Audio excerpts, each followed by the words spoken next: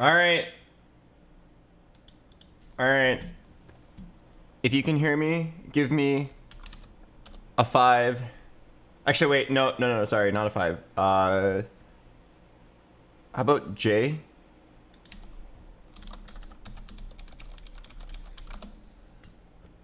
Sorry. Capital J. I should have been more specific. Okay. Could you guys rotate that J 180 degrees for me?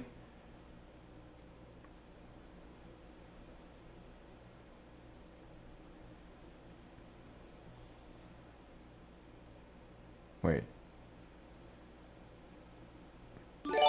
Is that... It doesn't look like an L, does it? I think it looks like a lowercase r, actually. Wait, am I stupid? Hang on. We can actually put this to the test.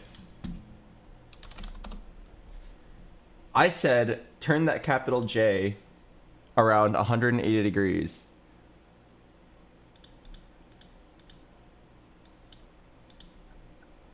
I gotta know for science. Everyone then start typing in capital L's. Rotate 180. It's a lowercase r. I knew it. I'm not crazy.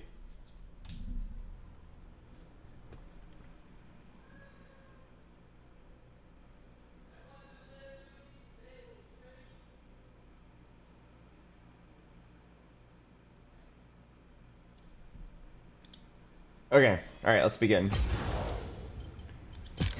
Oh god, I haven't played TFT in 3 days. I just sat, turned my brain off, and played a lot of Conan Exiles. But honestly, it felt really good. It felt good to be a degen for 3 full days. Are you gonna play the 5.5 revival? Is that out yet? Let me see. Huh. Wait. Oh, it's not out. When it comes out on live, I'll probably play a few games of it just to like reminisce in the good old times. It's actually, I think it's the first time I hit Challenger. Set 5.5. If it's the one with Jack, the 4-cost Ironclad Skirmisher. I think it's like when I first started playing TFT full time.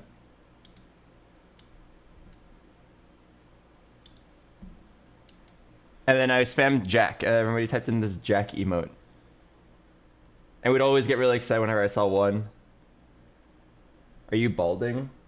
I definitely have a bald spot. I can show you guys. I believe it's from wearing a headset for 10 years. Maybe more than 10 years, like 15 years. Hello, Ruby Olive.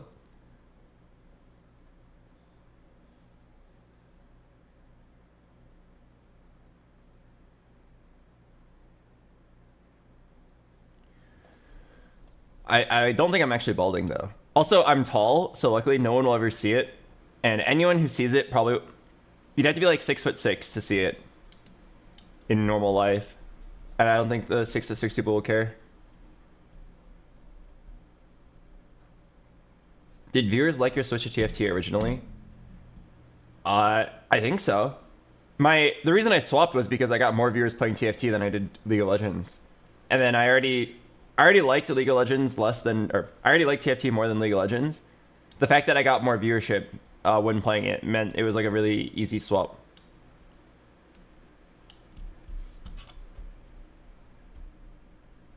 How tall are you? I'm 6'2". But yeah, I'd like to think that my viewers mostly just want to see me have fun, and I was having a lot more fun playing TFT than League of Legends.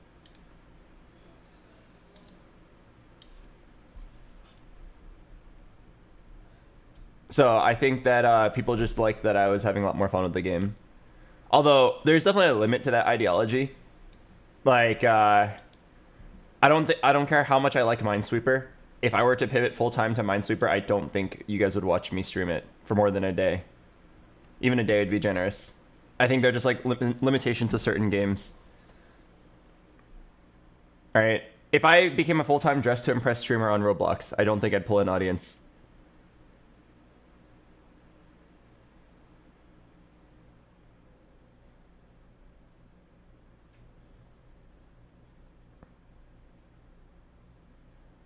Do you have any tips for this set compared to previous sets? I was GM, but now I'm washed. The main difference on this set is like the charm mechanic. Just like playing around it. How do I describe it?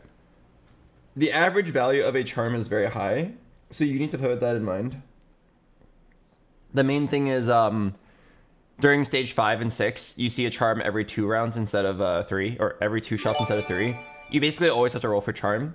So expect to like lose like 8 gold per round. Because like you buy a charm, you roll once to see a charm. If you don't like it, you have to roll 2 more times to see a charm. I find that the best cadence for like rolling for charm is you do a big roll down on 4-2, but not to 0 if possible. Only to 0 if you like have to win. Otherwise it gets like really fucky. Because then at 0, it's not enough money to roll for charm and like be able to miss. You can like roll once for a charm and then buy the first charm you see, which is not likely to be that good. Oh, what the heck? The best cadence I've seen is where you roll for like a partially upgraded board. You know what I mean? Like maybe you have your Zillion, Bard, and Rakan 2-star. Then you like have 1-star Fiora and Gwen and like a 1-star Karma. The remaining slot can be like whatever, maybe like Cassiopeia for now. And then on stage 5, you don't even go... Yeah, on stage 5, you don't even go 9, right? You're probably like level 8, 30 or 40 gold. You would be thinking like, oh, well, why don't you sack 3 and go 9? But like in actuality, I think the best play is you just roll for charm while picking up your 4-cost 2-stars. You don't roll to 0 for it. You just like roll a little bit each round, leading to an eventual board state where you have a charm every round, so you're pretty strong. You save HP with it. Maybe the charm helps you at your 2-stars. And then because you're rolling twice every round, or I guess on an average of twice, because it's sometimes 1, sometimes 3, you'll just like eventually see your 4-cost copies. Rolling to true 0 is like really bad, just because you can't afford charms. Also, rolling earlier is usually pretty good, because if you haven't seen a charm yet, rolling is high value, because it helps you see another charm. And as we already established, the average value of a charm is really high. Is there a single comp you recommend to one-trick for maximum elo this patch? No, I think the game does not really allow you to one-trick. You get like too screwed if you're contested. It's good for flex play, but like my first 2 or 3 years of playing TFT, I definitely really just loved one-tricking builds. I think it was just so much fun to like be the master of one, kind of like being a Riven one-trick. I really like just knowing all the ins and outs and like being able to beat all my contesters because I knew the line better. But in the current set, I don't think you can really be a one-trick. You just get too fucked by being contested. I think it just has to do with the average skill level being higher. Back then, like if you were contested, you could still win. Now you can't really. By the way, the Q's gonna pop in 1. It was actually popping 0. All right. Anyway, I just realized I didn't say hi to a single sub today. We got 6 subs already. TB Data Haxor, Sumoshi, Porp, The Conqueror, Ruby Olive, and Patrick. Thank you guys all for the subs. I am so sorry. I did not acknowledge a single one. I feel like I've become deaf. I genuinely did not even realize that the subs happened. But I see it on my bot right here that 6 people have subscribed. So I tell you what, these 6 people, I give you guys a lifetime pass. Yes, that's right. For the rest of your life, you are welcome to use the letter A whenever you want, no matter what, even when the letter A is banned for everybody else. Yeah, you get an official lifetime A pass. Hello, Kyle Sear. Hello, Total Path. Hello, Horn Frogs. Hello, Cicera. Hi. Welcome. Hello, Capono. Thanks for the 20 months. All right. Today, I'm going to be trying a brand new drink. Welcome to my mukbang stream. I have what is called a oat milk lat. Nitro cold brew coffee. 110 calories. 12 grams of sugar. Mage Portal. I got a Galio. All right, let's see if it's any good. My brain has become overly reliant on coffee, so if I don't start my day off with a coffee, I feel slow. which is kind of bad. Ooh, a Galio. Oh yeah. Mage Portal. That's like really good, because if you just play vertical mages, you already get... Yeah, if you just play vertical mage, you with Nora and Galio, you already get Portal, but that's like really late. I lend my aid. Why so tense? Relax. Oh my god, I got a Galio too. Like, unironically, no cap for real, for real. Wait, I can't afford it. Okay. Am I willing to sell Soraka? I think I am. Wait, okay. If I get a bow or rod or cloak, the game's over. You are legally allowed to type GG if I get bow, rod, or cloak here.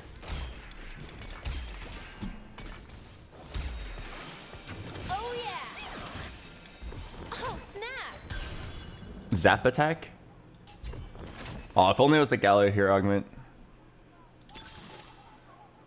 Crap. Zap attack is actually pretty good right now, but it wouldn't be good later very soon. So I think you skip it.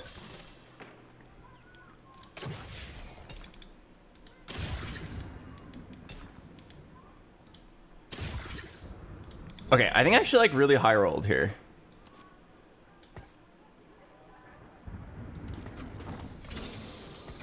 Time flies like an arrow. Okay, I'm just gonna do it for 2-star Galio.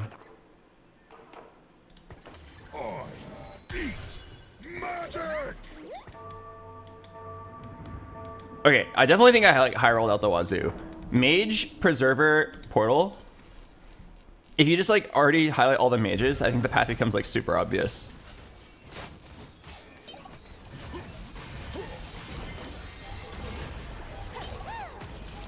So by just having all 7 mages here, eventually dropping Seraphine probably, you already get Portal, and then you get Zillion for Preserver Chrono, and then you just like throw in any Vanguard of your choice.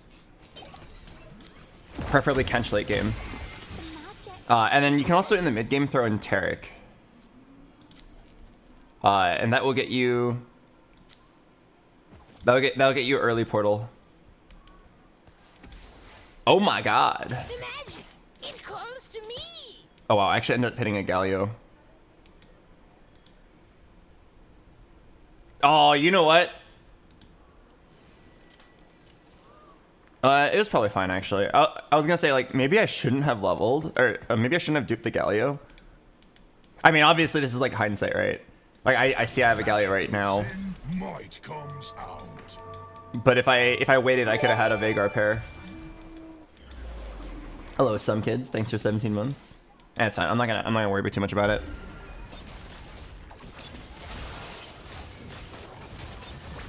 Wait, did I lose this? I got early 5 mage. No way, right? Wait, oh my god, I think I actually lost. Damn. Okay, I thought I was strong. I lost to Twitch 2 with Collector. That is kind of strong early game, to be fair.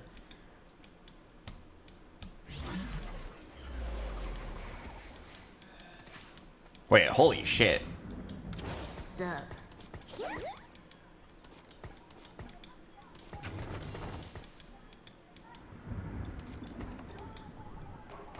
Okay. Now, I gotta ask myself, do I want to roll for Vagar 3? Or do I want to just, like, go 9 and try to, like, cap out? With a Nora 2. This guy has Preserver and Mage.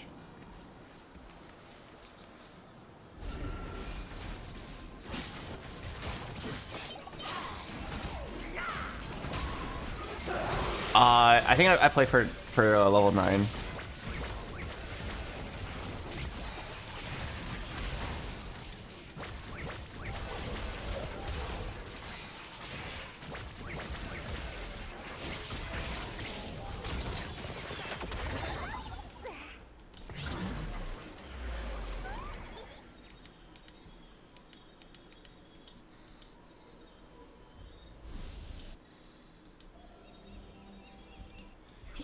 Shiv is the best one for sure here.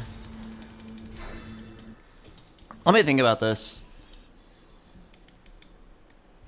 Another way you could look at this is you could play for Portal Spet. I mean, I think you just play for Portal or Mage Spet, right? So on 3-2, I'll just have... Yeah, on 3-2, I'll just have both Portal and Mage activated and see if I get a crest for either one.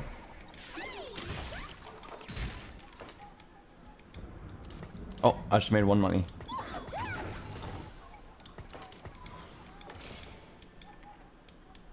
Shojin with second Vex. No, it's pretty bad. Shojin, like, I don't know why. Somebody, like, is spreading Shojin propaganda. Everybody in my stream always tells me, like, oh yeah, like, build a Shojin here. And I don't know how many times I have to say it. I've probably said it over 30 times in the last month. Shojin is bad. You don't want to slam a Shojin. Shojin is what good players slam because they have to.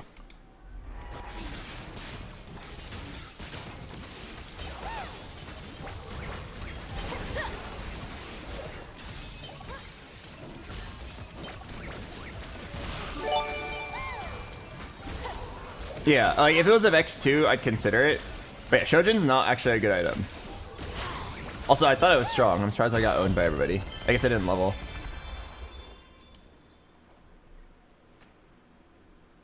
Hello, PB and Jellies. Thanks for the 19 months. Hello, some kids. Hello, CCVE and Capono. Thank you guys for the subs.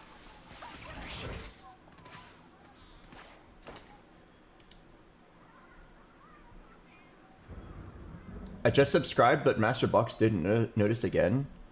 Wait, am I blind? I'm looking at my bot right now. I don't see a subscription from I Am Zaps. Did the subscription appear on stream? If so, you'll have to blame my assistant, BoxBoxBot. He's been very forgetful lately. Actually, tell you what, BoxBoxBot, we're gonna deduct your pay by 25%.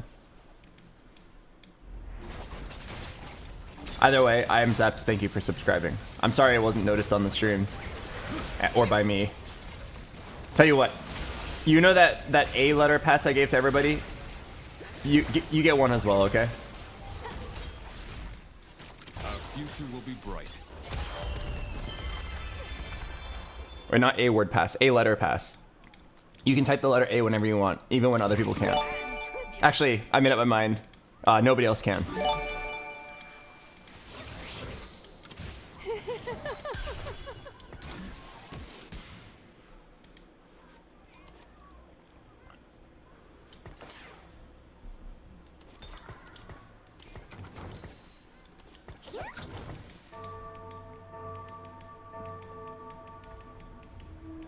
Alright, so I'm just gonna have Mage and Portal active, and then I guess we're just gonna tempo. Unless I randomly hit like 2 Vegars here, I don't think it's worth playing Vagar.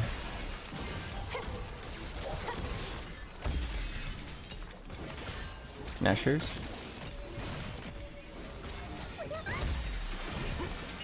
There's nothing we can't do together. Time out. Gotta sharpen my lamp.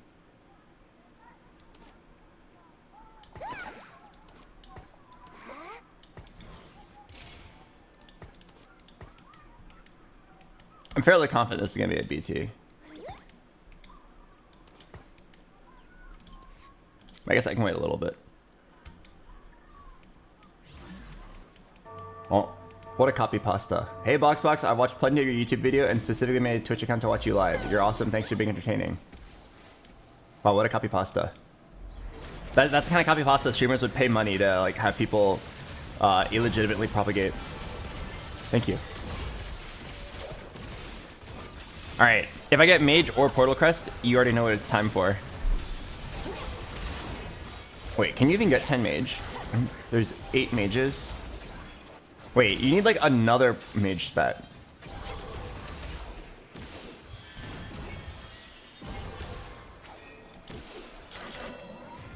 Don't you need 3 traits active? I think so, but I've seen random games where you somehow get offered like Mage Crest anyway. I didn't want to level for it. Oh, Lucky Gloves is actually really good here. Spellcaster's Toolbox is also pretty good, but I think it's Lucky Gloves here. I already have a TG.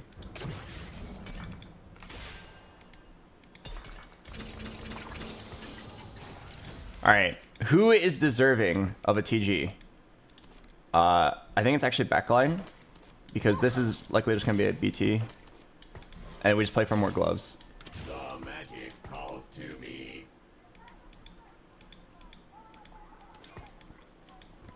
I need a jack.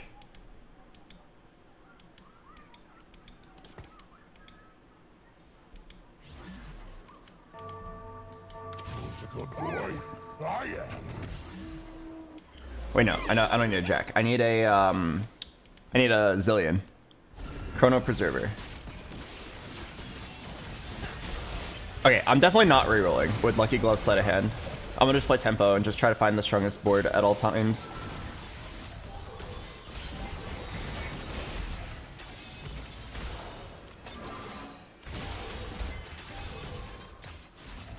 Holy crap. Wait, level 6, 40 gold with so many 4 costs. I'm so jealous of that spot. Exterminate. Exterminate.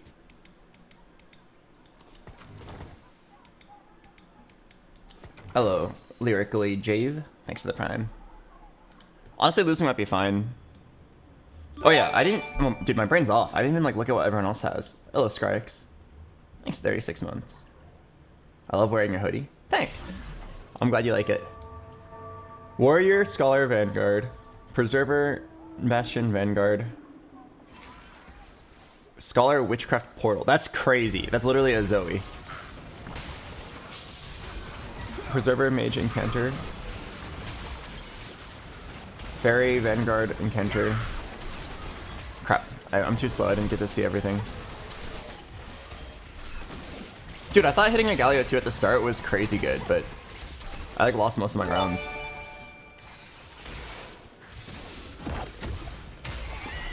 Hello, Captain Frags. Thanks for 10 months. No one expects the banana. Okay, I mean, we all know what I want. I need a G. Oh my god.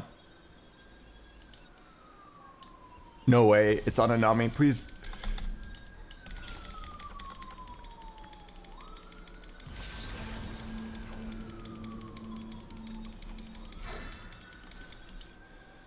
Okay, wait. Who am I selling? Or maybe I don't sell anyone. I just play 7 mage. Let me think. Would I sell Portal and Vanguard for 7 mage? I feel like it's not bad, because my entire team is mages.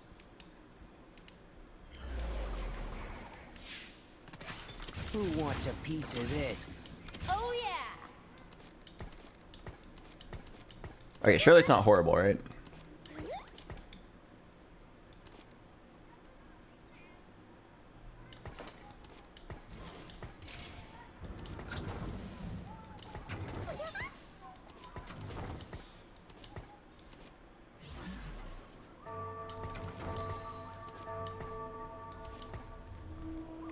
Why BT on Vex? BT is a pretty good... It's an AP tank item. Like, don't think of it as like a warrior only item or like Fiora only item. Think of it as a way to kill off a sword and make a tank item. Oh my god.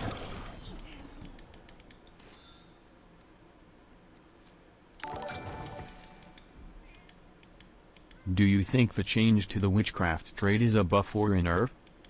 I don't remember exactly what it was, but I'm pretty sure it was a buff, from what I remember in the patch notes. Seems to be magic everywhere.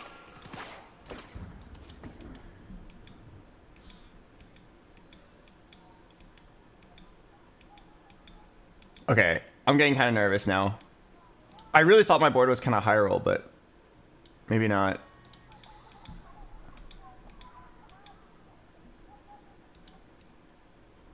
Man, I'm so shocked at how strong Ziggs is. Apparently he's like the best unit ever. When I played him, I didn't like him at all. So I was like, maybe I don't know how to play him. How many subs do you get per stream? Be honest.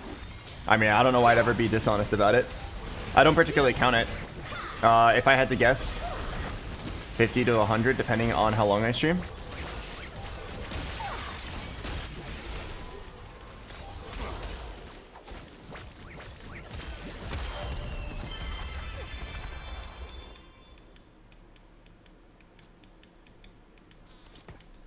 Playtime's never over.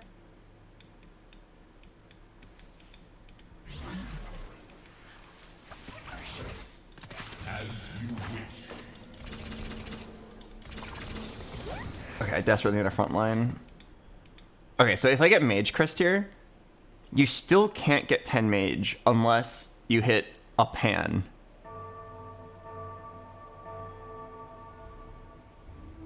Ah, man. 10 Mage is so impossible. But I guess it's an instant win out. So it's probably supposed to be like 10 Eldritch.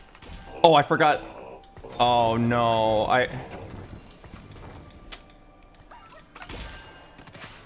I forgot. I can't wait.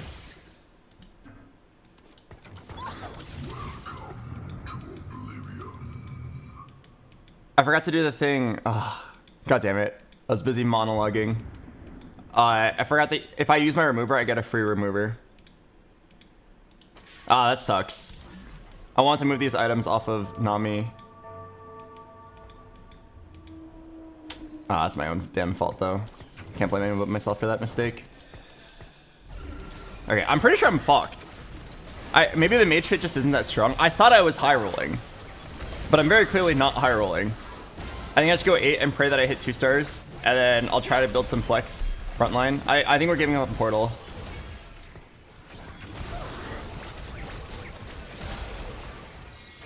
I think it really just comes down to if you hit a Nora and Nami too. Do you want to put portal in for portal odds? No, I'm giving up on portal. Recon Bob? No. Not in my spot. Fuck. I think it's actually a silver ticket here. Increase the value of my rolls. I don't like any of those. Victory awaits. Time flies like an arrow. Fruit flies like banana.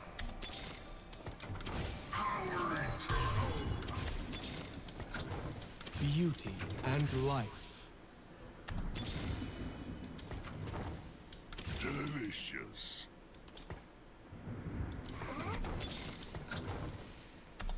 No Vex 2, no Vagar 2. The old magic may ne'er be quenched.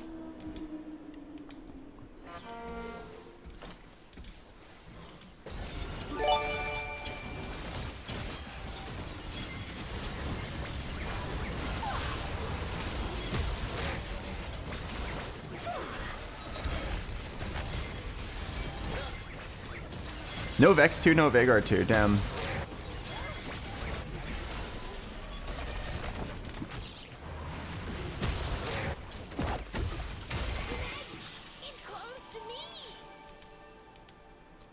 Okay, I don't have to keep donkey rolling. At least I got the Nami on the last roll. That was kind of good. Gain a Reforger and a remover. I'm down to hold on to that. Marvelous. Come on, Vex or Vagar.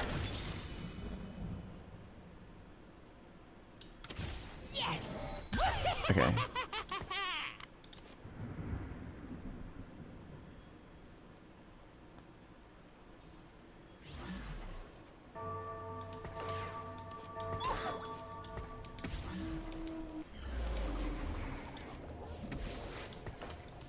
Okay, we can slam the Sunfire because we know we're looking for a glove here. And then we just want to glove Vagar. I think I'll just use this item remover and give Vagar... it should be Nashor's Shiv on Nami.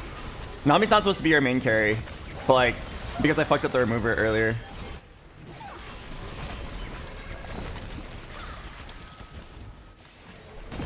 Didn't Vagar get nerfed? Yes, he got nerfed and then buffed a little bit.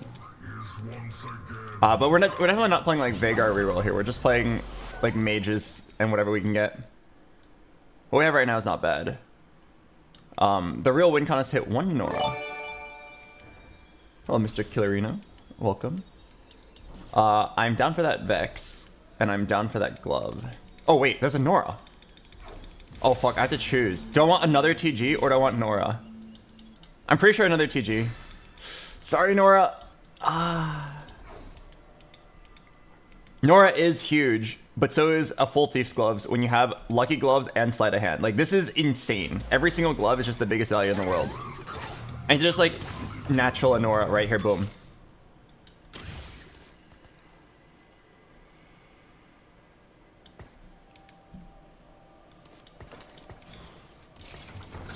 Okay, I think I'm actually good to chill now.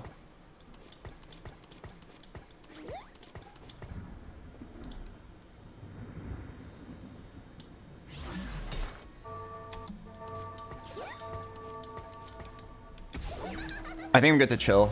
I hit most of my upgrades. Let's just get Vex and Nora. Let's attempt to go 9 now.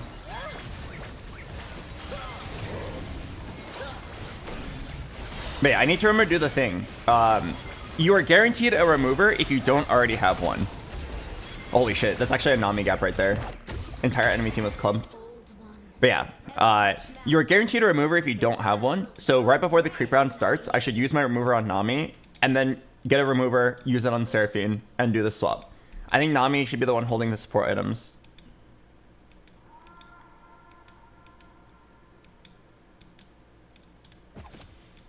I mean, honestly, she's not bad at Lucky Gloves, though. Alright.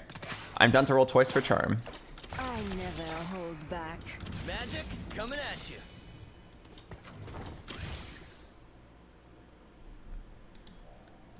Okay, honestly, I could either use this right now on Vex, or I could try to go for Veigar 3.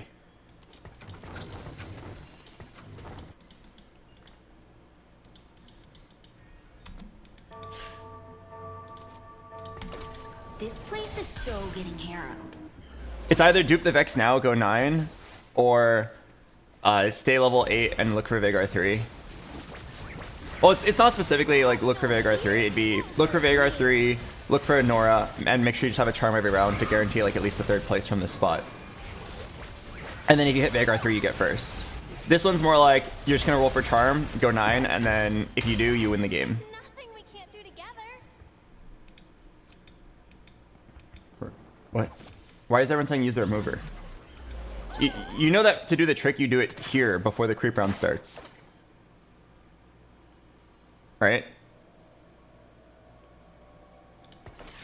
You wouldn't do it on the round before, then you'd lose the round. Oh, you're just reminding me? Okay, thank you.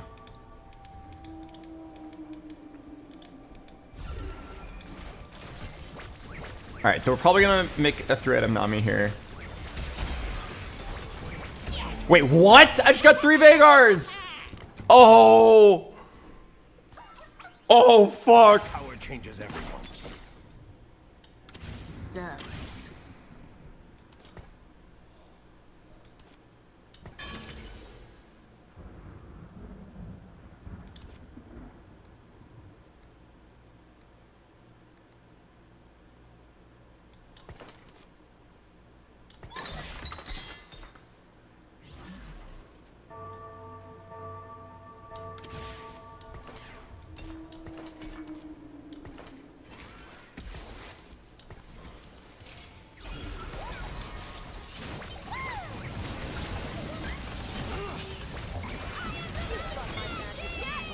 Why not Nora over Seraphine? I don't have a Nora. If you mean why didn't you grab that earlier Nora? It's because I think that the value of a Lucky Gloves is higher.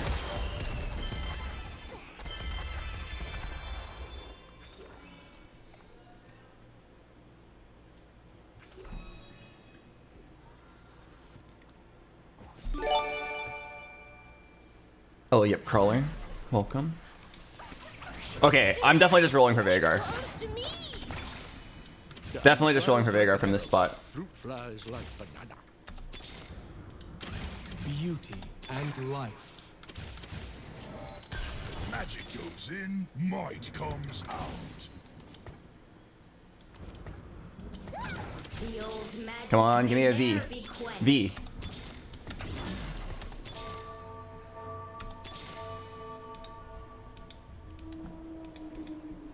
I cannot believe it. Dude, I was like, yeah, I think the Veigar 3 is kind of unrealistic. And then I instantly get 3 Veigars from the creep round. And now I'm sitting here like, oh, if only I didn't dupe the Vex. I still feel like it was a fine decision to make in the moment, though. I don't feel too upset about it.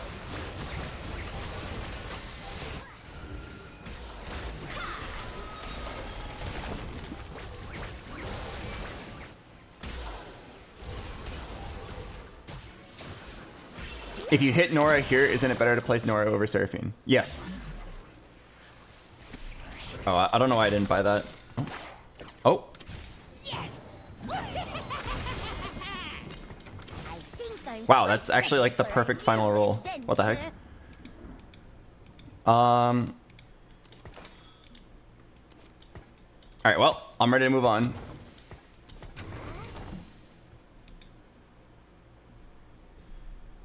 I cannot believe I actually hit that. That's so crazy. It was so unlikely from my spot. Was it Tom 2 over Mord 2? Yeah, but my dumbass didn't hold a Tom Kench pair, so now I don't have one. Which is so sad, because I have Tom Kench pair here, but... Oh, actually, it's probably still worth it to hold it, because I don't think you're making it to 9 from this spot. And you just roll for charm every round.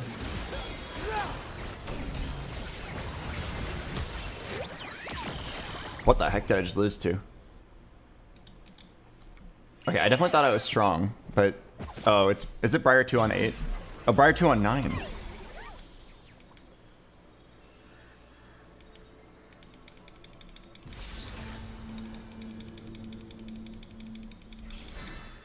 I'm just grabbing tank items. Oh, this is a very strong Briar. This is a first place board. Insane late game. Hopefully I just pray that the Briar player just kills everybody else for me. I'm definitely like pretty strong. I think I'd be happy with the third place here. Okay, I definitely was... Oh, wait.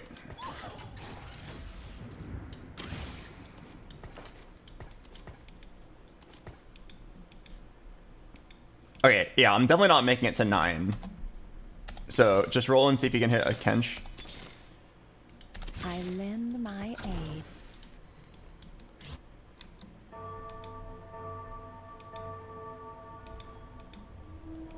Is Nami in the middle optimal? Nami in the middle guarantees that you don't get unlucky. Nami in the opposite corner of the enemy carry is optimal, but there's 3 matchups and I don't want to guess wrong. Challenger players will randomly swap sides at the last second. They're pretty unpredictable, so I just stay in the middle to prevent that from happening. I don't want to... In general, I believe I am strong. Like, I just beat this level 9 board. So I don't want to lose to unlucky positioning. I only want to lose if I was just weaker. Does Yumi position matter? I don't know if she still like counts her unit positioning. Magic goes in, might comes out. Yeah, I don't know if she still counts her unit positioning. I'm just gonna roll for Kench. But just in case she does, I just put her right there. Yeah, so here, 2 out of my 3 opponents are on the left side. So this would be like the best spot for Nami. But I'm a little scared. So I won't put it right on the hard. Yeah, in case I get this matchup. I don't want to put her in the hard corner because then she'll never hit the Callista.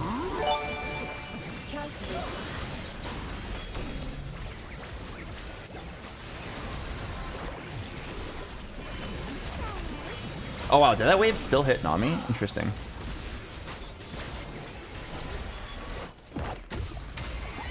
Hello, Haze 23 was taken. Thanks for the prime.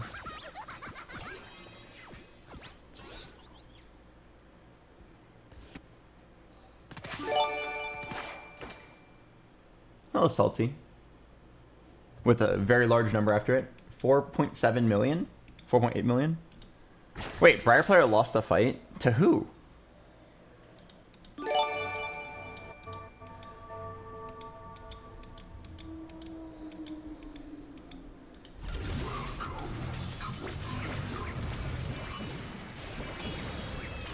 Okay, just roll for charm.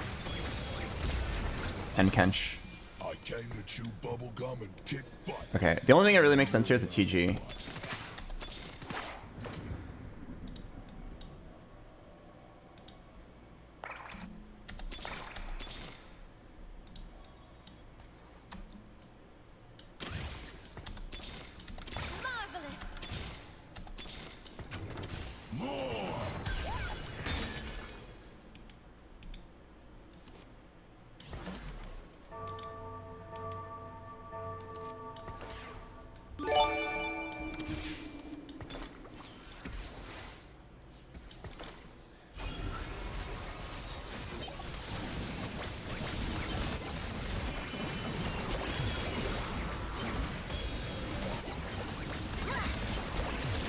Oh, you know what? Okay, I realized it's too late, but I should have item moved the...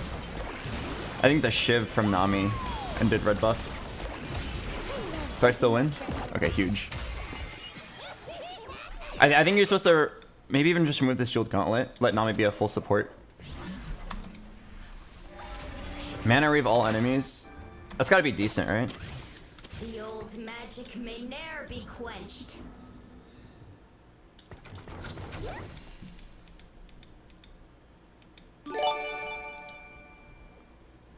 Okay.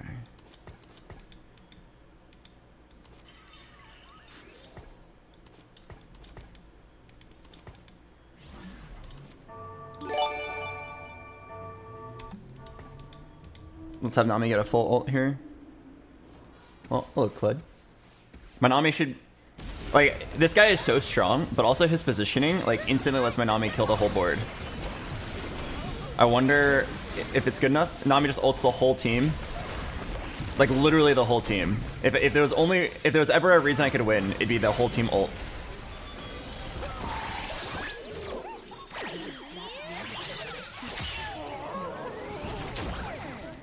Thank you, Clip, for the 4 months. Nice, top 3. Besides Nora and Charm, is there anything you can do to make your board stronger? There was like maybe an angle for Vex or more 3. Oh.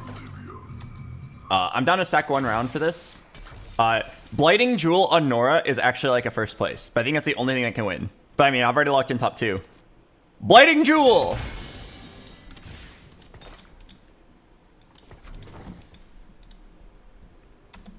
Damn, it feels good to be a gangster.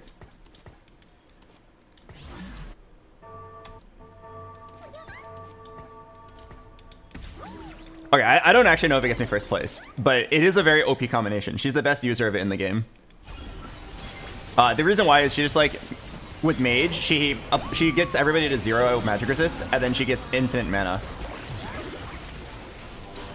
So like, there is a chance that she just like infinitely casts forever and shreds everybody forever. Although, this is a very, very strong Briar. Okay. It was a good try. That was a Briar 2 that was been fed the entire game. Nice try. Good second place.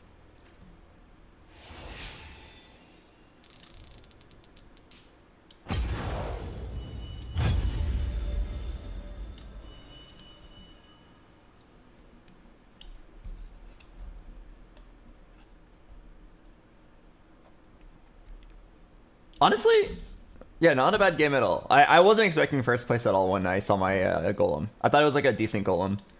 Unless you're hitting 10 mage, you're probably not winning that. I wonder if I hit Vex 3, could I have won? It's like maybe. Maybe. I also don't think I'd ever go for Vex 3 there normally because you have Thief's Gloves, the Sleight of Hand augment that makes your Thief's Gloves stronger, and then you have Lucky Gloves, which makes all your Thief's Gloves give best in slot items. So it's like, whenever you have that, you almost always want to just go level 9 and hit 2-star 4 costs, 2-star 5 costs, and then TG them. But then the reason I didn't was because I was kind of low and I just randomly naturaled 3 Vigors on a creep round.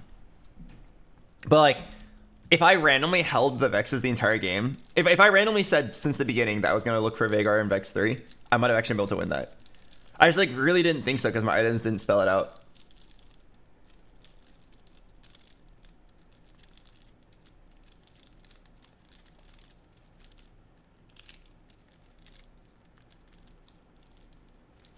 Oh, Throne Legacy. Thanks for the 56 months. I just missed the whole ending due to the 8 ads on iPad. Yeah, I saw the ad break was very unfortunately timed. I want you to know that I'm not playing the ad. Twitch is automatically playing the ad. There's this thing on Twitch called the ad incentive program. And basically what happens is if you don't opt in, you get almost 0 money. It's not literally 0, but if I had to put a % on it, it's probably like whatever you're making, cut it into 3, like you get 1/3 of whatever you would normally make. Or the way that Twitch likes to spin it is that whatever you're making, triple it. But I think it's more like the other way around. It's more like if you opt in, you get like the usually good ad rates, and if you don't opt in, you get the bad ad rates, which is 1/3.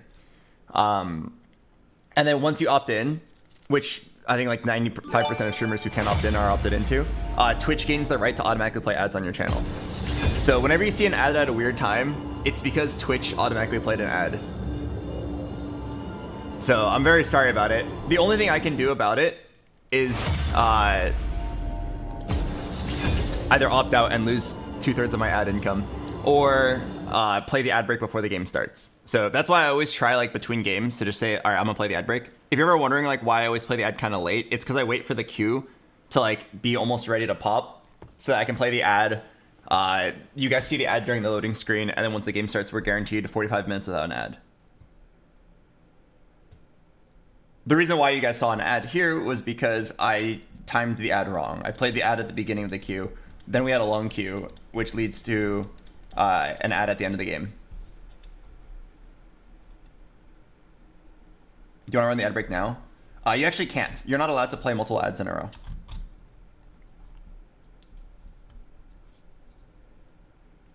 Once you play an ad, you can't play another one for, I believe, at least 5 minutes. So even if I try to play an ad, I can't.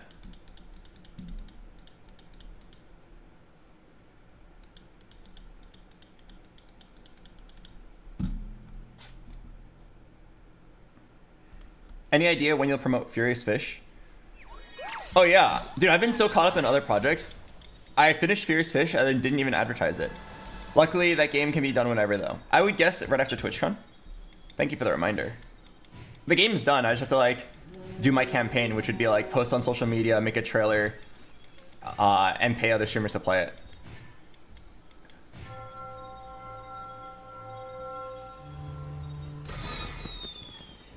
What does your in-game name mean? Oh, I believe it's pronounced Andoy in Korean. That's my username. It stands for Pog I Was Here Pog. Also, hi mom.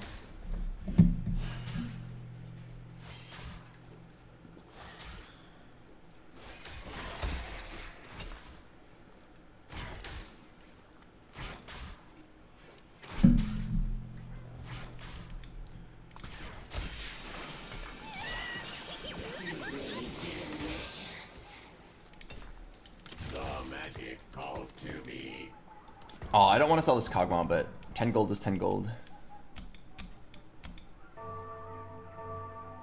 Hey BoxBox, I've been hard stuck on Masters. I either miss or hit and... Oh, I either miss or when I hit my boards, they're not good enough for a first or second. Any advice? I'm sorry to say this, but that is not a useful enough description for me to give you any real input. The general like way to climb is just to play better. I know that's like incredibly useless advice. It's like r/current advice, like just win, like just don't miss your CS. Just aim your skill shots correctly. But like that is actually just like what you have to do to get better.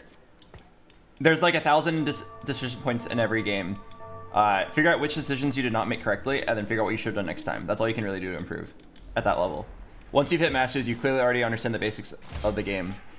All you can do is just like make decisions better than other Master players. It's extremely unhelpful advice, but I actually just don't think anything else would be useful. I demand tribute. Exterminate. Exterminate. I don't like mentorship.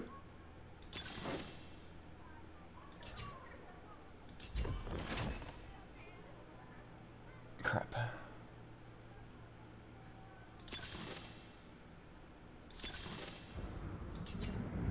Crap. I mean, I could take high voltage and play AP.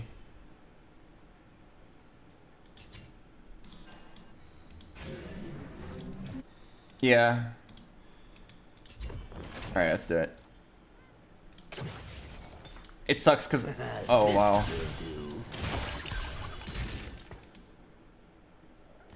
It sucks because my board is like really good, actually. Like, I was in a great spot to slam an Even Shroud, take a combat augment, and like win streak. But I only got AP openers. It's not the end of the world. You just have to like pivot off the Kog'Maw and Twitch because they don't make any sense.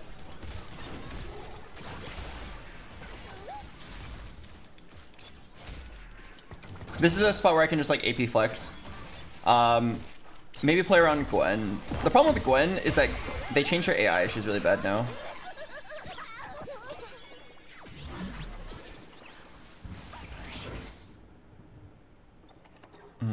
hold these guys. Magic goes in, might From my comes personal out. experience, when I hit Masters, you can't play weird for fun comps anymore. I mean, that's just like, the better you get, the less likely bad builds are to win. For fun comps are almost always like memes that are like funny but not actually good.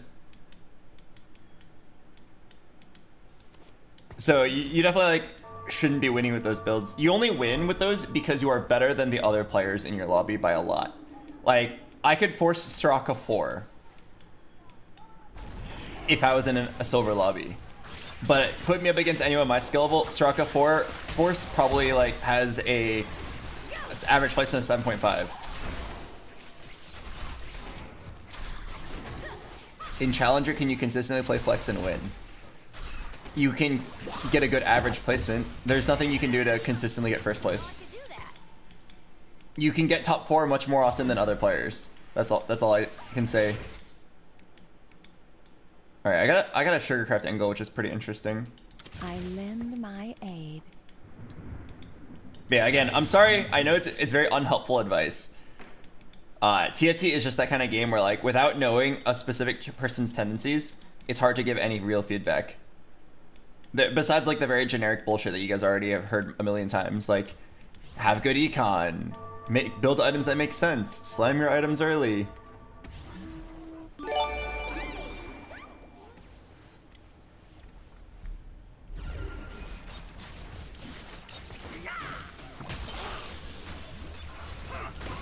Okay. Assuming I lose this, I'm gonna pivot next round. I have a very interesting Sugarcraft spot.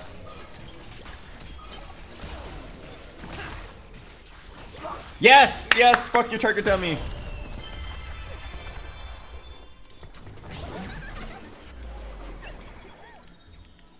Are you starting to get tired of this set yet? No, I still like it. If I get that spat, I will pog. Dang it. I know I'm playing AP. I have a belt. Oh fuck, I'm pretty sure it's... Nah, you know what? Let's grab this Jinx. I'm pretty sure the correct play was grab a bow. It can make red buff, it can make Nashers. But this is poor Sugar. I'm down to just like make the full pivot and then start inting a little bit. Sugar, sugar, sugar, sugar.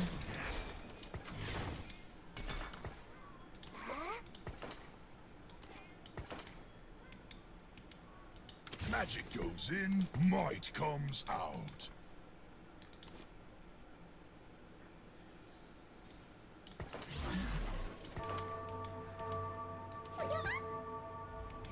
Something like that.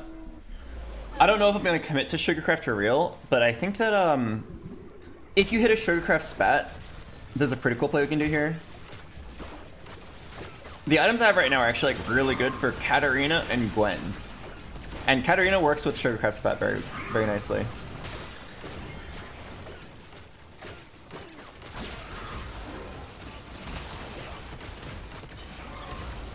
Oh, I lost. Okay, maybe Honeymancer is broken. Every time I face a Honeymancer board, I'm like, oh, this is easy, and then I get owned. Can you remind us how to do the EDOS mating call from set 7? I do actually remember that. You want to hear it? It sounds like...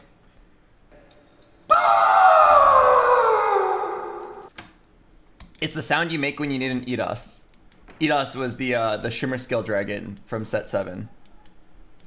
He's the unit where if you high roll an early EDOS, like, if you could high roll 1 forecast, that was the one that was going to get you a first place.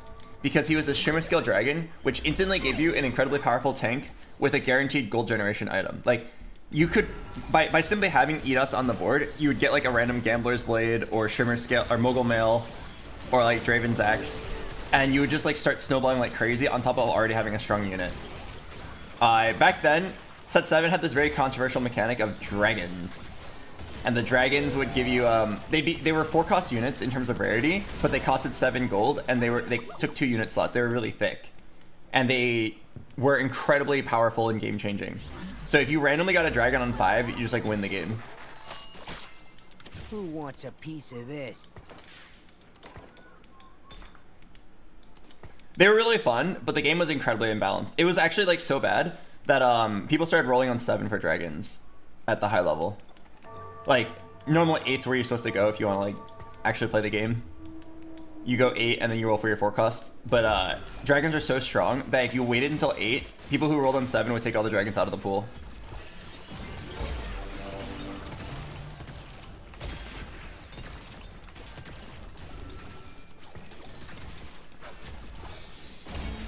Spat? Now we're cooking.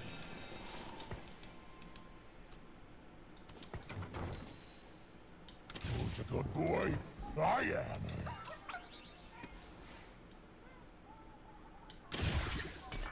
Who you calling little?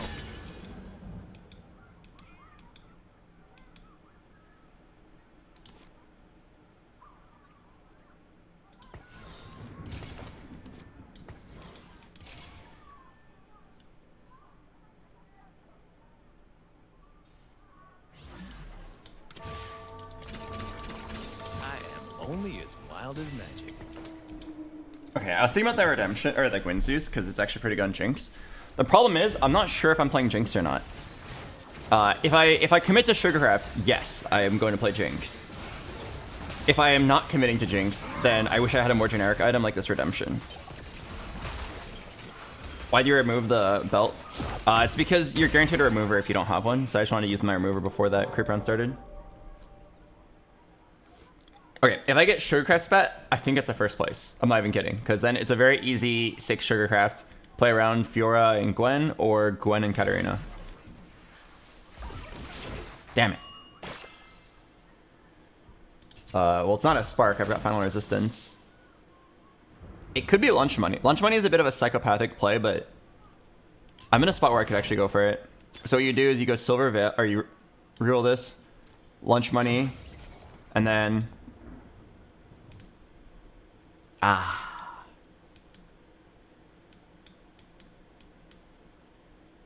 Okay, maybe I don't actually level.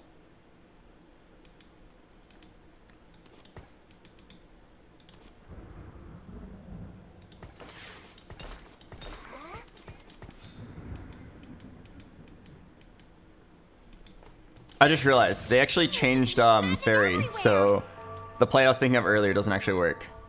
Because originally I was gonna run Sugarcraft and then Fairy Warrior with Katarina and Gwen, and then Rakan for Preserver Fairy. It's gonna be kind of sick, but I realize now it doesn't actually work. Wait, that Katarina at 2 almost one-shot my entire backline. Uh-oh.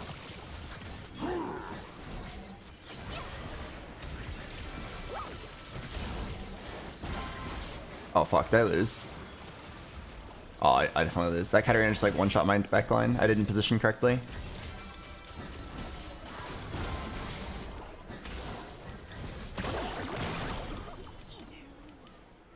Wait, that was a Katarina 1? Wait, you're telling me I lost to a Cat 1? Oh, what the fuck? Okay, I was pretty mispositioned, to be fair. But yeah, okay, so Lunch Money, the play here is to go 7, and then just try to start bullying players. I really don't know what I'm going to play here. I have High Voltage, which means I want to lean towards AP. And then I have, like, great frontliner items. Honestly, I think all these items belong on a Morgana. And I already have a Rakan and a Bard, so it'd be easy to just play around Preservers. And then we can start building... Okay, I mean, I'm pretty sure it's just, like, Karma, Gwen, Fiora. Or it'll be Rise. I don't think we can play around a Xerath. Xerath is kind of actually hard to play with Preservers. The only link is Arya as a Scholar.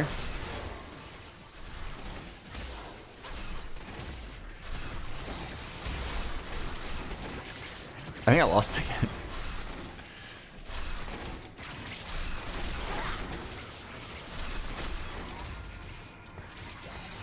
Wait, I took Lunch Money because I thought I was strong, and then I...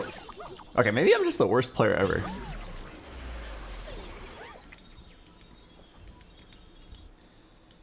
Oh my god. I would do anything. Anything. For that guac.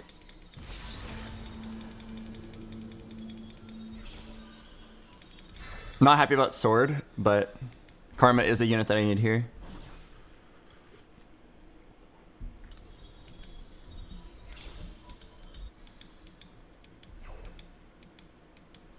Okay, well I have the Karma, so let's unmark Rise.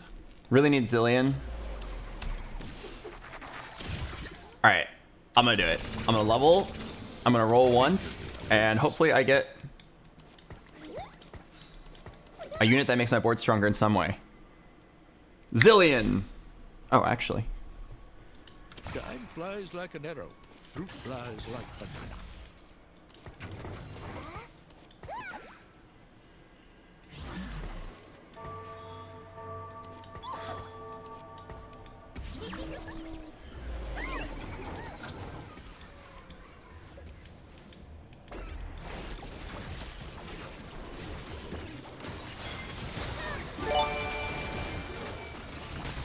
Okay, we'll pivot off the Sugarcraft soon. Sword can go on Gwen. Yes, that was a banana. No one expected. Is 6 chrono viable? Yeah, but questions like is 6 chrono viable don't make much sense because you can only play it in a high roll position. You can only play it if you high rolled a chrono spat while already playing chrono. So like, yeah, it's playable, but you can't really actually play it. Time flies like You know what I mean? fruit flies like banana. You don't actually get to play 6 chrono very often. In my spot, it's completely impossible. I'd have to high roll a pan and then make a chrono. I don't even know if you can make chrono. Most likely I'm just playing a flex 8 and then saving HP and then dying on a 3rd place.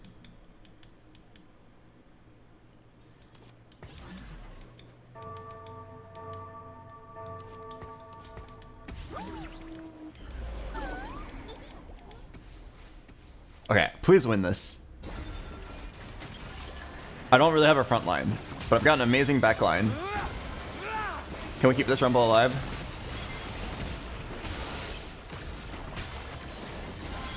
Man, this guy's level 750. Oh, he's the escort quest guy. Damn.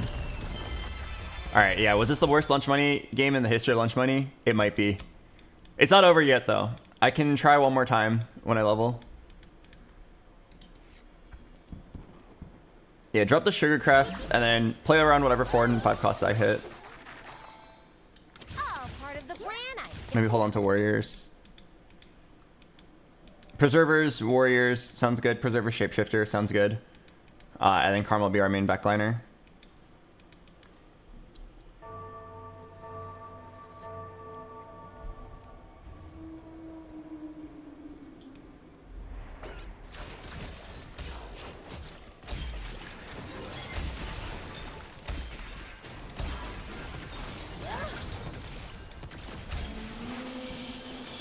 Oh, yikes.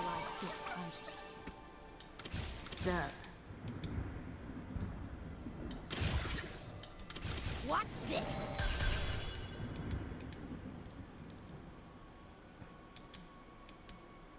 Yeah, that's gonna be a yikes for me, dog. These items are not it. The only one that kind of makes sense is a Giant Slayer. I mean, okay, honestly, Giant Slayer's not bad.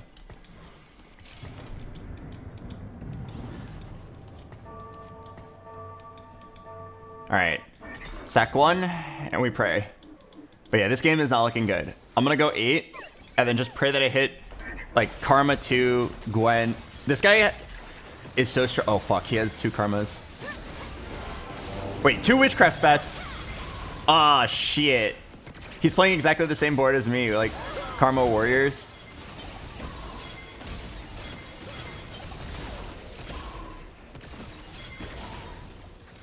No way.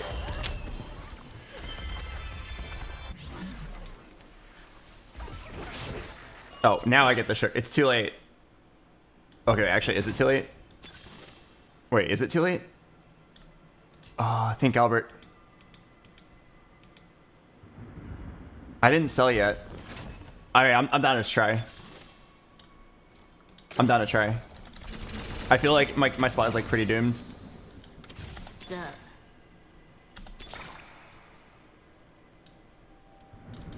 Beauty and light.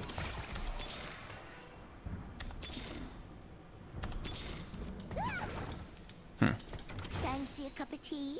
I'll warm the kettle. Wait, my units don't exist. I lend my aid. Watch Wait, what? Wait, my Hello? I didn't hit a single one.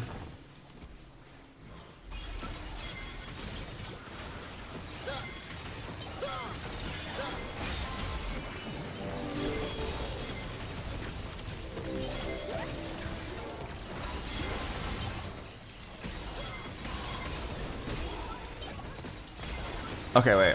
Think. All part of the plan. I just made up.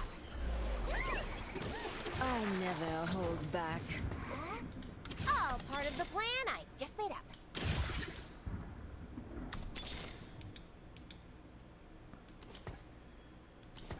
Who wants a piece of this?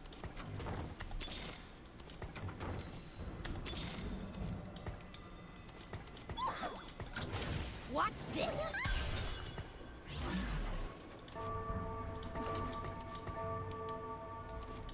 I need to hit this Gwen so badly. Oh god.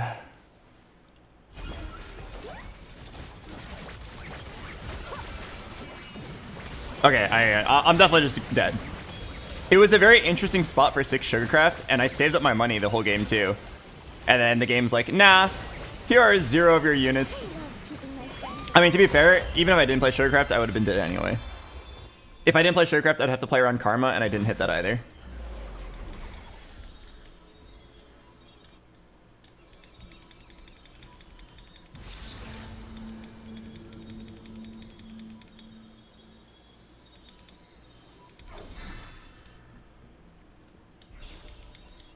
All right, what are my outs here?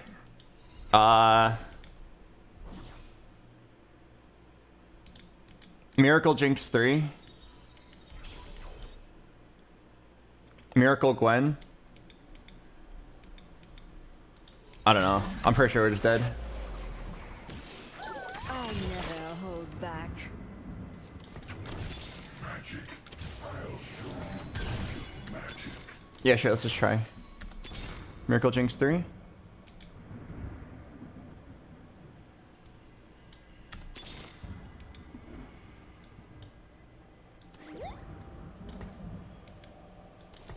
You've got my magic evil.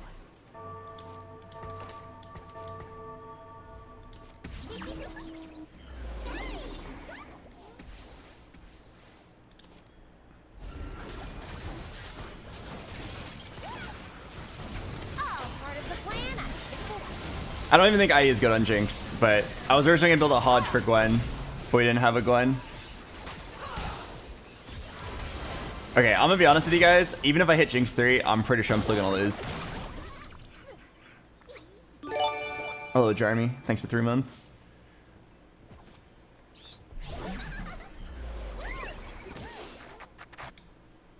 Yeah, sure. I can't wait. Watch this. All right. Yeah, computer, go ahead and calculate the odds for me. The odds of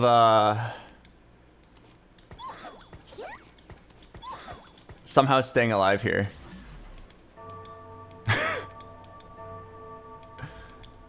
I was thinking of moving these items off of my Rumble, but I don't actually think anyone else can hold it very well.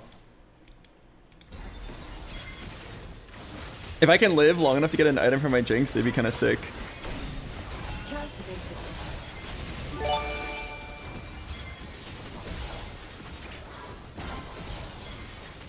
Yeah, she doesn't have a Rage Blade.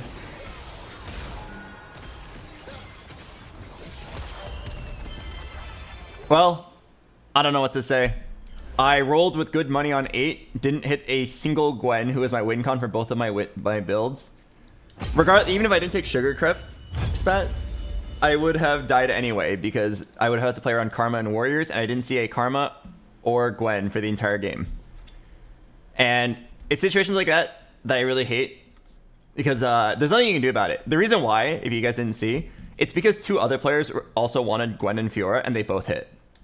Or Gwen, Fiora, Karma. 2 other players were playing it. There's only 10 Gwens, 10 Fioras, 10 Karmas in the pool. And we all rolled at the same time. No, one guy rolled like a psycho early because he had more money.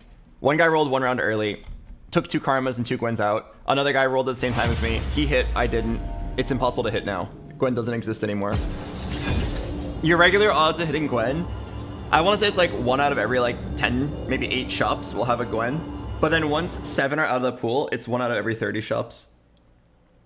It's ridiculously low, and it all comes down to like how contested were you. But like I couldn't have pivoted. There was nothing else I could play in my spot besides hitting legendaries, which is just incredibly rare.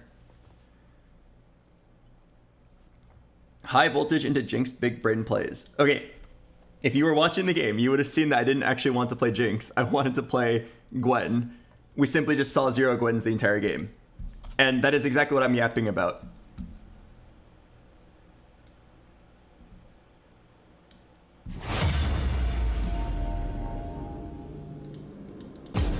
Like, you're backseating me saying like you're so dumb you played Jinx while playing Spark. And it's like, nah, I really didn't want to. You understand that I'm just playing what the game gave me because the game did not give me what I actually wanted. I'm just trying to find my next strongest board. This is what you get, like, we still end up going 8th anyway because it was just that bad. But in other games, playing like that gets you like a 5th in an otherwise doomed spot. You should always attempt to do something like that if you can't hit your original unit. I think trash talking for stuff like that is the dumbest thing ever because it's literally trash talking for trying to make the best out of a shitty situation. It actually reminds me of there's something very similar in League of Legends, and it always pissed me off so much.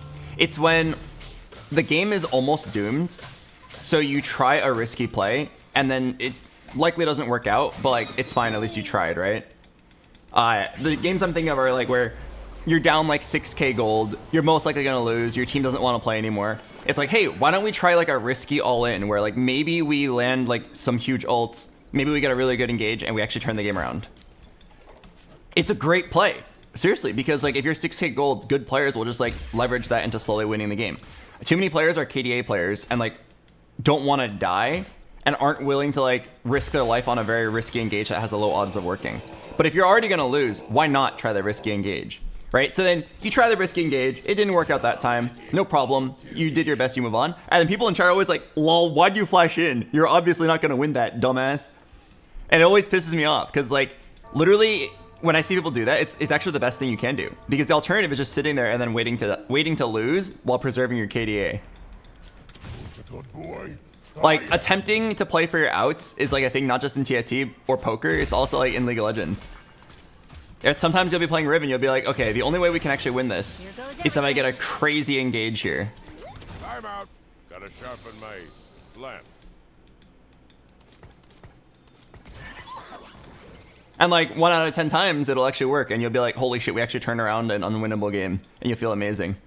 It's like when Dish Soap says, all right, the only thing that can win me this game is a Morgana on 7, and then he rolls on 7 for Morgana and he actually hits it. 1 out of every 10 games it might actually happen. Here goes everything. That's why I really hate it when people like trash talk somebody for like trying to make their best play and then like it didn't work out. Who's a good boy? I am. You should probably take cover. What do we got here? Gwinsu's?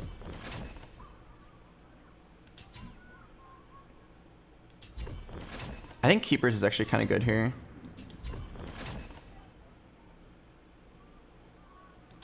I think I can play for Win Streak. No, it's probably Bandit Thieves, not a Poppy. Yes, more magic!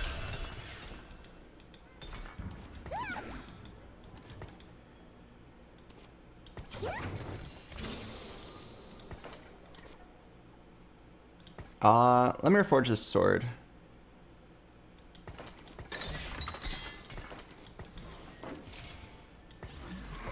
Who's a good boy? Alright, this actually looks pretty good.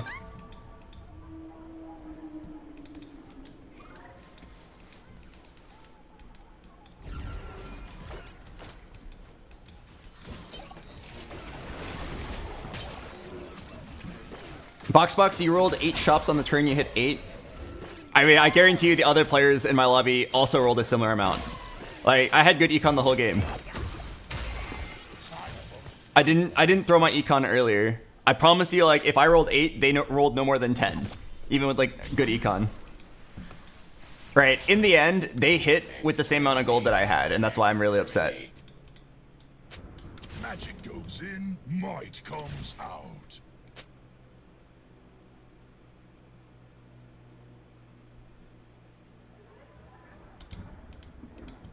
Do you run ads? No, I was yapping for so long. I'm gonna play the ad break now, though. Thank you for reminding me. If I didn't play the ad break now, you would get one in the middle of stage 4 and be really obnoxious. But yeah, sorry, I was yapping the whole time. I was pretty pissed off. I hate annoying backseating. I'm gonna play the ad break. I'll see you guys in a bit. This game looks pretty promising. Maybe we'll get our LP back.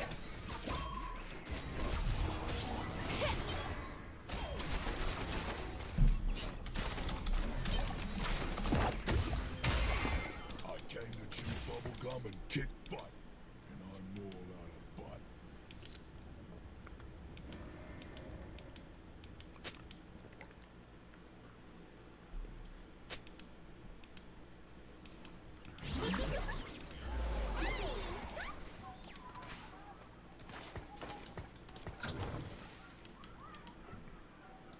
Magic goes in, might comes out. There's beauty in even the smallest moments.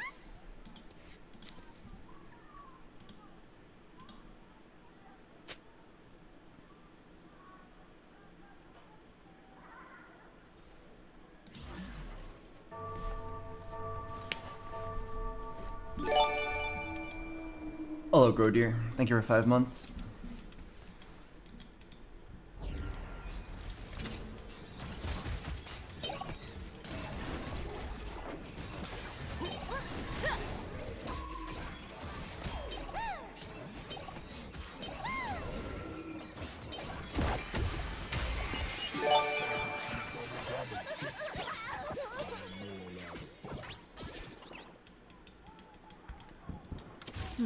Why so tense?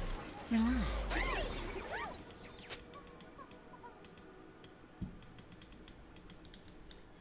I have Guinsu's Rod TG. Best thing I can get here is tier.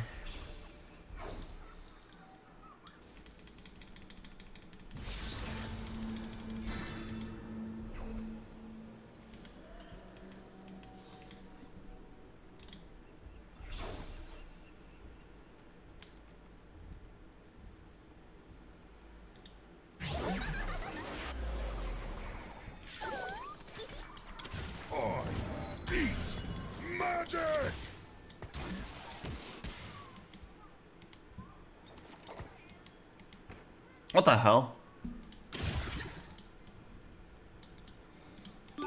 I hit everything.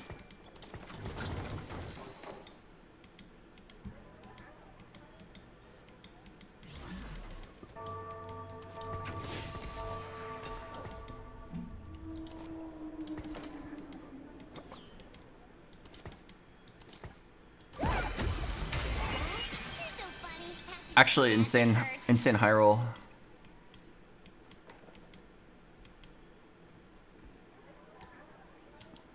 What if you sold everything and griefed that guy right now? If he was playing Fortune, that'd actually be really funny.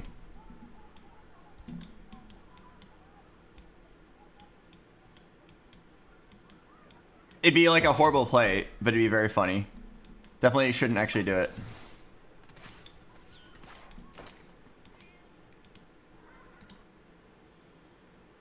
I'm in a very good spot to just play Portal Flex. Today I am the high roller, and no one can beat me.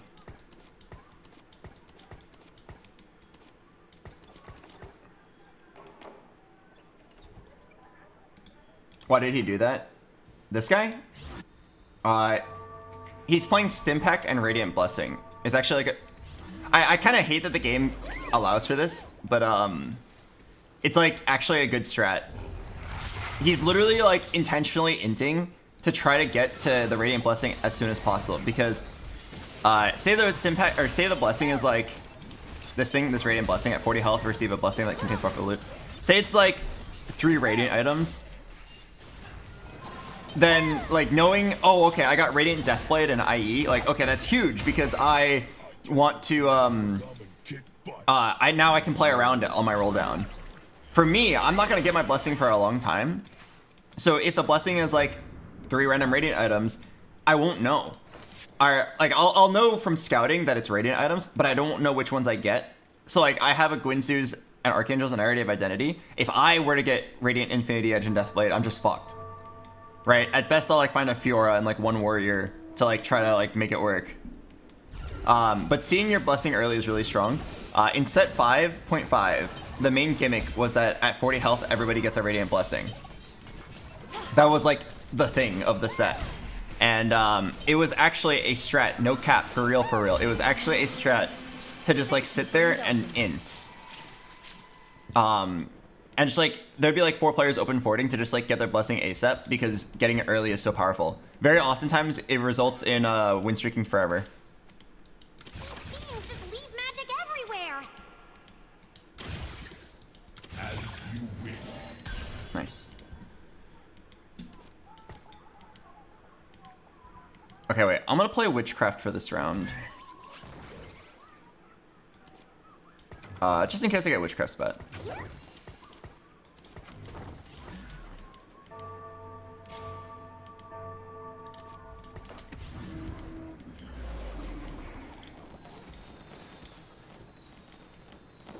This guy is level 5 with Zig's Karma. That is really scary. He has like perfect items as well. I'll beat him for now, but it is a little terrifying what he can do once he cashes in on his risky moves. Okay, Witchcraft Spat's really good now, so I'm kind of down to like have that on the board. Portal or Witchcraft Spat both win me the game here. Oh, Stormageddon, thanks for 74 months. Okay, Portal Crest. I mean, this game's just over. I shouldn't say the game's over, but it's looking very good. Basically, if I hit Rise 2, I'm guaranteed like a top 3 spot. Off of HP alone, it's like top 3, and then if I hit, it's like top 2, top 1. 8 Portal, I wouldn't say it usually gets first, but it can compete for first.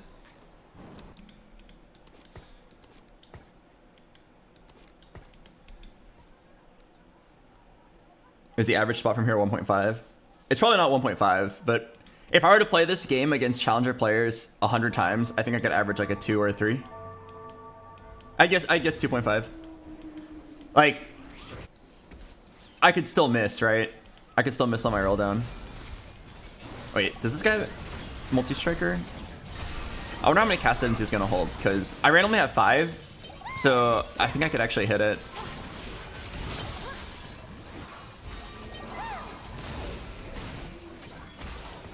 Yeah, I'll definitely go for it. Oh, never mind. Making 40. Oh, man. Beings just leave magic everywhere. Is that 6 Portal? Wow. If you don't get an emblem here, is it just an 8th? That's like a that's a really bad way to think about the game.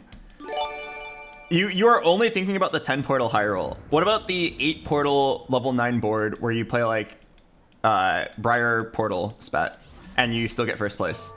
Or like at worst like a 3rd. It's still really strong if you hit Rise and then go 9 and you hit Nora. Okay. Why did you sell Jace earlier? Bro, I sold a Jace like 5 rounds ago and before we even knew we were playing Portal, and you're like, bro, why'd you sell Jace? You hit Portal Crest. Why did you sell the Jace? Why did you sell that Jace for Econ 3 rounds ago? Okay, down to not actually go for casted in 3, which means just make 50 here. Okay, if you actually want to know why I sold the Jace, it's because I already had a better Portal unit. I didn't think I was going to play 6 Portal.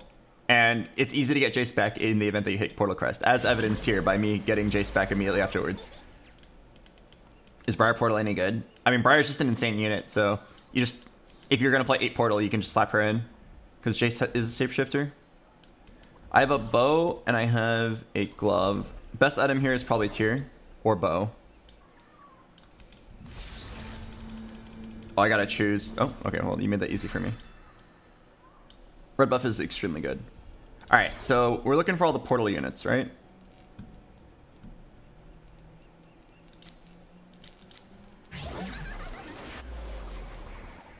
And then I think Nico's a really good unit. Nico back in her Nico skin. Is she better than Blitzcrank 2? Probably not, but I'll hang on to her. She satisfies a lot of things here. She satisfies Witchcraft, she satisfies Shapeshifter, and she satisfies me.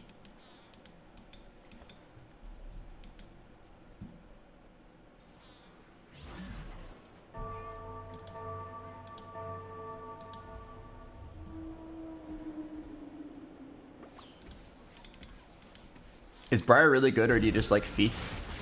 Oh no, she's insane. Most first places start off with an early Briar. She only needs 2 Shapeshifter to be useful. Eldritch isn't really a trait, so like, she's just in general an incredible unit to win out on. Because like, what does she do? She goes in, she stuns everybody, she takes aggro, and then she just deals a very large amount of damage until she dies. She's like a suicide bomb. But the fact that you can trade your HP to give her HP, it's like a ridiculous interaction, right? Yeah, just level. Cost me 1 gold. It's a ridiculous interaction because she's like a suicide bomb that deals a bunch of damage per second until she dies. But what if you just like feed her 30 of your real HP to make her twice as tanky for every future fight? And like, think of it this way. Like, yeah, you might not want to give up HP, like, oh, I value my HP. That could mean the difference between 4th and 5th. But also, like, how about winning a round that you should have lost? Isn't that also the difference? Oh, this guy is so strong. I've heard, not Pandora's, 2 tanky, Honeymancy is, like, ridiculously powerful. It's, like, really good for Blitzcrank. I don't think 19% is accurate, though. Like, I swear my board's really good as well. 6 portals gotta be like crazy early game. Wait. Okay, it felt a little close. But yeah, Briar fits in every comp. She's incredibly strong. If you get her while you're at like 60 HP, feed her 30 of your HP, and then like you will see, she just doesn't die. She outputs insane value. You only really lose to like people who massively cap with their boards. So usually Briar 2 with like 10 feeds is like game over. And if you ever hit a Briar 1 on your roll down, I almost always just like start playing it and start feeding her if I have the HP, in hopes of winning out. Occasionally I'll lose a few placements because I fed her and I didn't end up building a strong board. But she's just in general a ridiculous unit.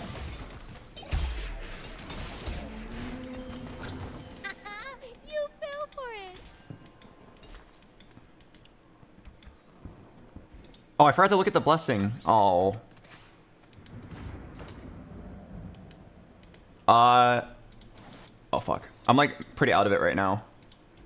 I should sack this round.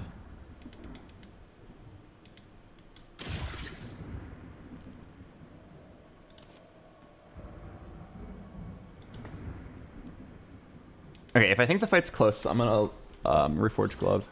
I forgot to scout the blessing. It's probably just a bunch of items. I see that they have a spat and a dupe. Oh, interesting. You have a spat and a dupe.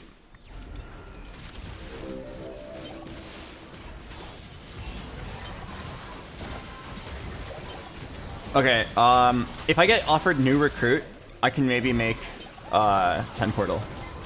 I don't think 10 portal is possible without it though, because otherwise you have to actually make it to 10, which is kind of unrealistic here. I'm happy to just like go level 8, get my 8 portal, and then go 9, and then stay there for like a guaranteed top 3.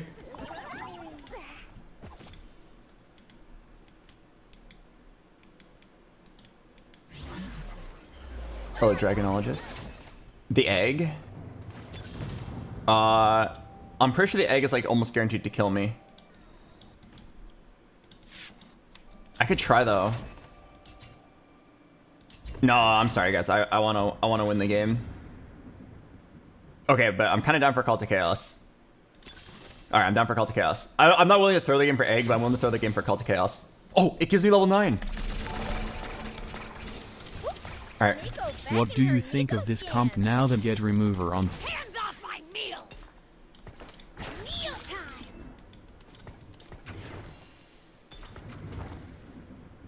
Despair.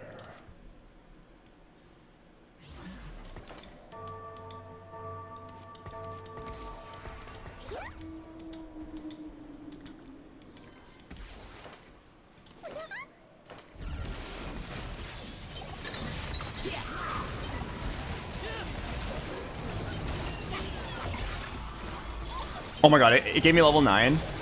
I need to roll until I hit 1 rise. And then I can just chill, and maybe I can make it to 10. Go get him, Nessus. Yeah, I have so much HP to feed. Thank you for the donation, Nad. What do you think of this comp now that you get Remover on PvE? I don't know why getting Remover would change how I feel about this board. But in general, I think Portal's really good. Okay, I'm gonna sell this Ezreal. Fiends just leave magic everywhere. I should hit 1 rise. Damn it. Neck break. Fuck, I really just need 1 rise.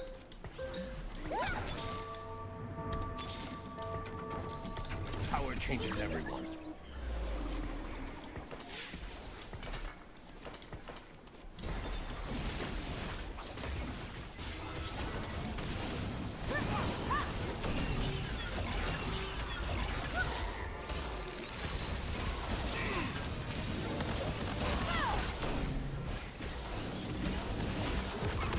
Huh? Oh, Golden Quest. I was like, this guy looks really strong. Okay, this guy just got his bounty triggered.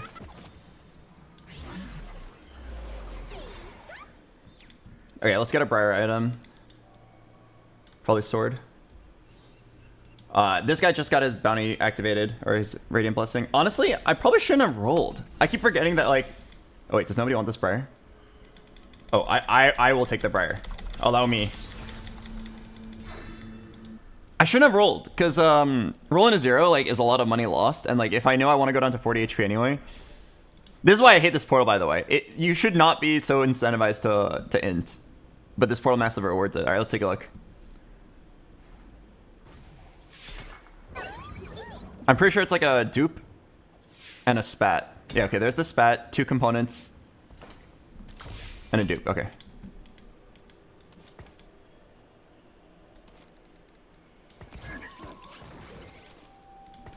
Nom, nom, nom, nom, nom,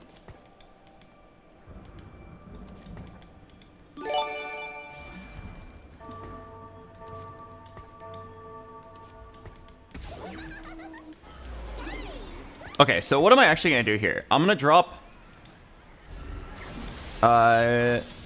Nasus and drop Nico. Okay, so I can sell this one right now.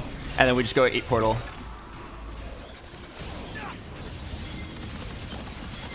Oh yeah, well, I just realized. Who let this random Bard on my team? Get this guy out of here.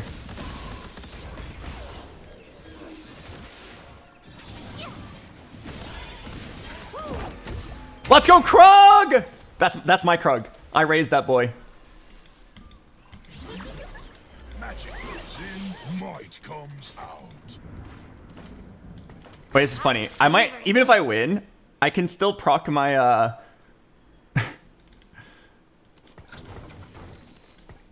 I can still proc my Band of Thieves. Or, what? My Radiant Blessing.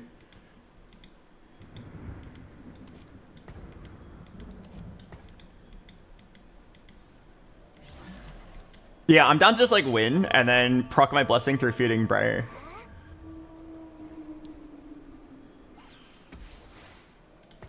I'm fine with slamming Warmugs here. In general, it's a lot of health multiplier. What was your call to chaos? 64 EXP, which is really nice because it let me get Briar.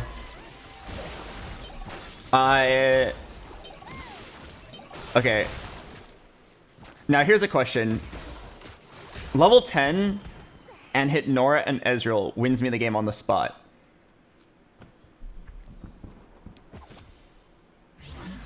$50 gold away. Here's Nora. ready for a new adventure.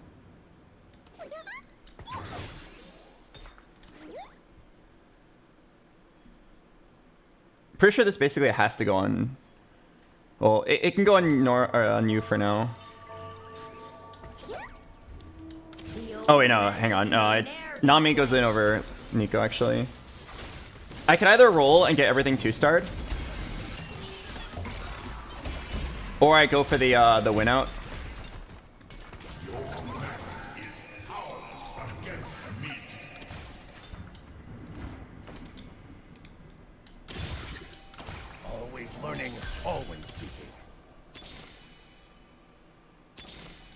power changes everyone. Need Ezreal. Old magic may ne'er be quenched.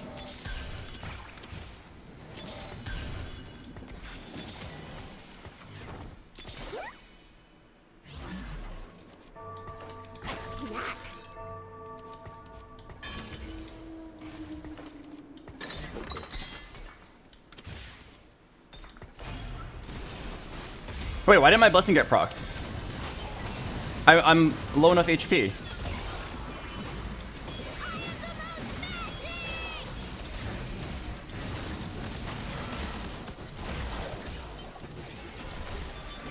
I guess I'll trigger at the end of the round. Oh yeah, I should have taken the rod. Sorry, I keep on thinking to myself I'm not actually gonna make it to 10. And TG is like too good here. But yeah, it was probably actually rod. Wait, okay, no. Now that I'm thinking about it more, I actually still don't think it's rod. Rod only works if you make it to 10. What are the odds I make it to 10 here? Wait. Oh, okay, there we go. Wait, I just got bailed out anyway? Really? Okay. Alright, well, I'm definitely duping you. I might actually just make it to 10 now. Dupe the Briar. Still hungry. And then...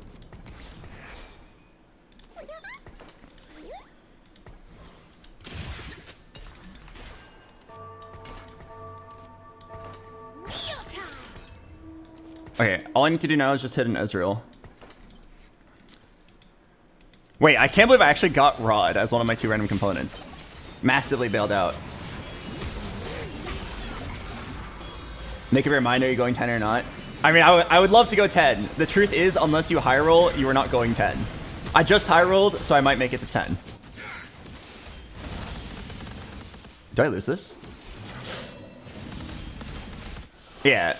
If I didn't high roll just now with like the animate shop into Rise 2, hit a Nora right there, and then get Briar 2 with the Radiant Blessing. Well, I guess we already knew we were gonna get Briar because we knew that the Radiant Blessing was the dupe, so we knew Briar 2 was guaranteed.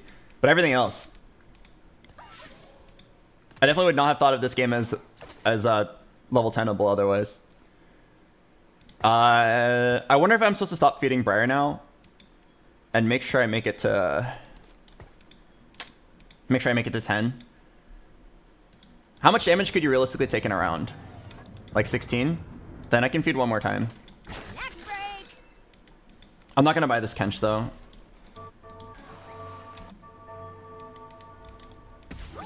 Yeah, I think you stop here because I can lose 2 and be at 1 HP.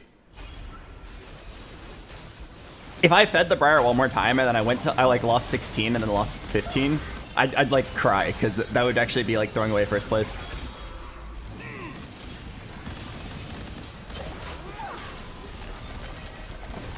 You still need Ezreal? Yeah, that is true, but what's Ezreal gonna do? Not show up the entire game?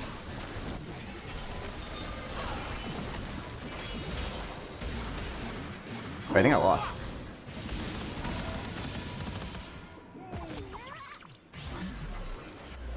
Damn. I even fed too. Eldritch Spat is randomly pretty good here. And it's 5 gold. Yeah, Eldritch Spat randomly gets me like... Yeah, I'm done. I can honestly feed her one more time now, because it was a pretty close loss. I can feed her and realistically not lose.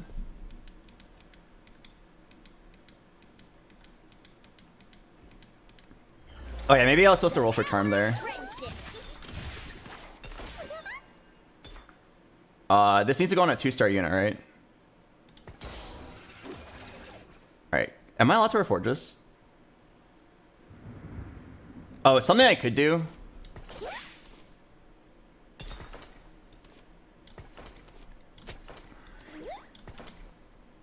Alright, I'm gonna feed one more time. I'm also gonna sell the Nora, because I just want to make it to 10. Yeah, I like that idea. You roll next round for a Charm, and then also for Ezreal. I like that. And I would have won the previous round if I rolled for Charm. How much HP does your Briar have? Plus 1440. She's at 6k HP right now. Alright.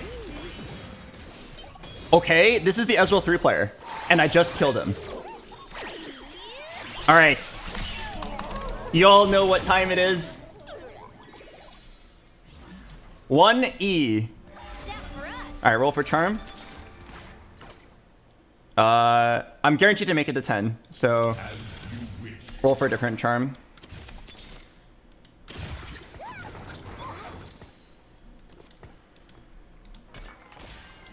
Okay, I'm actually gonna sell Big Casset in here for more money. If I hit it all, I'm already gonna win. All right, I'm gonna roll on 9 for Ezreal. The reason why is because you have better odds. You have better odds for Ezreal on 9 than 10.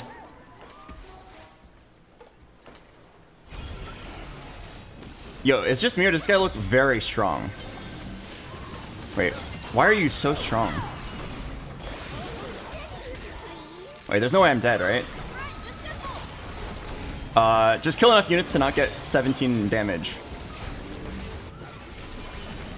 Wait, oh my god, am I gonna take 17? No. Why are you so strong? 1? Oh my god.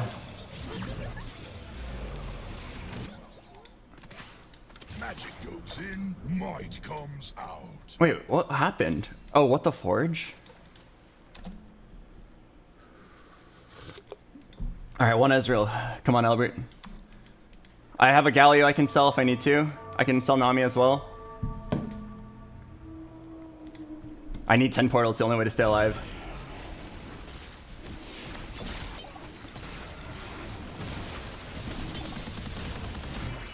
I think I just open sell this Nami. What do you guys think? The old magic may Oh. ne'er be quenched.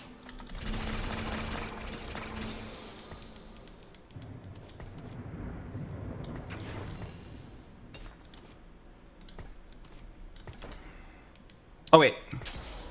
Ah, my fault. My fault. Fancy a cup of tea? I'll warm the kettle.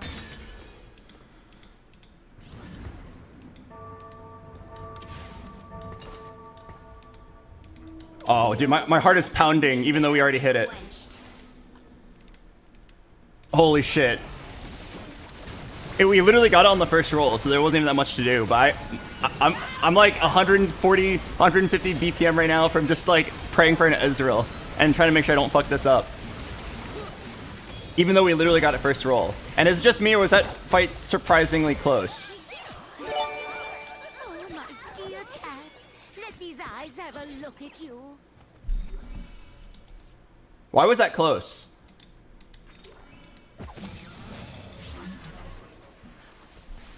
We got this. Leviathan's maw. Okay, I think this should go on Briar. I'm Yumi, and you're warm. Should I item move this Rise? I move item Sonora. I can't afford a charm. Yeah, I think it's stronger.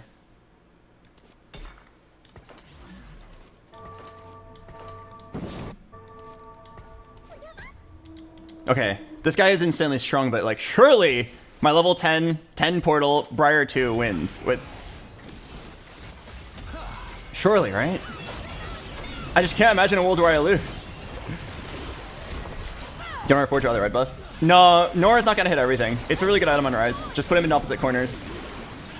Rise can carry.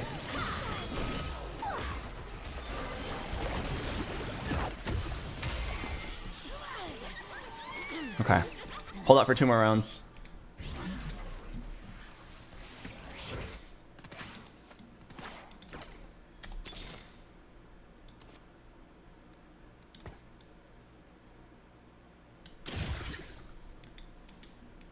I'm like shocked. Wait, what? I got the bug again. I got the bug again. It only gave me 1 item. All right.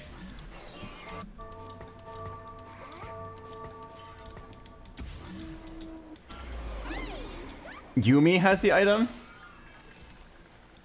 God damn it, Yumi.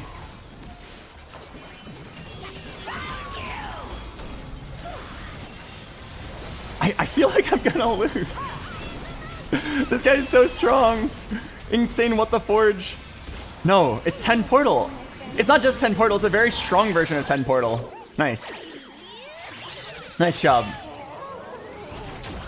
The fact that like if I didn't have a Briar 2 that was fed on top of 10 Portal, I would have lost to the third place guy. What a crazy high roll board from everybody. We barely came out on top. Dude, thank God Ezreal came home on that first shot. Nice. I got all my LP back. I can't believe 10 Portal is actually possible.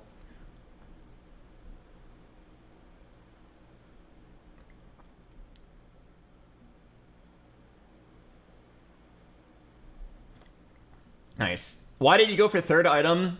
Oh, why did you go for a red buff on Nora instead of third item for Briar? If you look closely, Briar has to hold a portal spat.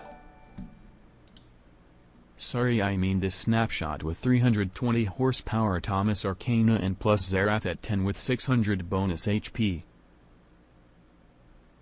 Oh, give me a second, I'll take a look. BoxBox Portal Bomb saved your level 10. What does that mean? Look at this clip.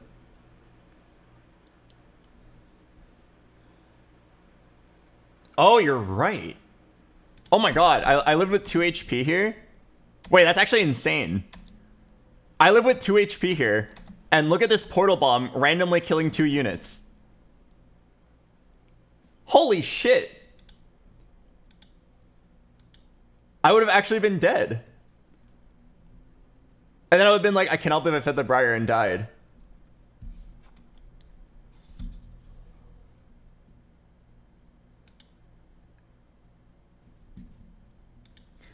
In general, I'm shocked that this guy was so strong. My board, this board that I have right now, can get first place in a lot of situations. Level 9, Rise 2, 8 Portal with a Briar 2 with 3 items. Like, that is usually good enough for first.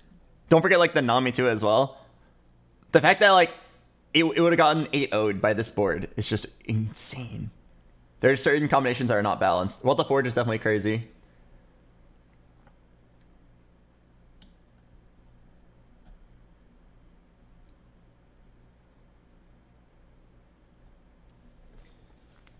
Okay, anyway, somebody donated. He said, oh, he wants me to look at an image and say, what do you think of this comp? You donated $5 for this. Yeah, sure, for $5 I'll give you my opinion. Oh, it's literally a picture of a team builder. Okay. He said, what do you think of this comp now that you get removers on PvE?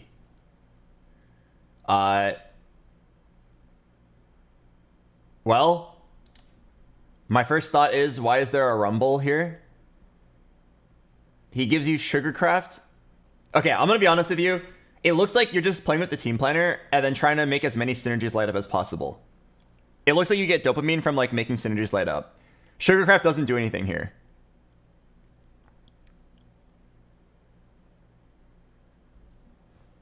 Like, this Rumble does not need to be here.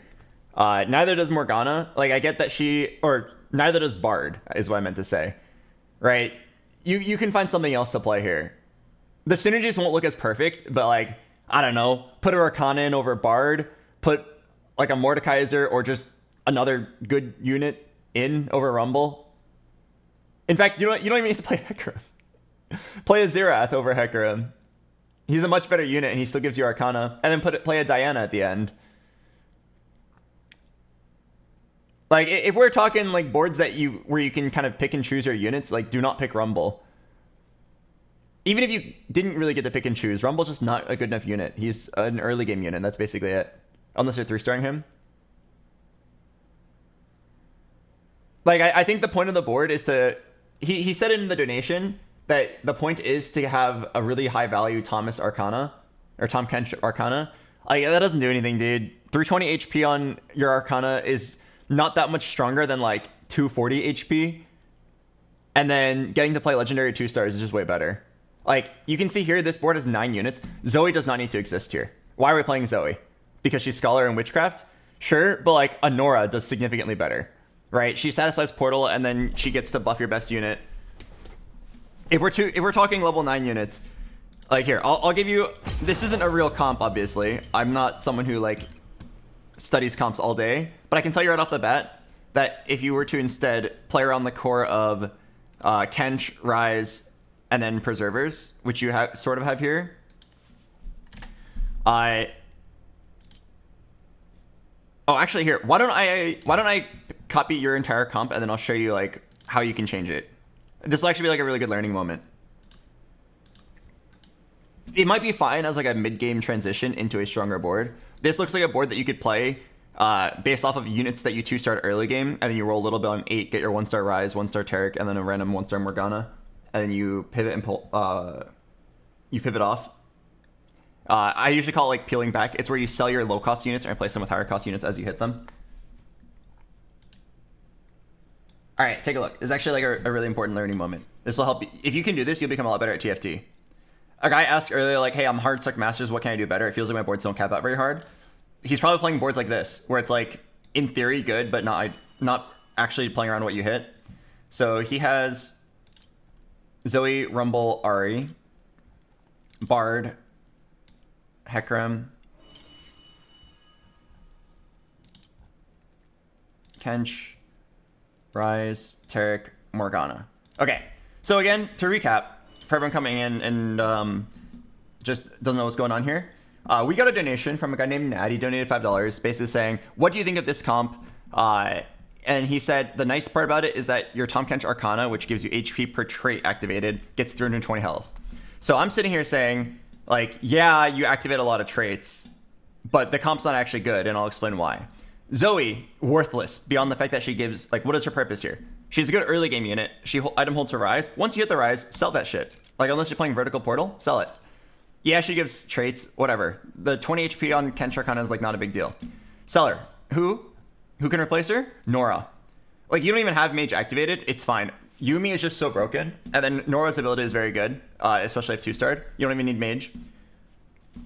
Having a Nora as a support unit to buff your best unit, whether it's 2-star Morgana or 2-star Rise, it's so powerful.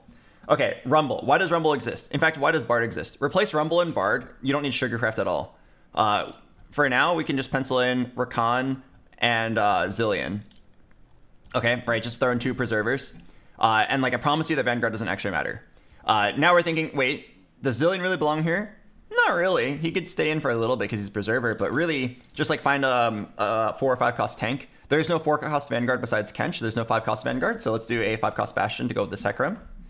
Oh wait, but hang on. Now we have 3 Bastions. You don't really need that. Like, do you really need Arcana?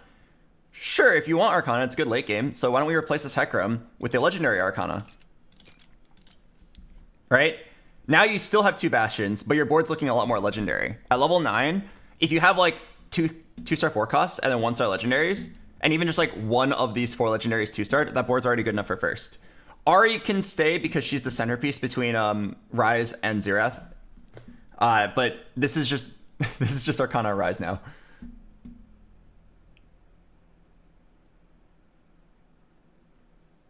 This board is worse. No, this board is 10 times better than the other board.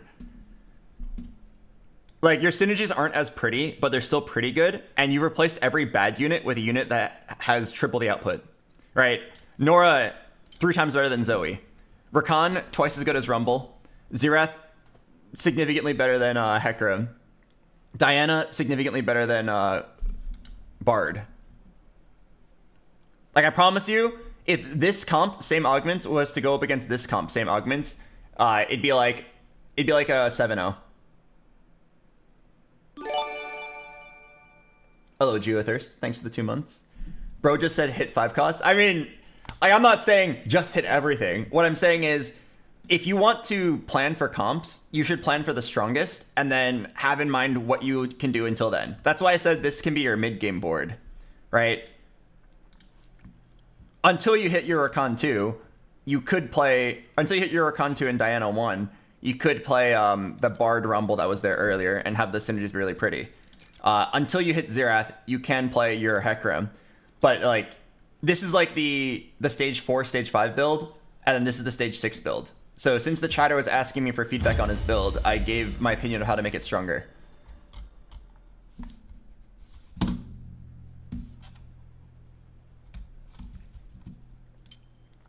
And again, like, the exact 9 units I showed you isn't the exact 9 units you should play every game. There's still like quite a lot of flexibility. Like Diana doesn't need to exist there. She's just a good legendary tank at the end that goes nicely with Taric. The other way you could do it, fuck, I already removed it, but you could also do Galio. Like, do you remember how I said Ahri was actually good here, even though she's a 2-cost? Her unit itself, like, she sucks dick. But she is a Scholar for Rise, and she is an Arcana for your whole team. So she the value of her traits is so high that we're down to play Ahri over a different unit. Like, we could have just played Amelia, who's the 5-cost Scholar, but the value of the Arcana as well makes her better. In a similar vein, Galio is huge here because he links to that Kench from earlier. And then he links to Nora, the unit I was talking about earlier that's just insane value. And then you can throw in a Nami. You'd have a little bit less frontline because you wouldn't be able to play this Diana. But you'd play Galio over Taric and then Nami over Diana. I'm not saying this is stronger. It's actually weaker. It is another variation that you can hit. That's why like people like Dish Soap or Setsuko, when they play the game, it kind of feels like they're cheating because it feels like they always hit. But the truth is, the good player knows that Diana and Taric is their strongest board. The amazing player knows that if you don't hit Diana Taric, the Galio 2, Kench 2, Nami 2, and Nora 1 combo is also like 75% as good. So like, the amazing player holds the Galio 2 in preparation for that that potential out. It costs you like 1 gold of econ, which is half a roll, but it doubles your outs. That's why it feels like Dish Soap and Setsuko just always hit. It's because they are always aware of like the 3 best plays they could do. And it's not always like it's this unit or this unit. It's usually like it's these 3 units or these 3 units.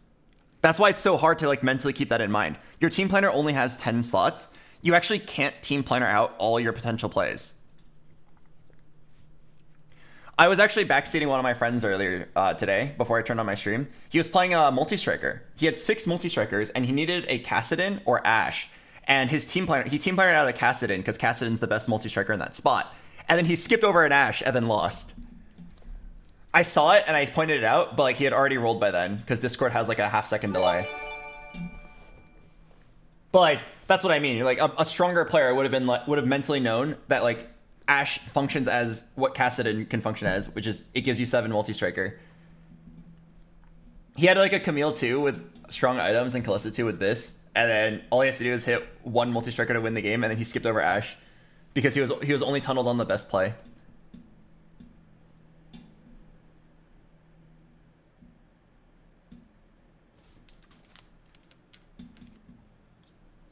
Thank you, Normal Element. Thanks for the 41 months. Yeah, BoxBox, but Setsuko is a low-key a cringe crybaby lol. That's not very nice. He's definitely very toxic, but like, I'm only talking about him in referring to his play. His play is amazing. I have no real comments on his personality. I've seen it, and he can get very toxic. I guess that's my comment. He can get very toxic. But like, I'm not here to bash on the dude. He just got banned for like the whole season. Was it deserved? Maybe. I haven't looked into the details. I'm not a very drama or political guy, so like I don't really want to comment on stuff like that. But like I do know he got banned. I do know he's very toxic. Regardless though, his level of play is amazing and it's something that people can learn from.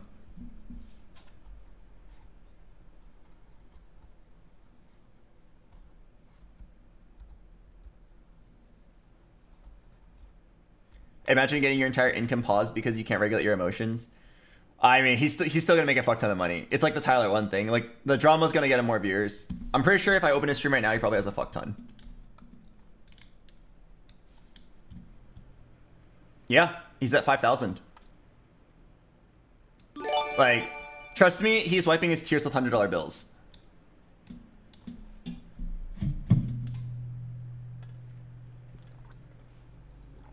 Hello, Mimo Stark. Thank you for the sub. Thank you for the gift sub to Jason.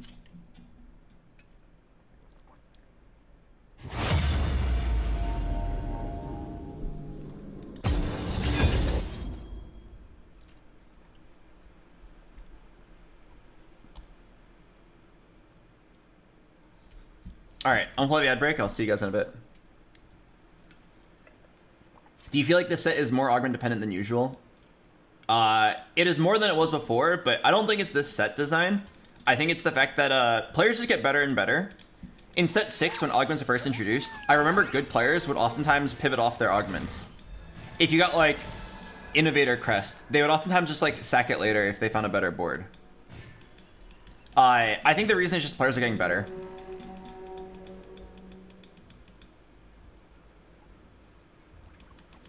So like, players are better and better at finding ways to like use their augments. So if you ever have a dead augment, you're just dead. Like you're just too weak compared to everybody else. Wow, it chose me. One guide.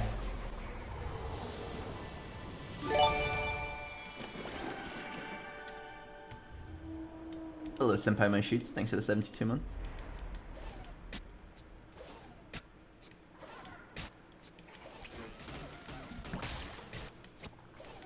Isn't it kind of fucked what we're doing to these crabs? What do you mean this doesn't look safe? Crap. I'm gonna have to sell. Here goes everything. The magic is within you. I'm probably gonna have to sell something here.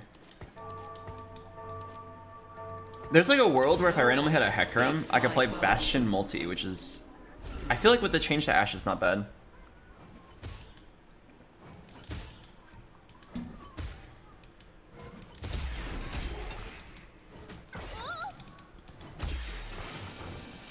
Ow! Wait, I hit you.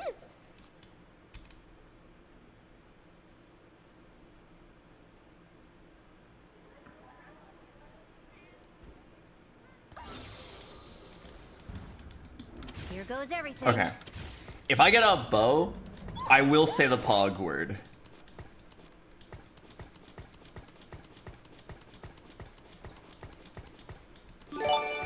In fact, I'm down to pre-pog. Get maybe a P, just a P in the chat.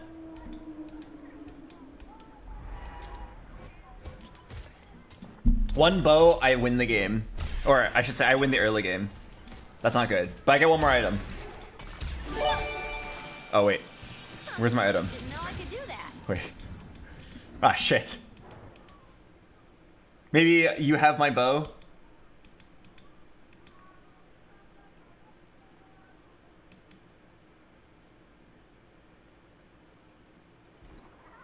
You should probably take cover. Oh man, do I feel like farming a tuber today? Worth the wait? Okay, well, it's not big gains.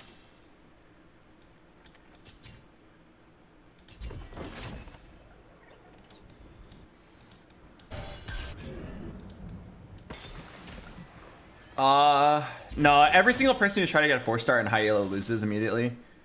I'm gonna skip it.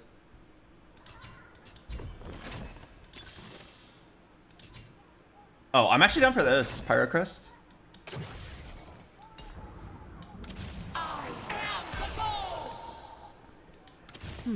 Why so Don't transform my Ashe. relax? Okay. Pyro Ashe. Pash. I mean, honestly, not bad. Not a bad start at all. I need a Hecarim. For Bastion multi. Maybe hold this Nyla. Okay. We definitely know we're gonna look for Varus Smolder, but there's a few variations. Hello, Skax. Thanks for the sub. Wait, what the heck? 3 Jacks in one round? Isn't it crazy that Jacks is like the plural and the singular?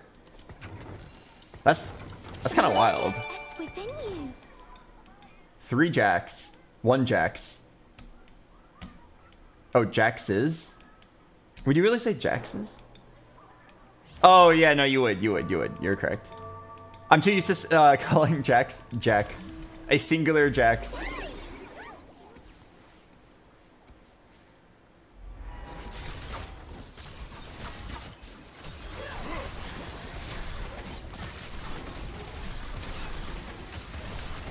I feel like Jax is probably the most fun unit in TFT. Every single iteration has been a really fun version. There was 4 cost jacks in set 5.5. There was 3 cost jacks in set 8. And there was a 2 cost jacks in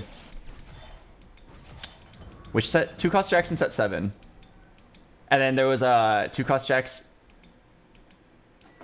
Let me think. The set 7 jacks was like Jade something. Like Jade Warrior or something like that. And then there was an EDM Jax in set 10. Yeah, I think Jax is maybe the most fun unit ever in TFT. So many fun iterations. When you moved to a new place? Probably about a month ago. Maybe 3 weeks.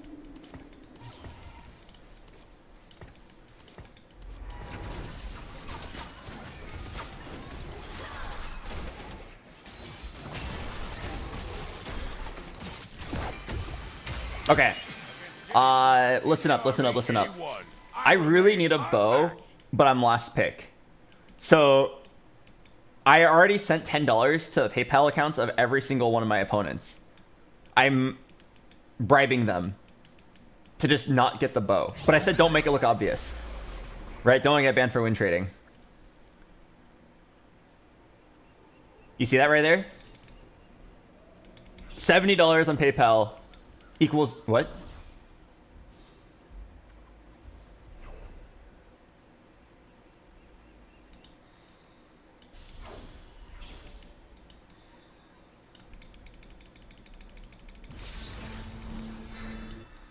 Maybe he didn't check his PayPal yet.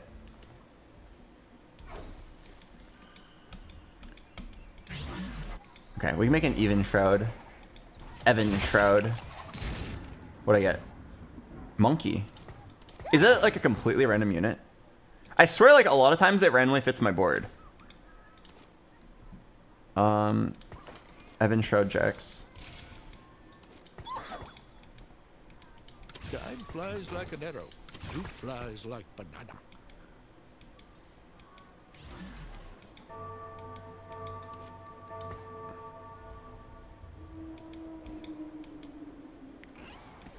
Does Pyrocrest and Gwynsus make sense?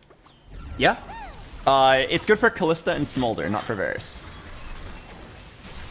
So we don't need a Gwynsus to play the game, but it'd be really nice to put on this Ashe because she's they reworked her. She's really good with Gwynsus. Well, she was already good, but now she's like even better. Oh fuck! I think I might have lost. Slam this rod. I don't know why I thought I was gonna lose. That wasn't even close. But yeah, so they changed Ashe. It used to be like for 5 seconds, you gain extra damage and it can stack upon itself. So if you have a lot of attack speed.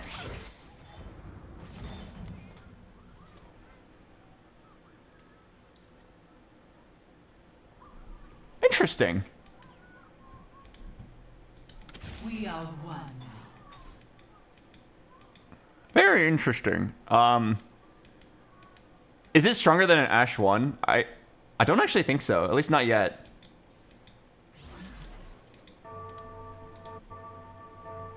I think the Ashe is stronger for now. I could be wrong. If I was willing to sell the Ashe, it would have been Econ. But yeah, I feel like a lot of naked forecasts are not actually that good. Like Gwen with 0 items, Fiora with 0 items, they kind of just like go in and die. I think the base stats of 2 stars, 2-star 1 cost is stronger until you get a certain amount of items. Didn't know I could do that.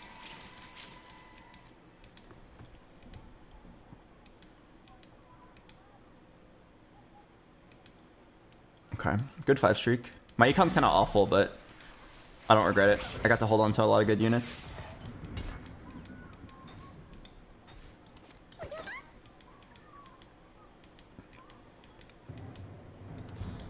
Okay, I'm probably leveling and playing 5 multi. Okay, I'm making the phone call. Yep. Hey, Mort Dog baby, sweetheart, it's me. Make it happen. He said, okay. 1 bow coming up right here. Against any weapon, any army, anyone, I remain unmatched.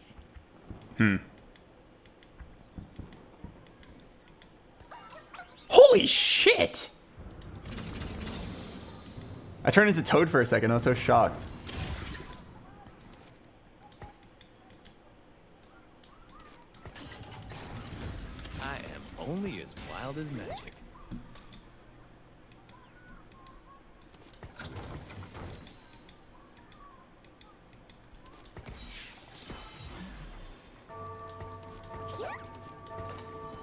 You guys want to see a magic trick?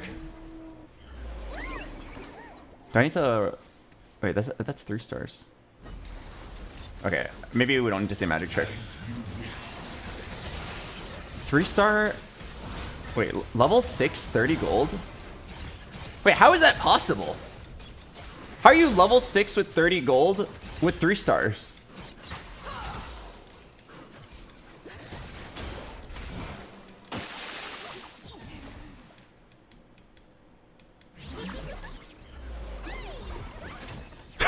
I'm sorry. This is a really funny augment. It's like I'm pretty sure it makes Shen weaker. Gain 2 Shens. Your strongest Shen's really no longer deals damage. I'm pretty sure it's like weaker. Yeah, if you actually want to win, you definitely don't take this, unfortunately. It would have actually been... If it was playable, it would have been really good in my spot. Fairy Crest?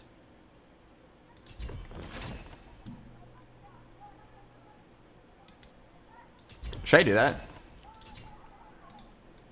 I already have a Callista.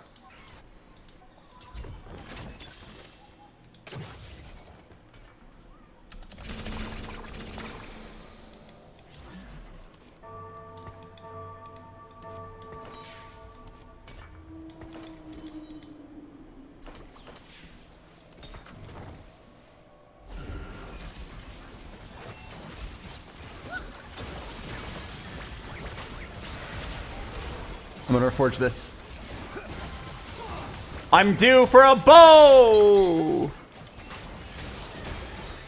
The magic is within you. Okay, I actually haven't played the new fairy yet.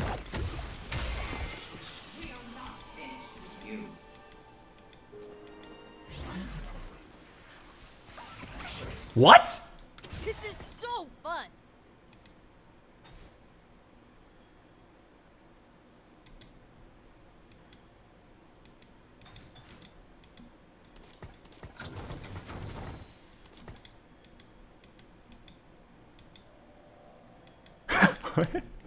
I got a Callista on 5, and then I take Fairy Spat, and then I get a Amelia on 7.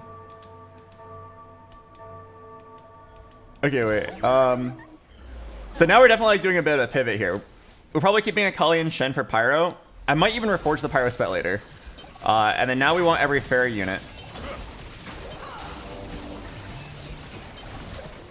I need Hecarim.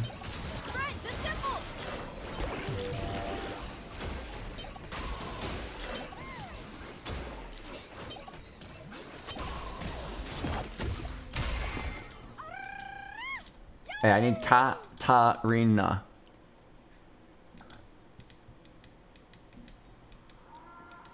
What a crazy game. By the way, guys, if I get first or second here, I hit 900 LP. Okay, is there any chance? There probably isn't. You guys all know what I need. I just don't have any confidence in my ability to get it.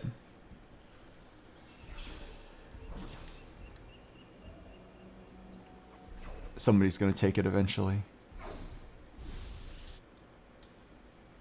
Wait. No. No.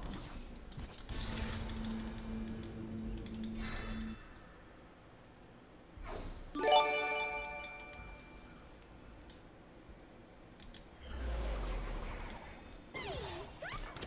think you can outshoot me? Magic's fine. Steel's better. I feel like I want to make a Morello's, but who can actually hold it? Also, Katarina has anti-heal. I mean, I could just wait.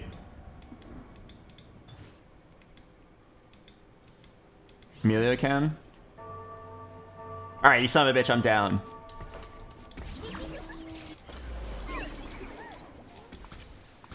I'm down. It lets him ult a little bit sooner, and then he applies it to 3 targets. Maybe it's not the worst.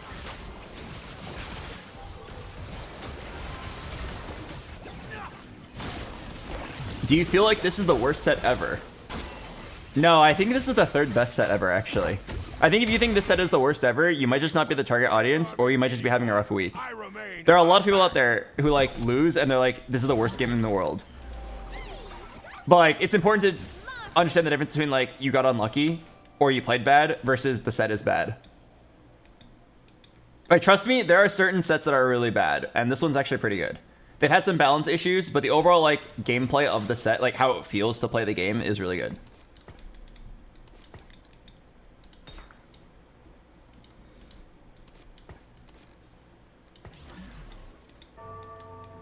Like, an example of a set that was really bad was set 5. The theme of the set was not good. The cursed items were incredibly confusing and doubled the amount of available items that you could see. Players got ridiculously confused, and they weren't particularly fun either. There was also no augments, and the units like were very green in theme, and every fight was just a boring front to back. You position for assassins, and then after that you just like play front to back, and it was really dull. I remain unmatched.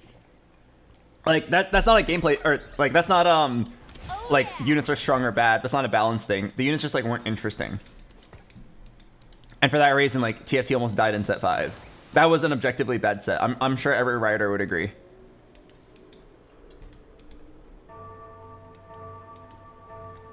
Like I actually liked set 5, by the way, because it was the first set I hit Challenger. But I can understand and acknowledge that the game design was not good. The design of set 12 is actually very good. You can see that the developers are improving every set. All right, one bow, please. One bow, I win the game. I got every oh, okay. We are not finished with you. Sup?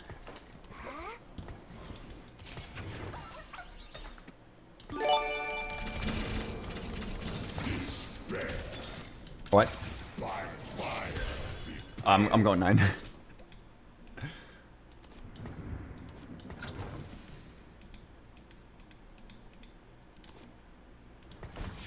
Fairy Nasus.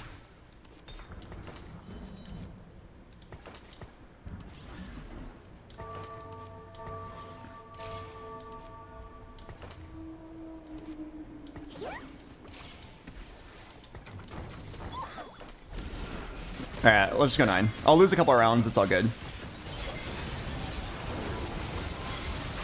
Maybe I was supposed to put the redemption on Nasus, but I really like putting the support items together. Also, it's nice because Melio will instantly give items. But yeah, like, there's a chance Callisto will be contested, and then I'll be really sad. But also, like, I have so much money, and I just hit a pretty reasonable spike. Like, why not just stop here and go 9? How many games does it take your account to get to Diamond in TFT? That is almost entirely dependent on how good you are at the game. Little buddies! When I'm playing Vertical, I get 1, 2, 3 little buddies. 4 once I put in Tristana. Or I could have the world's most talented Nasus. Okay, Item Collector is also really good. But I'm pretty sure it's little buddies here. I am only as wild as magic. Down to roll for a charm. Yeah, I'm down to like slow roll for charm and that's it. Charm! This is actually really interesting. This Varus is Pyroblaster. But he'd only fit much later and it's probably not worth it.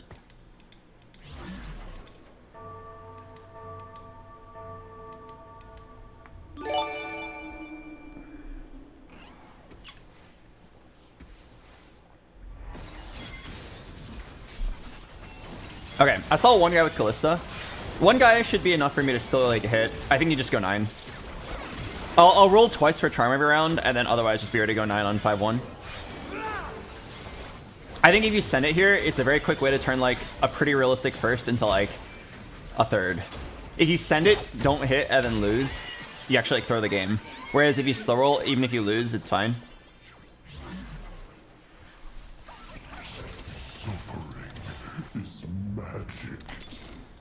I can't wait.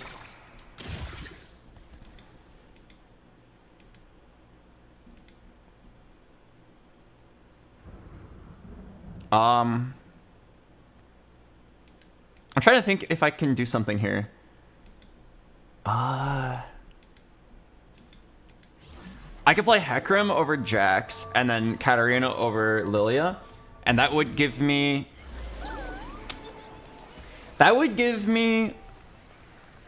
better synergies, but I think the overall board would be worse just because they're 1-stars. Yeah, it also ruined little buddies. Okay, I'm pretty sure Varus is my level 9 unit. Okay, this actually, like, call me crazy, but I think you actually sell Hecarim and Katarina here. And I don't think you even play for 7 Fairy. I think it's 5 Pyro, 5 Fairy. And then you keep Jackson for little buddies. Because, like, playing the Katarina doesn't actually do much besides, like, help you satisfy 7 Fairy. Like, who's even going to hold the second crown?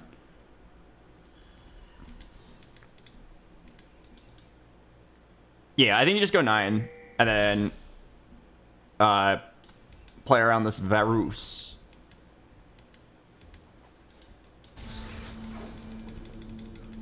BoxBox, you get Warrior with Katarina. Yeah, but she's like, what's that gonna do? Too many people are way too caught up on activating synergies and not actually thinking about like what the synergy actually does. What is 2 Warrior with an Akali 2 and a Katarina 1 gonna do? Not to mention the fact that Katarina isn't even little buddies.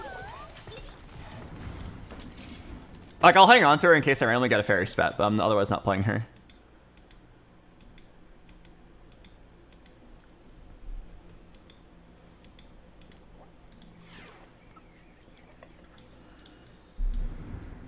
Synergies are fake? I mean, it's not that they're fake.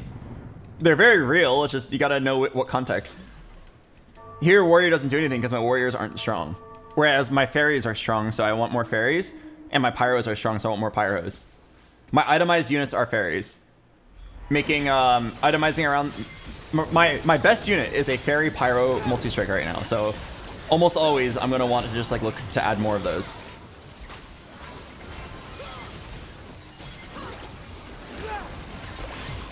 Just go 9. I might even sack until 5-2, just for even more money. Maybe there's even room to 3-star something. Varus is uncontested. What does vertical mean? It means like 9 Fairy or 5 Pyro, something like that. Suffering is magic. Oh, the Callisto player died? Bro, I'm getting through Star Callista. I'm calling it now. Oh, roll once for charm. Even hope.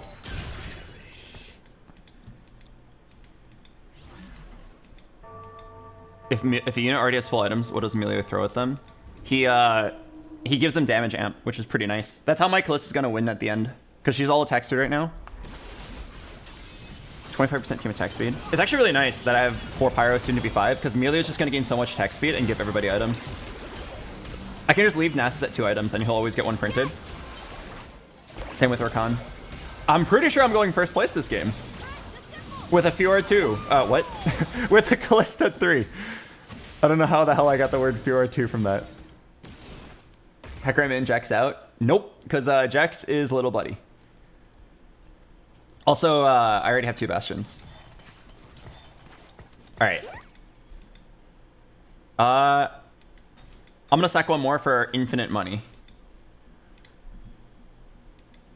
And I'm gonna sell this Lilia. I would only play the Lilia if I randomly got a fairy spat right now. Do you wanna save a tier in case you get spat charm? If I have the option to, but I'm definitely gonna prioritize having a good board first. Bye-bye Lilia. No, Lilia's good. She's little buddies. Like, little buddies is a pretty big... Oh, what the heck? We are not finished with you.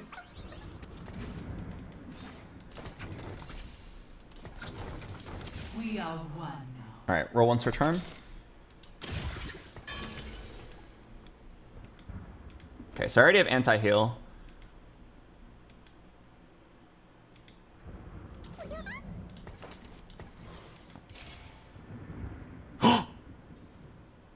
Oh, I fucked up.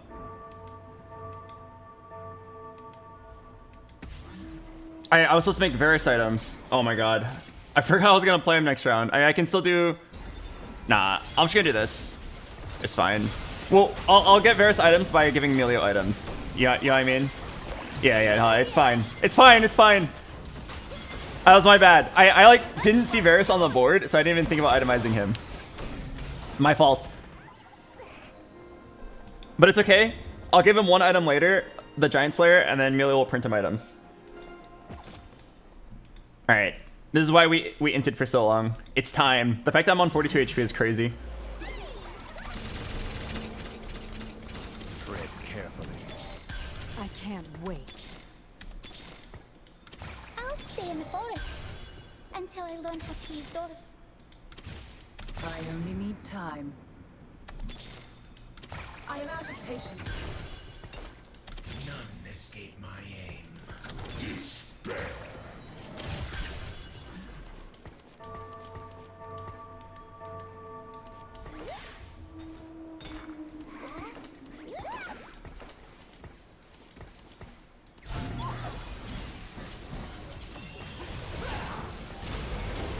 Okay. I need to play this Trist, so I gotta go remove somebody. All right, who's not contributing? Let's take a good, hard, long look at my board.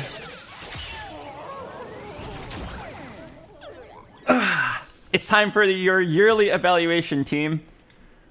All right. I only roll for charm. Beauty and light. All right, Lily, what do you contribute? She contributes Bastion, Fairy, and Little Buddies, and she's unusually cute. Akali contributes Pyro. Okay, every Pyro, you get the pass. Hey, buddy. This guy, all you do is take. All you do is take. Get out of here, man. He just takes from Little Buddies, doesn't give Preserver. I cannot believe Rakan is so selfish.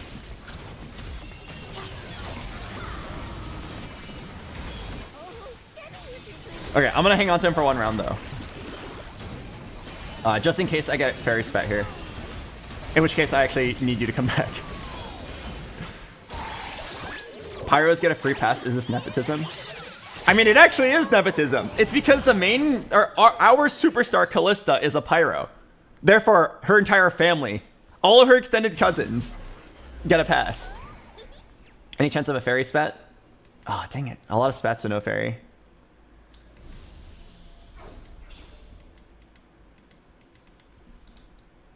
Okay, I already have an even Shroud. It's a Callista. Yeah, but like, you shouldn't play for the Callista 3 out like that. Like, it's not worth griefing your item when I still have a Varus.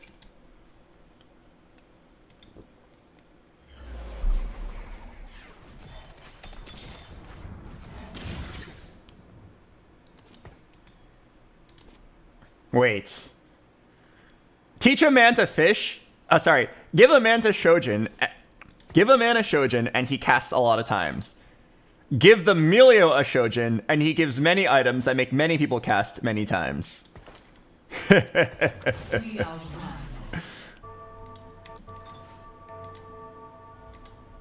just realized that Callista and Varus should be on the same side.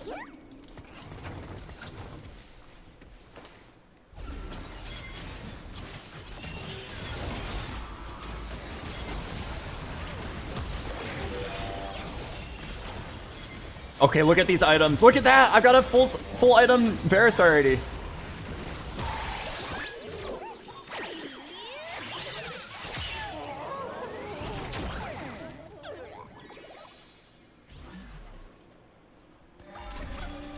We are one.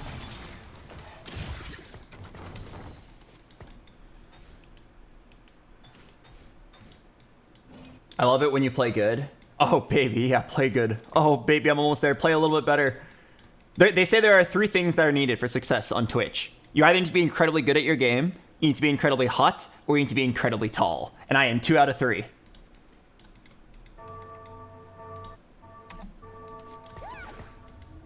Okay, I keep on, like, by default wanting to put them on the opposite sides, but you really should put them on the same side. Only cowards run.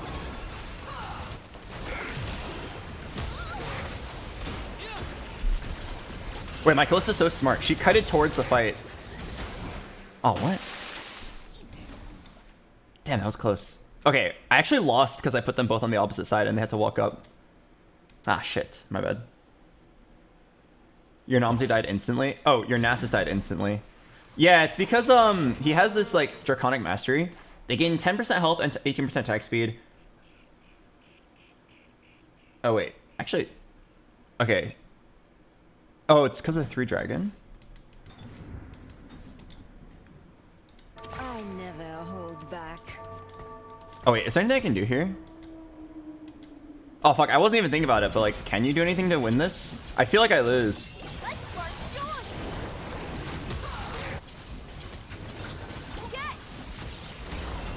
Oh wait. Oh, okay, Pyro execute. Okay, do I want to go 10?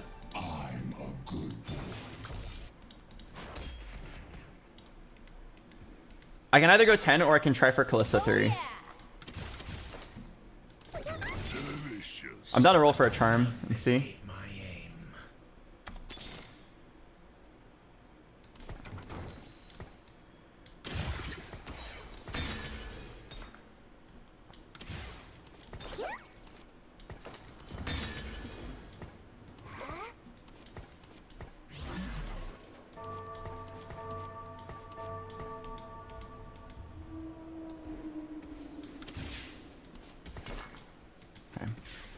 I was kind of thinking of Sunfire, but I already have Morello's. I mean, if you were to say, oh, that's not enough, I'd kind of believe it. Morello's melee doesn't seem like the greatest source of anti-heal. But I definitely thought I just needed frontline. My team scales up to infinity really hard here. Okay. I think I'm just going to roll to 0. Wait. Let me confirm that's uncontested. I'm just going to roll to 0. I don't think leveling for one warrior is going to make a diff. I only need time. You've got my magic evil. Wait, actually. I'm getting a little nervous. I am only as wild as magic. Crap.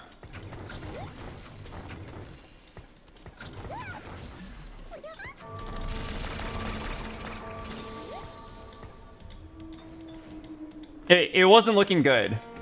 Like, I know it looked like I was rolling really slowly. It's because I was, like, doing the math. I was like, wait, if I didn't already hit, like, 2 Kalistas from this spot, what are the odds that I actually, like, hit? And it's really low. But what are the odds that, like, a 10th unit makes a diff? Kind of high. I didn't put it in the correct unit. It would have been, it's Shapeshifter or Chrono. Hands off my meal!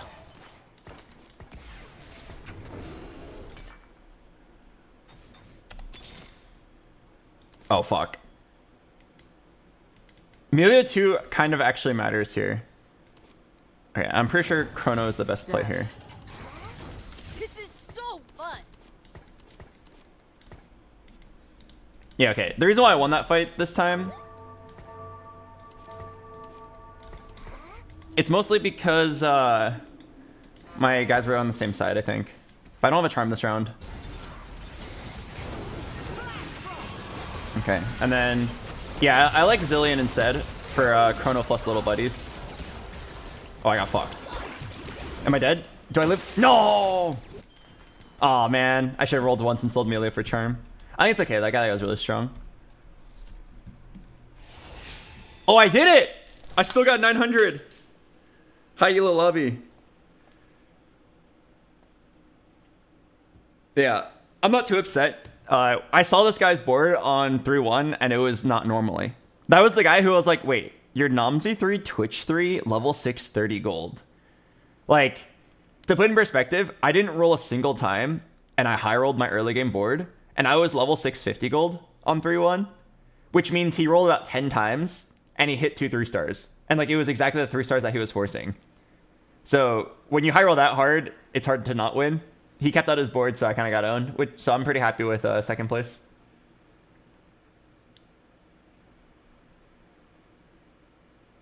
Does Sniper's Focus and Fishbones work well on Kalista? That's alright. I think it's better on Varus. Varus has like a lot of kill potential with those items. Kalista does not.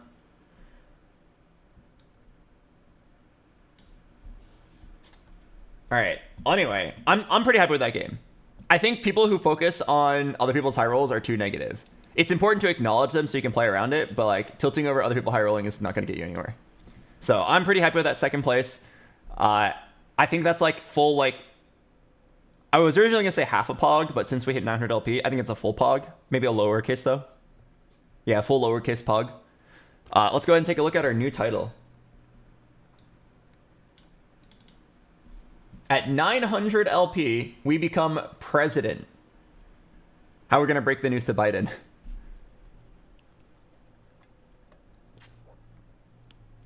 If anybody's good friends with the president, go ahead and let him know he's been usurped. Hello, Mustard Brain. Thanks for the 5 months.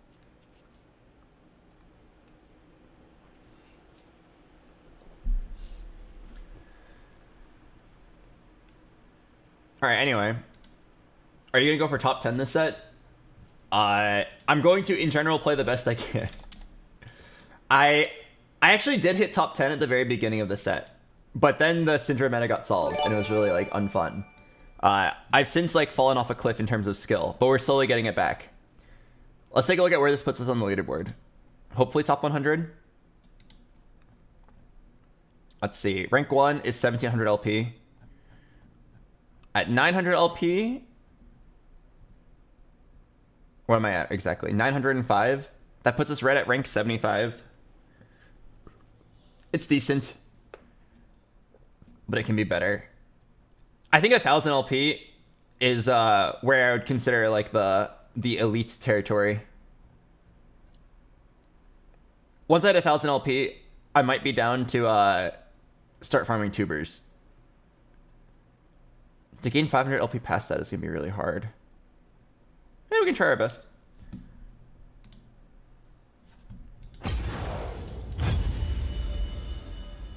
Are you participating in any tournaments soon? I'm pretty sure there was a tournament today, and I just like didn't know. The tournaments are so poorly advertised.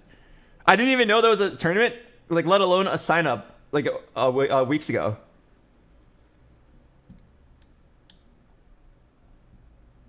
But also, I don't know if you guys have seen Soju's rant on like TFT tournaments. I think basically what happened is he like played in a tournament. He played really well for 2 days, then made it to the second week, played again, played really well, and then on the final day he low rolled 2 games and then he was out. And then he was like, "Yeah, tournaments suck. The EV is so bad. Like even if you're an elite tournament player, the money per hour made is like less than $5 per hour on average. Like if you consider that you might just randomly lose to like variance, and then even if you get first, the prize is like relatively low for like a big game. You know how like Fortnite randomly has like multi-million-dollar tournaments? Like it's so big that even if you factor in the fact that like battle royals are high variance and you, even if you're the best player, you might not win, players still play because the prize is so high. For TFT, which is high variance, the prize is like $3,000 or something, which is comparatively very low to like the millions that is in Fortnite every like month. So Soju is basically saying like, for a streamer, there's no reason to not just like solo queue infinitely. Which kind of makes sense. Like solo queue is hype, it's fun, rank does matter, wins feel good, you get to farm tubers. The moment you lose, you can just like queue up and play again. And it's not so stressful.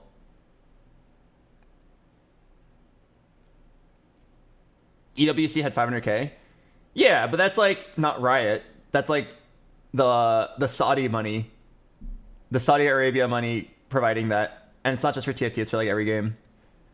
Also, I'm pretty sure the EWC was bad value. Soju lost 2 months of streaming to win like 30k split among 4 people. Well, I actually don't know how much money he won. His team got like what, 3rd? He probably got like in the realm of 10 to 20k for that. And I'm pretty sure Soju streaming for 2 months gets in the realm of like I don't even want to make a guess. Multiple hundreds of thousands of dollars.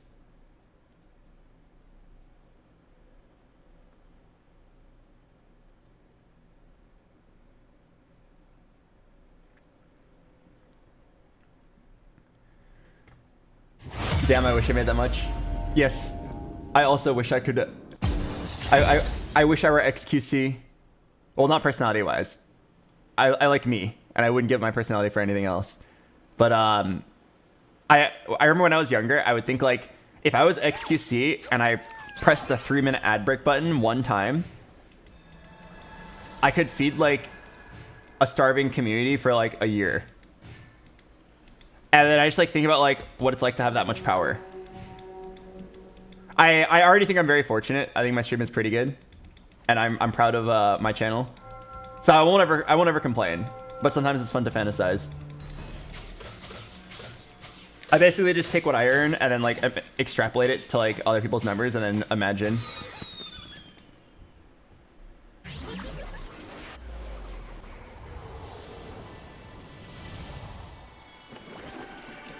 Portal Scholar. Wow, okay. I just got a Rise as a target dummy.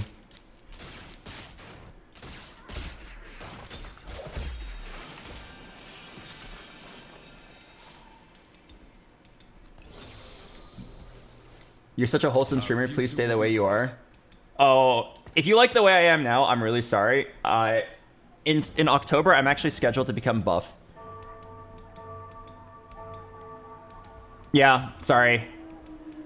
Sorry if you like the old BoxBox. I'm scheduled to become buff and hot in the next 2 months. You might be thinking, like, how are you gonna do it? Are you going to, Gotcha.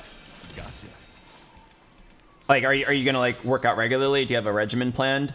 The answer is no, I'm going to use a lot of filters on my camera.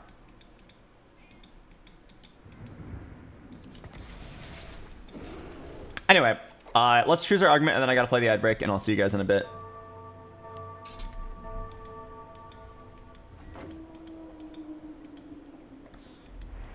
Will you go boxing again? No. It was good exercise, but the risk was not worth it. There was a lot of potential risk. I'm lucky I got out of it relatively unscathed. Okay, imagine I get Portal Crest. Portal! Portal! Fuck. Okay, I definitely need to just take keepers.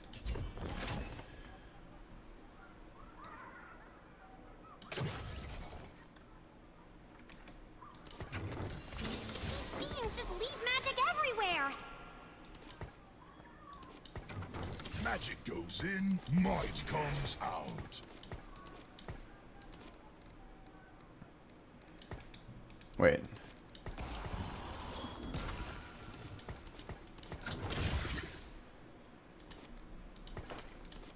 I totally forgot I had a frost spat. Wow, I should have held into the other Warwick. Hello, Fan Olive Alive. Oh, Fan Ov Alive. Welcome. Okay. Isn't Nunu good? All hero augments have been nerfed pretty bad, so unless you have a really good spot for it, I wouldn't take it. Also, like, he's definitely not good in my spot. Alright, I've got Portal Crest, so like I already know exactly what I'm playing this game.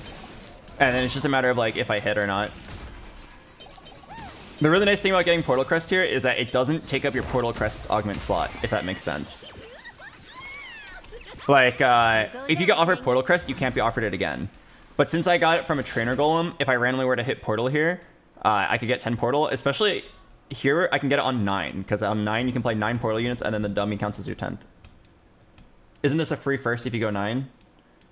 It is a free first if you go 9, hit Nora, and hit Portal Crest. Like, it's not game over yet, but it's looking pretty good.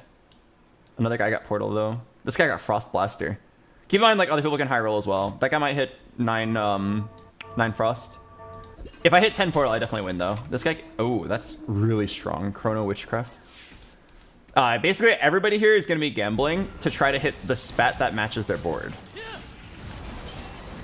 Like, the Witchcraft guy is going to look for Witchcraft. The Frost guy is going to look for Frost. I'm looking for Portal. And then if any of us hit, we just win the game.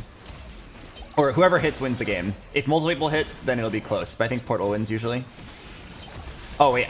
You sly dog. You had me monologuing. I was supposed to play the ad break. I gotta play one now so you don't get one in the middle of stage 4. I'm playing the ad break. I'll see you guys in a bit. Magic goes in, might comes out.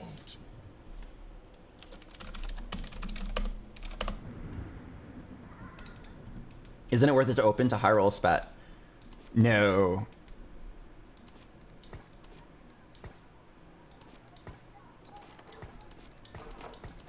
I definitely wouldn't open here. Like, yeah, you could high roll.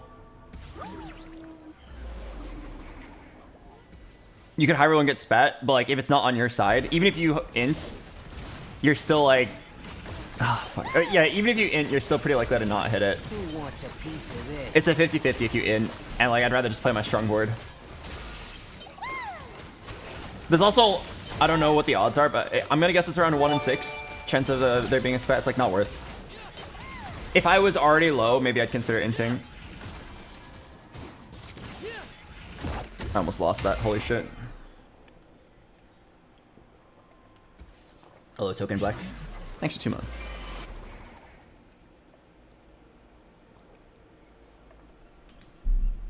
Oh, there was a spat. Holy shit. All right, someone's gonna win the game. Oh no, he's getting 7 Honeymancy. But yeah, there was a spat, but like it's still not the correct play to go for it.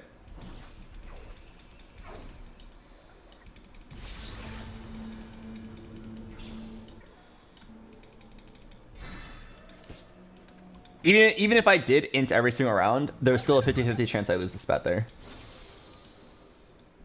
Victory awaits.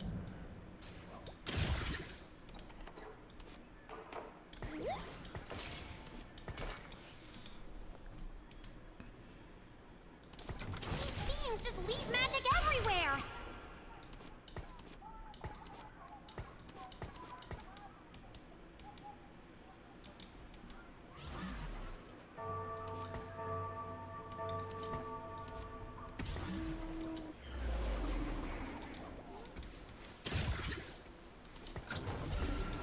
Let me think.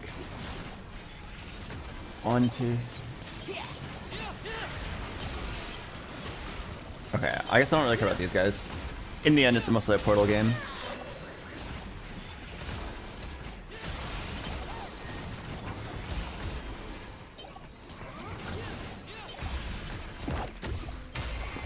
You're so funny, acting like magic hurts.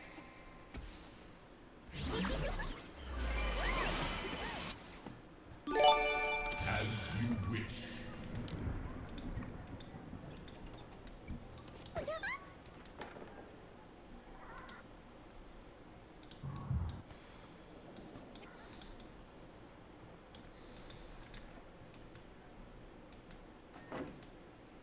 All right, welcome back from the ad break. Was holding pairs troll? No, I think holding pairs is good there. Oh, was it troll to hold the pairs again? Yes, because these pairs don't actually matter. Like, pair of Rumble 2, Swain 2 don't actually fit my board later. Because, like, as you can see here, I'm Mountain 5 Portal. The 6 Portal spike is so strong that the moment I hit it, I'm just dropping everything else. So, like, why lose money for pairs that don't even really matter? If I hit them, like, the next round immediately, maybe I'm down. But, like, knowing that I could just make 20 or make 10 and then have the Ezreal come in clutch would be huge. I think Rumble's the only unit I actually want here. Sell Swain, sell Hui, get Ezreal in for Blaster and 6 Portal. Is this an unlucky Golem? I think any Golem that has a Portal spat is lucky. Like, if I could just get only the Portal and that's it, I probably would still take it. It's because the odds of 10 Portal are really high. 10 Portal is supposed to be like an instant win out trait.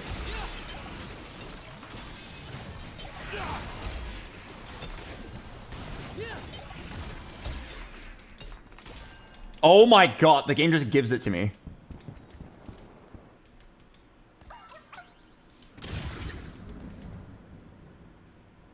Okay.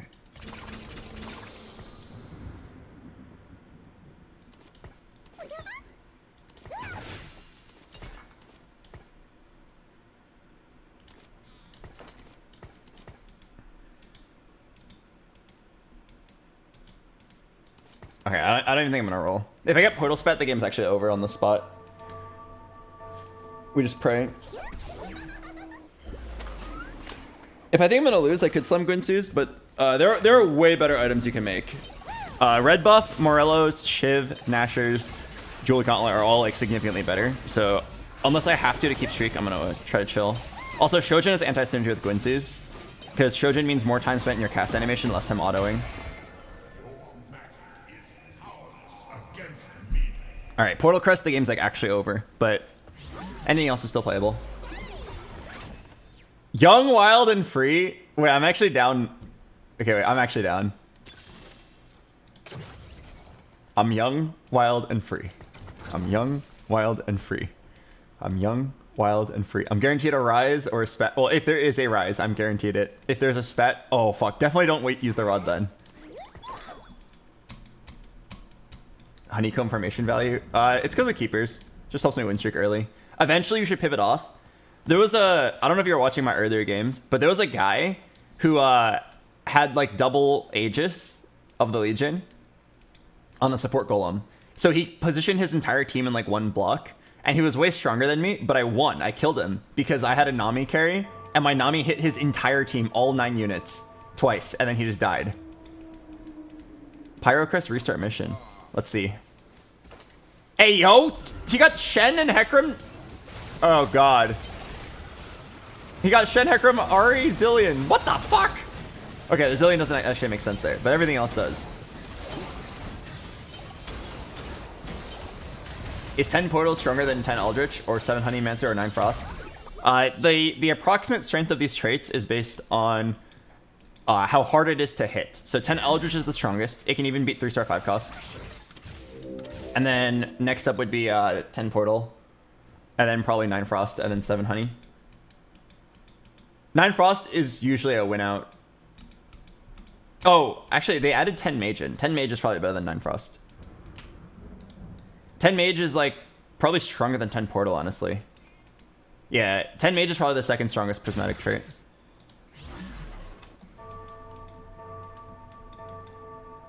I still think 10 Eldritch would beat it though. The monster is like invincible and instantly one-shots everything. So like there's not really any counterplay. Okay, so I'm young, wild, and free. What is my my priority? I think if there's a spat, I'm instantly taking it. And then after that, if there's a rise or Taric, I would take it. And then otherwise, I want like a tier, 4 gold tier bow glove. Yeah, 4 gold tier bow glove.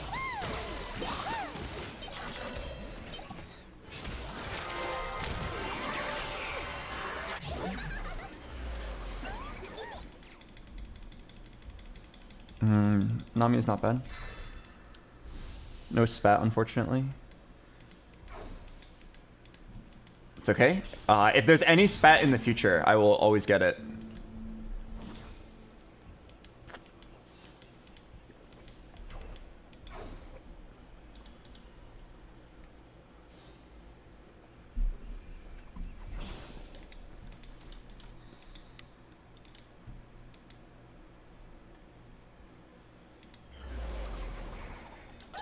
Powering up.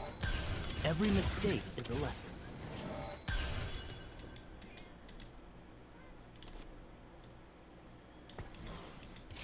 If I level, how much money will I have left?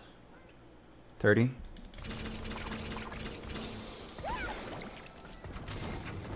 Okay. Doesn't feel good to sell Nami for now. I could just play.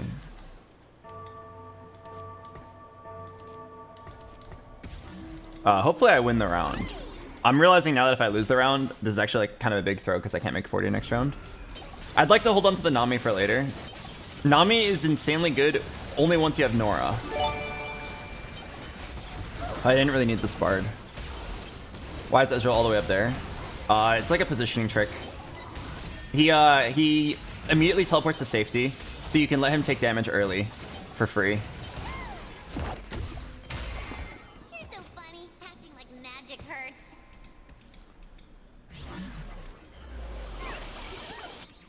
Magic coming at you. I can actually maybe show you here, because I don't think I need to clump so hard anymore.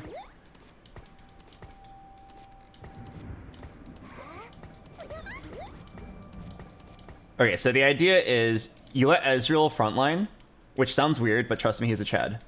He gains a big shield from Portal, and then he takes a little bit of damage, autos like twice, and then he jumps away. And otherwise, like your Portal shield's kind of wasted, right? Otherwise, that's like 450 health that's just like not used. Yeah, the shield will expire by the time it gets to him. So here, he takes some damage and then jumps out of the way, making use of that 450 shield. It's actually kind of a sick trick. You see that? He lives and then he can regen back up. Well, I don't have any preservers, but if I did, he could regen back up. Very optimal way to use the shield. In fact, it might have actually made the diff this fight. That 450 health.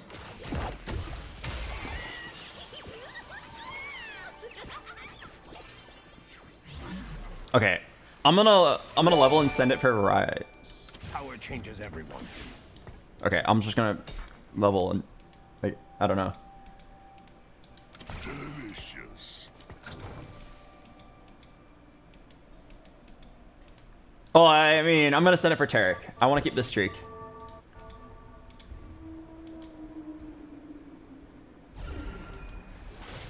Maybe Force Scholar. There's beauty in even the smallest moments. Gotcha. Nico back in her Nico skin. Gain a random oh, you already know. It's a portal spat. Wait, preserver spat's not bad.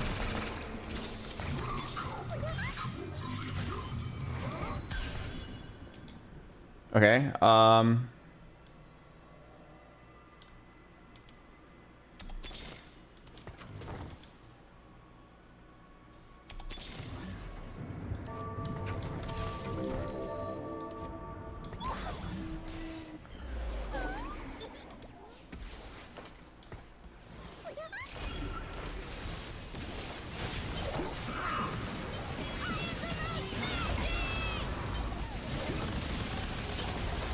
okay. Fuck. So the reason why I didn't put the red buff on Rise, even though it's one of his best items, is because it goes well on Nora, and then once you have a guard breaker, Jeweled Gauntlet becomes very high value. Because part of Jeweled Gauntlet's value is that it gives you 20% crit, but if you don't already have a Jeweled Gauntlet or an Infinity Edge, you actually can't make use of it. So like Jeweled Gauntlet kind of unlocks the guard breaker. All right, Portal Crest, I actually just win the game.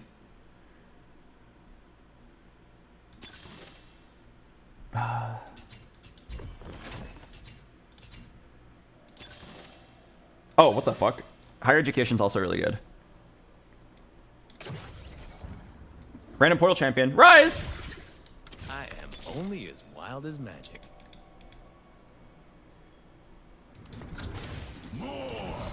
Need a Tarek.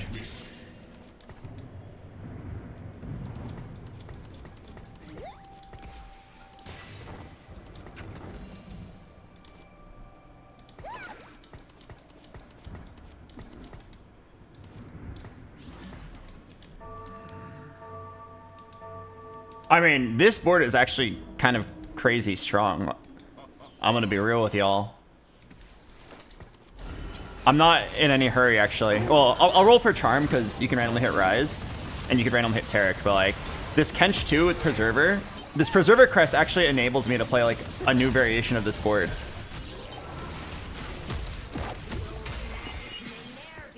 Also, if I hit Nora, I can throw in the Nami with red buff.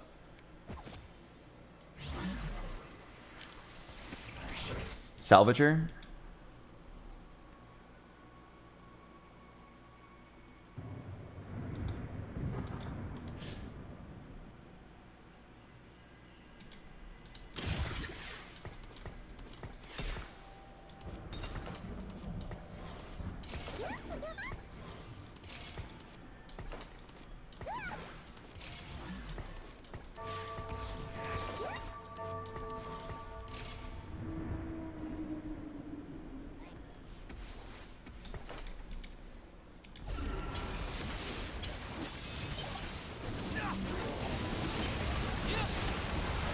Salvage the pan. No, the game doesn't let you do that.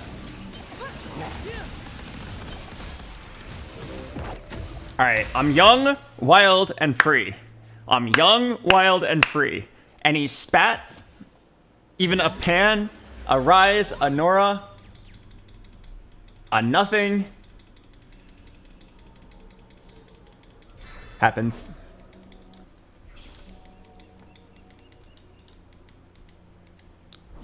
I mean, a Morgana's not bad.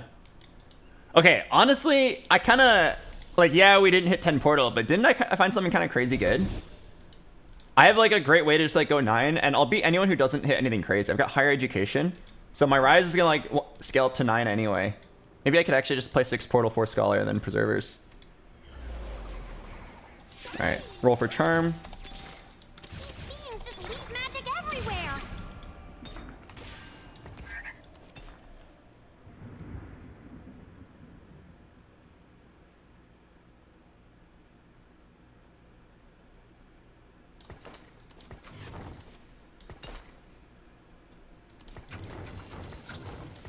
Okay, yeah, I'm just gonna chill. I'm gonna chill. Like, I know I can make it to 9 off this build, even without Rise 2.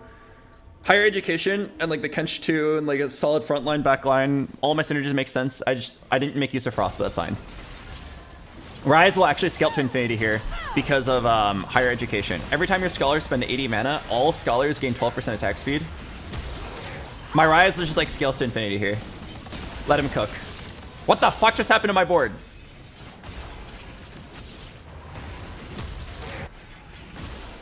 Oh, fuck. It's actually like a positioning gap. My Rise died early.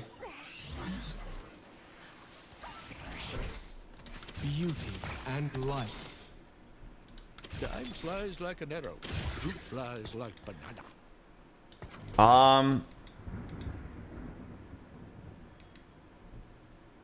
Let me think about this.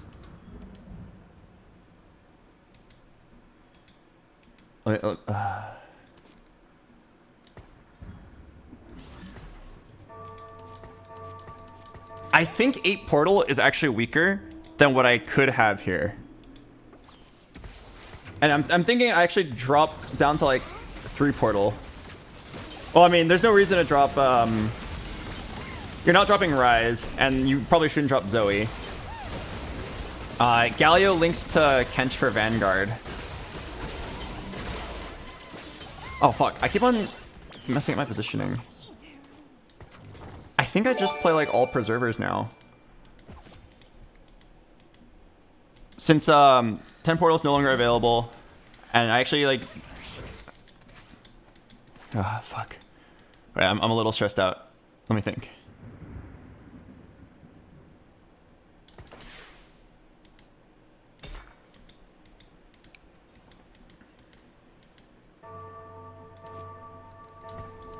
Pretty sure this is better. There's also like Briar could be played.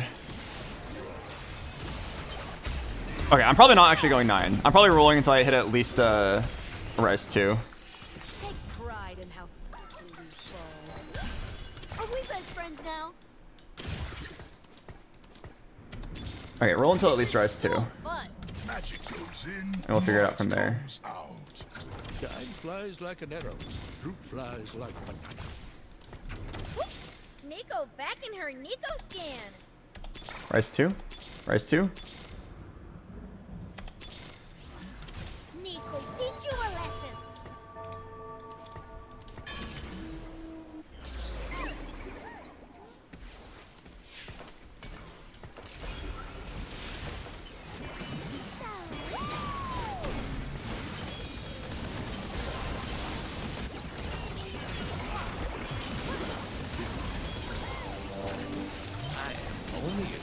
Okay. I think I see the play. Obviously, it sucks that I didn't hit. But I see a play that is interesting. Challenge accepted. The old magic may ne'er be quenched. Come on.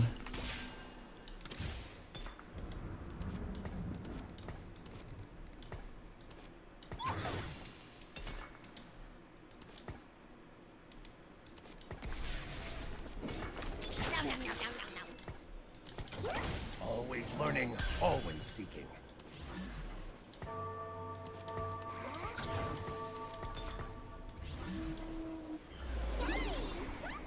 Sorry, I'm incredibly dizzy.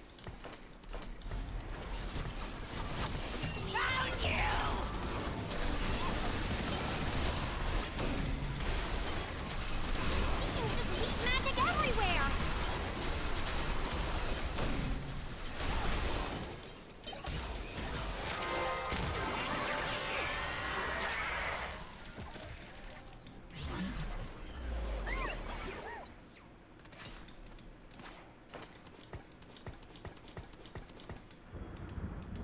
Okay, I like lost the positioning like 3 times in a row. That's like unforgivable. A snack. I think I just stop greeting keeper value. Something like that. But yeah, every single round I just keep losing because my Rise dies early.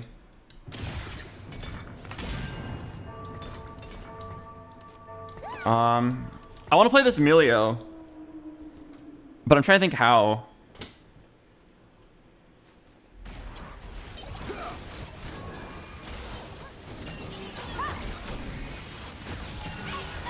Swin over Nico. I like that. That's Frost. Trade 1 Witchcraft for 1 Frost.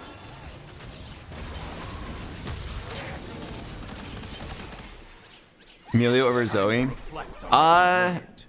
You lose 3 Portal, which is, it's like a fairly big deal. But hang on, I'm young, wild, and free. Any scholar spats or something like that? No, let's do redemption. It might just be over Zoe. Portal 3 does give you some buffs for your team.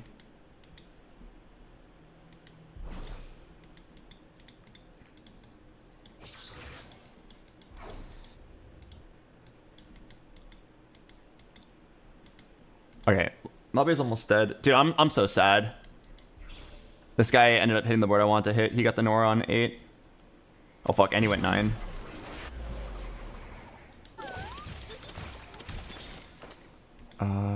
No, I don't need that.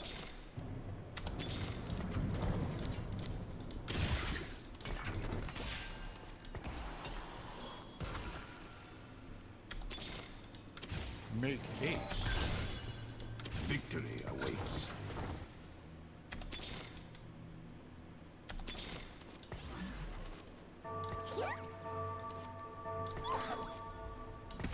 I'll savor this.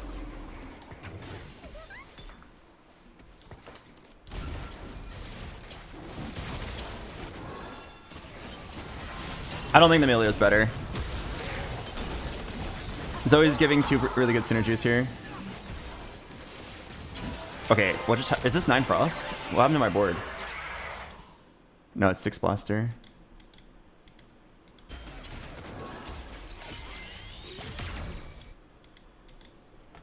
Ah, fuck, we're probably dead. I thought I was cooking, but this is definitely not that good.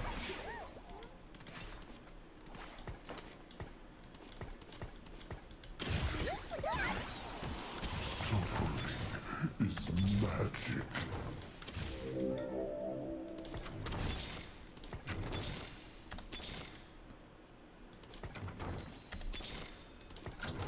Strength Yeah, I'm just gonna feed. is the only teacher.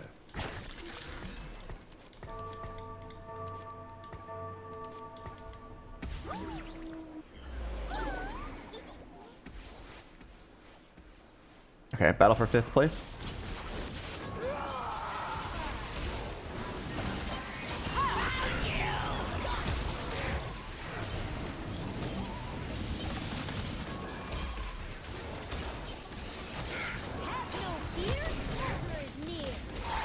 Alright, not bad. We cooked a pretty good board, but unfortunately it is trainer golems, so I'm going to lose to the first guy who hit a good board. I'm pretty sure what you do here, no cap for real, is you feed Briar.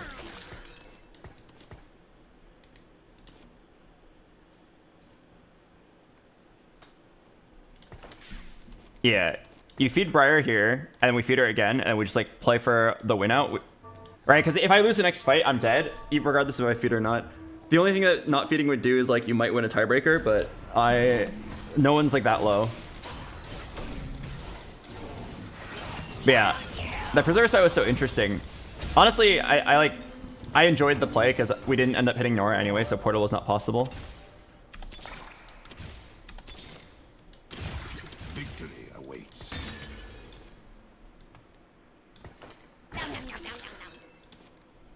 Do I have an anti-heal? Yeah, I do.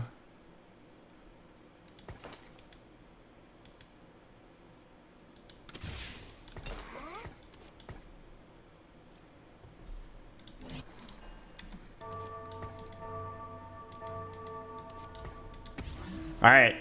I'm probably dead, but this is the best my board could possibly be. This guy had 6 blasters and one-shot my board earlier. Am I at least tanky enough to survive? If Ryze lives to the second cast, I can win. Did I say second? I meant third. Oh, Briar. Holy shit! Preserver Briar! Wait! From the back with a steel chair! It's Prior!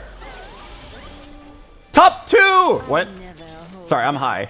Wait, oh my god. All 5s into Briar 2. I mean, I'm gonna lose to this guy. You guys wanna just gamble? Like, I'm gonna die anyway. This guy's insanely strong. Just gamble for 2 Briars! 2 Briars! Come home! No, 1? Wait. Hands off my meal! But I can hit 1. No. No! That's fine. It was a big gamble to begin with. 07, everybody. Oh, just imagine the world where we actually get 2 Briars and win off that.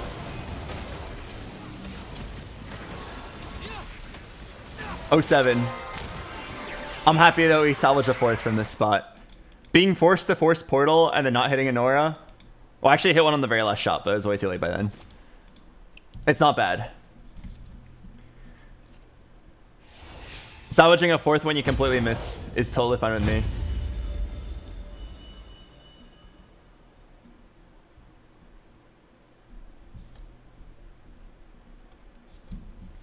That is the thing about trainer golems.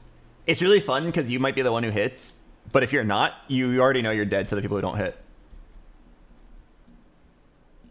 It was an interesting variation. Not sure if it was good, but it was interesting. I mean, I don't even think being good matters, right? Because I didn't hit the first variation. There was no choice there, right? We never hit Nora, so the Portal build was never available. At best, I could have played 8 Portal with like 1-star Kassadin and 1-star Jace. Like, it would not have been good. It would 100% have lost to the build that we just lost to. The build that I had at the end is definitely stronger and did a better job of playing around like every single one of my synergies from the Golem. It's pretty cool too, because like that kind of build was only possible because of the Golem, the unique circumstances. We'll never be able to play that build again this set. But yeah, like if you don't hit Nora, like the game's definitely just doomed for Portal. What you have to do is hit 8 Portal without Nora first, then you go 9. But I was not in a spot to do that. Took too long to hit.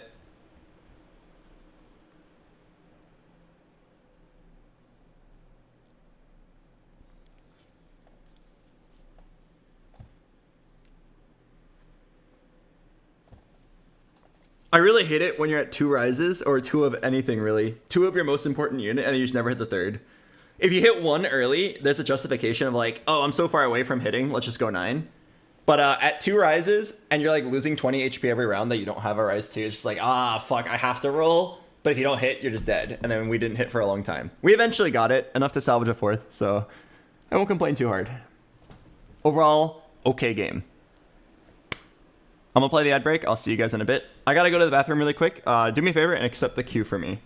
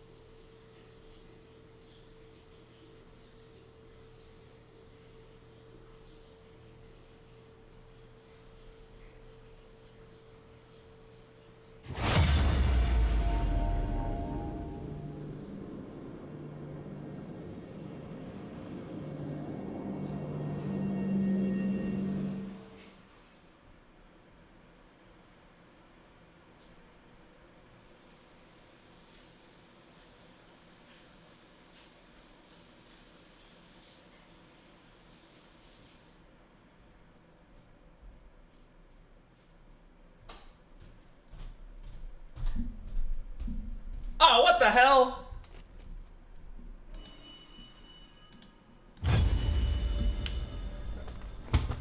Who didn't accept?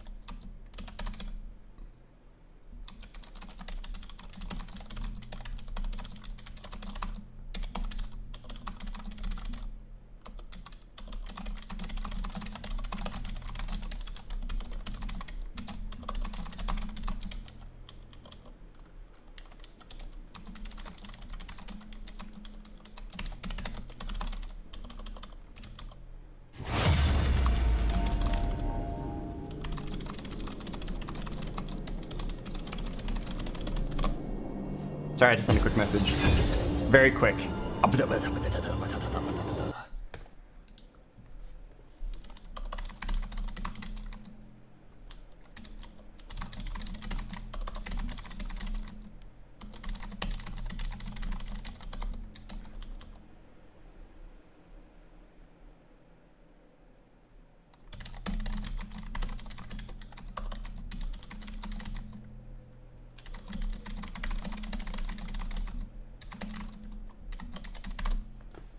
All right, welcome back everybody from the ad break.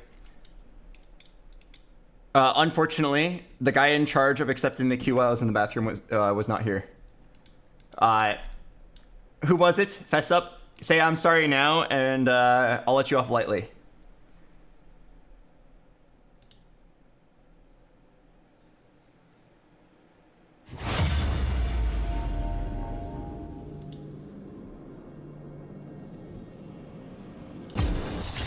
All right, I appreciate the honesty and the upfront and forwardness of your apology. In exchange, I will, instead of firing you, I will simply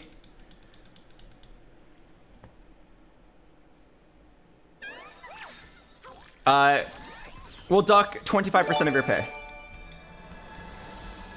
Prismatic party. I really shouldn't choose this, but it's really fun. I feel like I'm down to just like have a fun gambly game.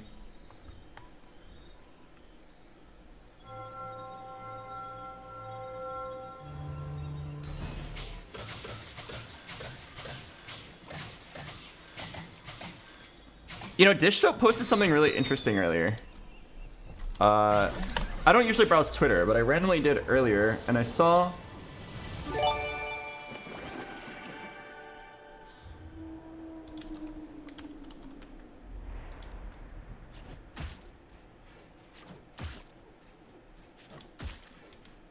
Look at this screenshot from Dish Soap to hit rank 1.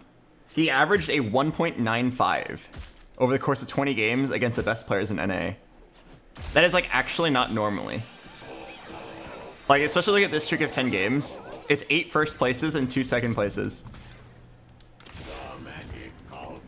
It's the most not normally graph I've ever seen. What could he possibly have solved to be that good?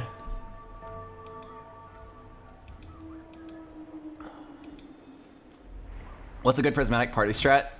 I'm not sure, but I do know certain prismatic augments are bad in prismatic party.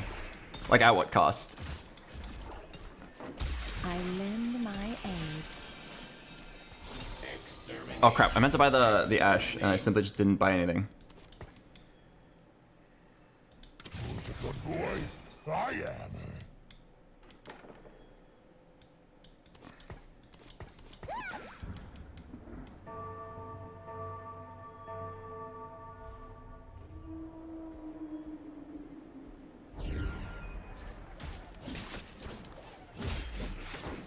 Two Nylas.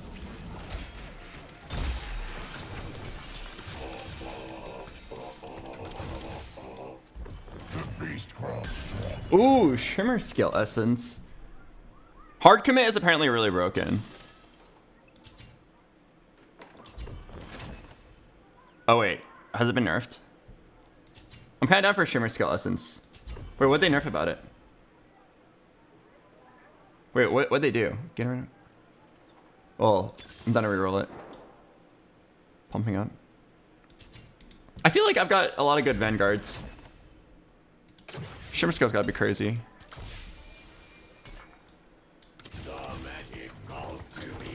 Almost like magic. I'm in a very unique spot.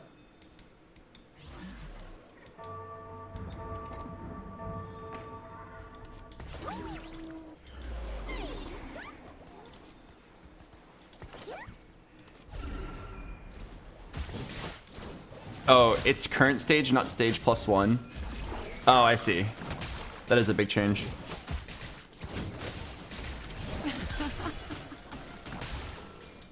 I kind of want to reroll. I probably shouldn't. You should probably just play tempo here. They did nerf Mogul Mail quite hard, but I feel like I still have a spot for it. Gotta sharpen blade. Left.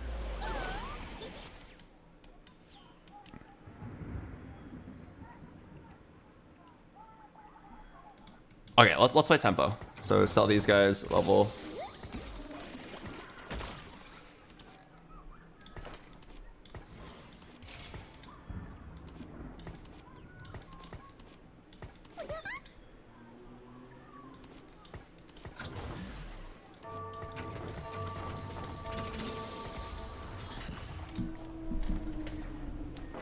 What's the key to playing Frost?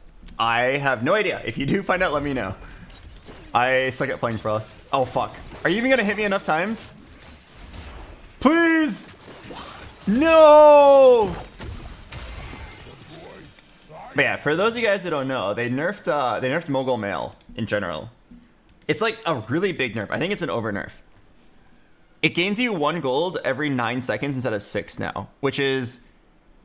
So you're still equally likely to get 1 gold, but you are not very likely to get anything else anymore. You are very unlikely to get anything more than 1 gold. Like, it's probably gonna be 2 gold per round now, at best. You used to be able to get like 5. But yeah, to put in perspective, any round where you would have gotten 3 gold, now it's 2. Any round where you would have gotten 4 gold, now it's 2. Any round where you would have gotten 5 gold, now it's 3. So like, especially considering the snowball... Wait, I just saw 3 wandering trainers in a row. What the fuck? Wait, this guy... What's this bard doing in the front line? Sugarcraft Preserver Scholar? What a crazy emblem, man. Wait, what? Wait, I think I just lost. Wait, what? I can't believe I actually lost. My Kog'Maw got sniped. By Blaster Twitch. Bitch. What? I can't believe it was like on the perfect line to snipe.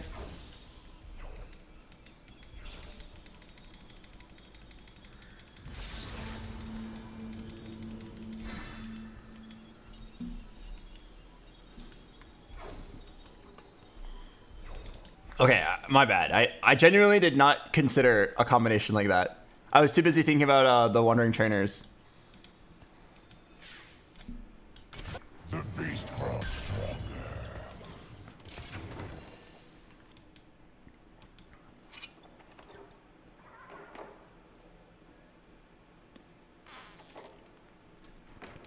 Now you're not last pick. I'd rather have the 5 streak. I would most certainly rather have the 5 streak.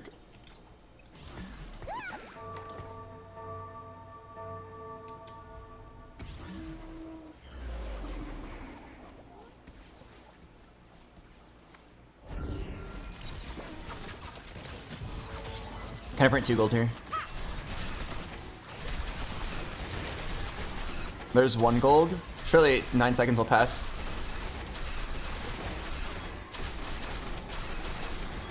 Oh my god. The fact that it was that close.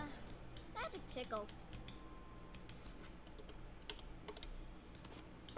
Victory awaits. Wow, 2 gold is so hard to get. Oh. Wait. I definitely am down to turn my... Oh fuck. I want to turn my Warwick... Okay, hopefully it hits my Warwick. If it hits my my Blitzcrank, I'm gonna be a little sad. Oh, wait. Surprisingly... Not bad.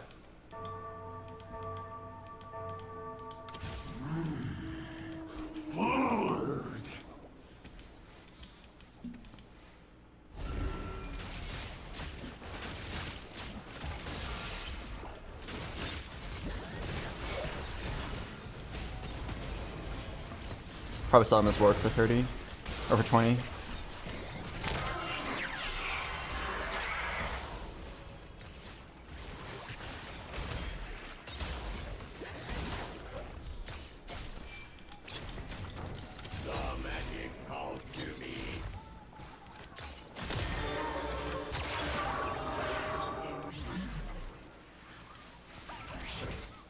Keep still.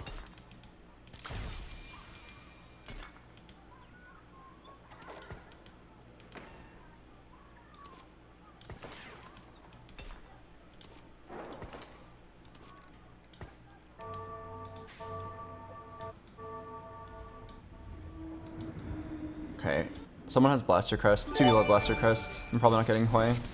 One of them is not gonna actually play Blaster from the spot I saw though.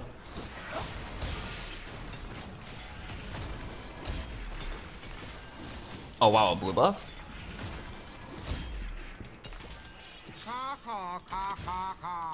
Man, are you satisfied? Wow, that's gotta be like pretty good for the early game. Beings just leave magic everywhere.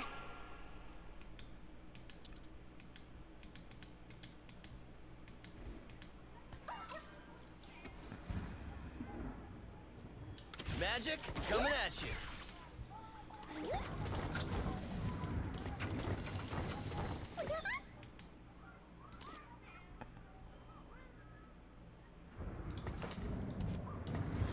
Okay, I'm a little scared. Let's give it to him for now. But oh fuck. Guinsu's and blue buff, these are some really bad item slams.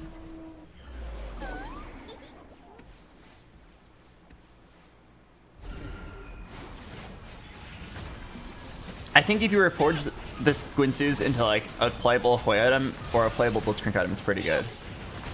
But I'm a little scared to yellow reforge because the Guinsu's is not terrible. It actually has really good synergy with Gambler's Blade.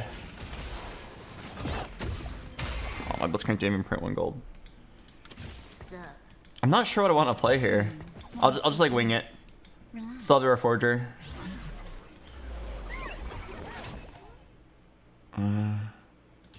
It's not Vanguard Crown. I like Buried Treasures here.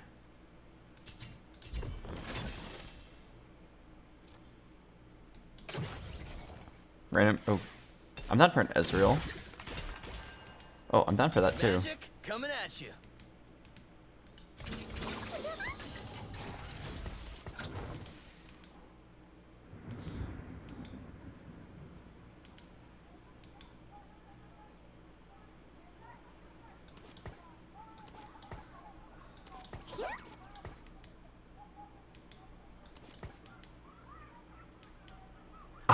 I'm actually like kind of frustrated.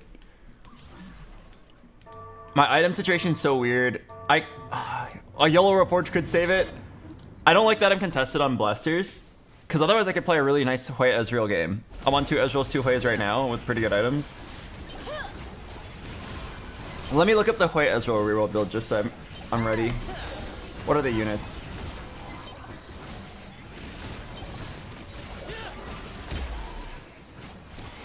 Hoi Ezreal Vanguards. And Shen, apparently. I've seen your death. Oh, really? Why Shen? Painful.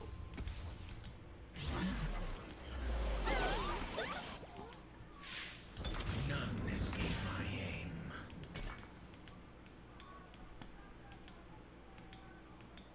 Oh, you need a blaster spat, that's why.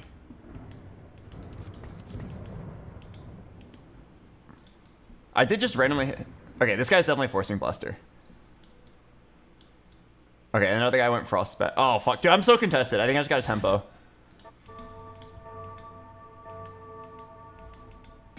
I'm too contested, man.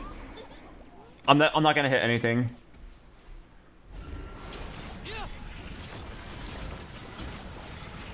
Just get all my components and then build a level 8 board. And then we'll reforge whatever doesn't make sense.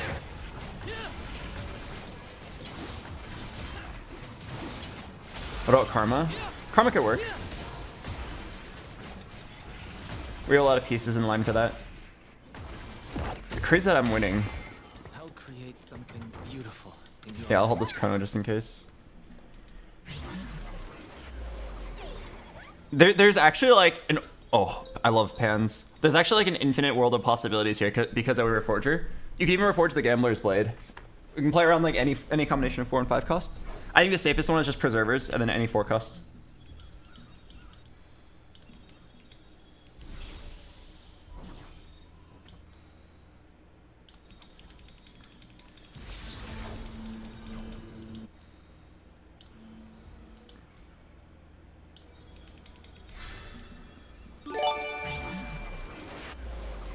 Oh, Isava. Oh, speaking of karma, The answer lies are you a within. psychic? You called that shit. Is it stronger right now? I don't think it's stronger yet.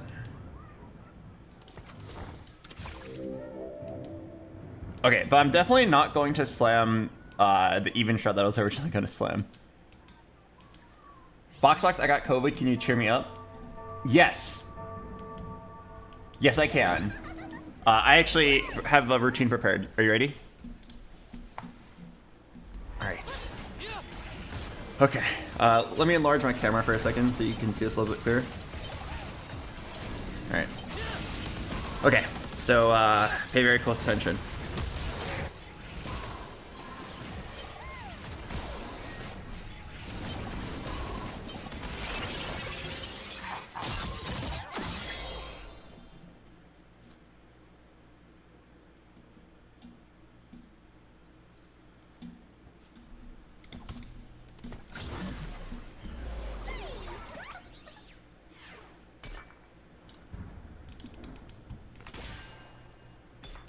Morals.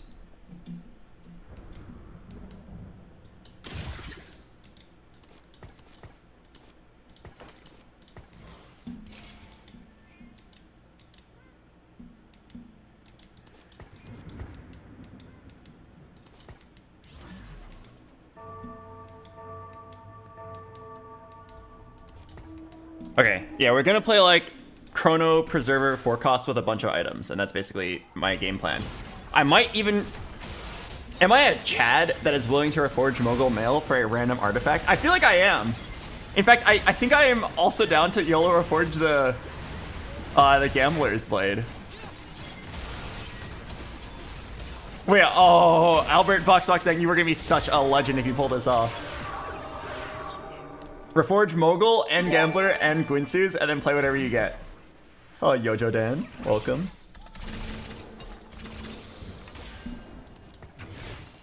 Probably wasn't supposed to sell that yet.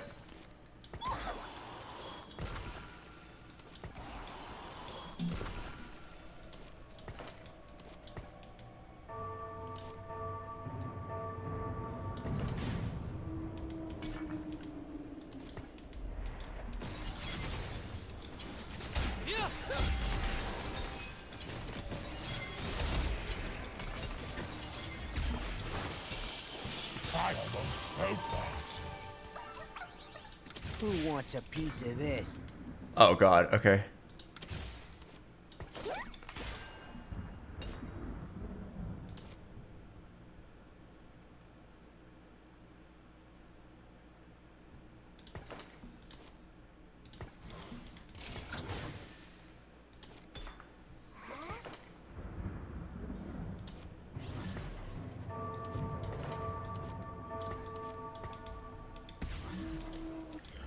Reforge first. Honestly, yeah, I probably should have reforged first. There's too much to unpack here. I need to see what units I hit. Okay. I need silence! Nothing but emojis, okay? I need to see what I hit before I commit. Oh, Chrono Crown. I'm probably down for that. Support Golem is also really good. I think Support Golem is more likely to be... Wait. 6 Chrono if I hit Camille. I'm gonna do it. Oh wait, Lucky Gloves? No, 6 Chrono if I hit.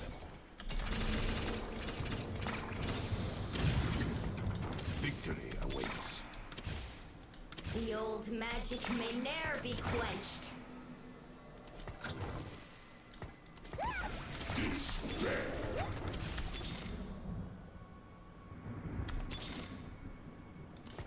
I never hold back. No, I'm so fucking slow. Okay, wait. There's actually like too much to think about here. I'm gonna reforge like a shit. Okay. Okay, I need to like use this round to just mentally prepare for what I'm about to do. Okay, I'm going to YOLO Reforge, Mogul Mail, Guinsu's, and Gambler's Blade. And then I'm going to slam all my items and then I'm going to roll. Okay? Okay. Alright, I'm mentally prepared.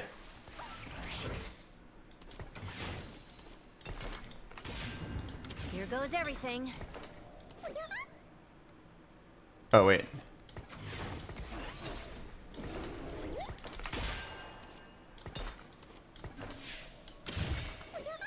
What?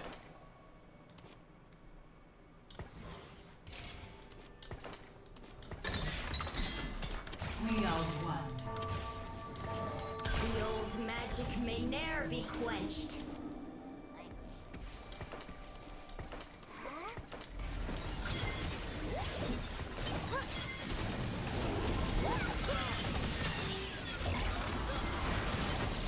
Okay. I seriously hate that the game has such a large bench space limit. It makes like playing the game so suffocating when you have like reforgers, removers, and like 10 items.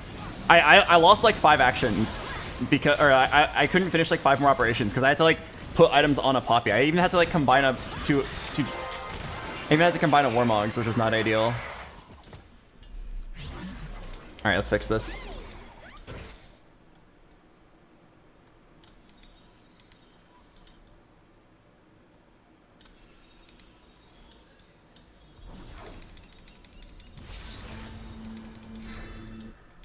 Okay, so Varus does not belong here. I can replace it with a Shapeshifter. I can just put in Nora for now. What I'm really looking for is 1 Camille.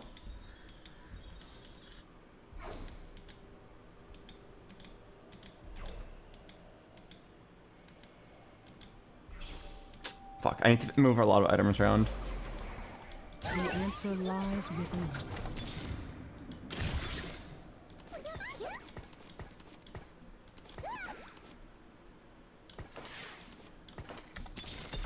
Marvelous. Whoop. Nico back in her Nico scan.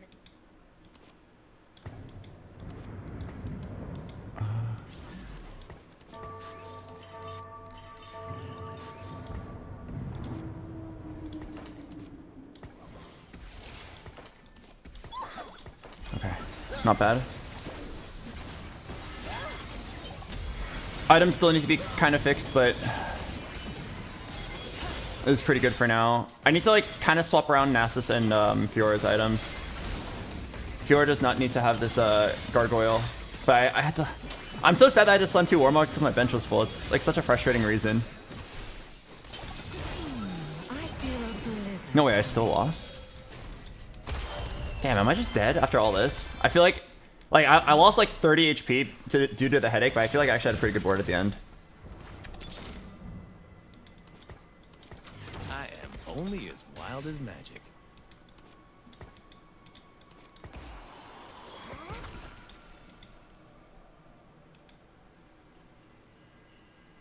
There's beauty in even the smallest moments.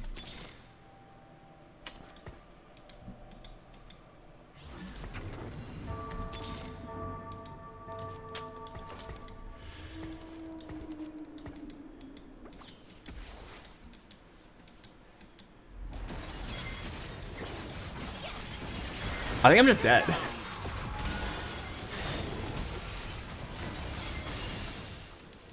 The most important unit for me to hit was Camille and Karma, and I hit neither. I'm still on Karma 1, 0 Camille's.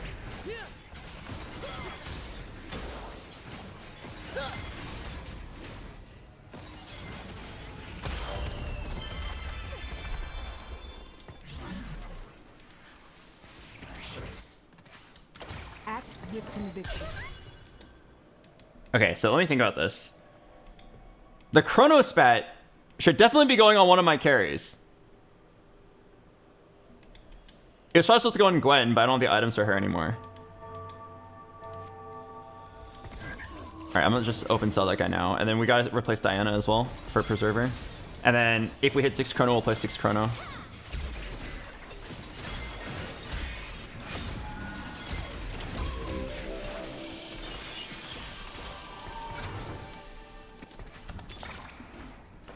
Victory awaits.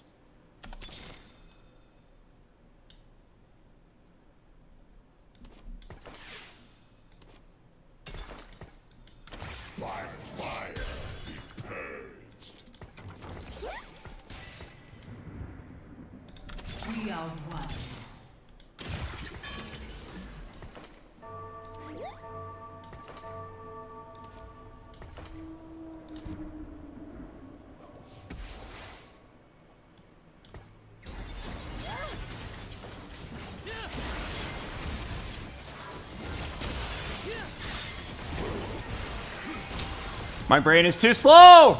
I can't think in time. There's too many decisions to make. We're playing such a complicated game. Is there any chance I still win? Probably not. Man, why couldn't I just have the easy route? Hit one Camille, and like there's no more choices to make. Never hold back. Seriously. Hit one Camille, the game becomes so easy. Only as wild as magic. Or just like a Briar.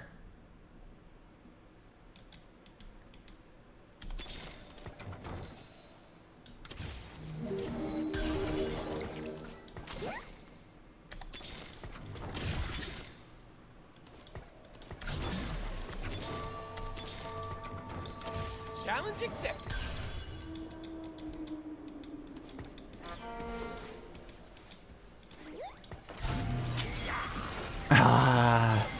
What a frustrating 8th place. It feels so undeserved. Okay, I just lost my karma.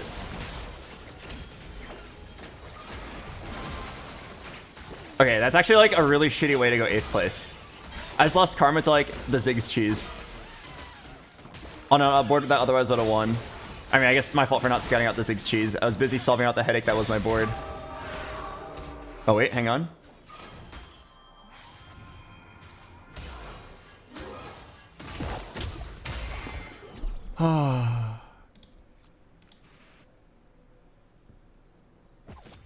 Yeah, that was incredibly frustrating. I actually feel like that wasn't my fault. I think I solved out my board pretty well. Like it took me 2 extra rounds because of that stupid fucking UI issue. It's not even a bug. Riot Games was just like, I think when they made the game like 10 sets ago, 12 sets ago, they're like, yeah, you're only ever going to really have like 3 or 4 components on the bench. So like, let's just make the limit 10. But now I had Reforger, I had Remover, I had like 12 full items and like 6 components. And like, you can't even think. I had to slam really suboptimal items because I just had to sit there like, I don't even get to see all my components at the same time because they're like stored on the middle of the board. The game wouldn't let me reforge. It literally was like, no, your Reforger will not work because your item bench is too full. But like, I don't know what items I want to slam until I see what it reforges into. It made rolling take so long. Like my final board was pretty good. Like it was actually incredibly unlucky, right? We never saw Karma until like 80 gold in, uncontested. We never saw 1 Camille, which would have given us first place. We never saw a Morgana for just Preserver. I eventually got like kind of playable items, but it just took way too long. And if that UI issue wasn't there, I would have solved my board 2 turns ago and not have lost 20 HP. Like they could easily just make the limit 15. The game can easily do that, but they just like haven't. And people have complained about it for a while, especially in this set because there's just so many Reforgers and Removers. There's an infamous clip of Soju like losing the game on the spot because he built like a god tier multi-striker board and then he went Salvager and then his items got stuck. And like if Soju, one of the best players in NA, like gets stuck on that, I guarantee you other people are gonna get stuck on that. I think we actually like handle it pretty well. Only taking 2 turns to untangle MS actually is pretty impressive.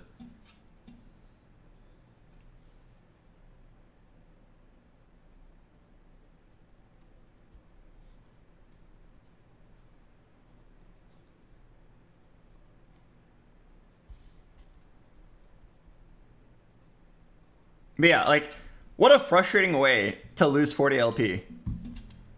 I don't feel like it's my fault at all. I actually just felt like the game dealt me an unplayable hand. I didn't hit my legendaries, and then because of the UI, I couldn't slam my items in time.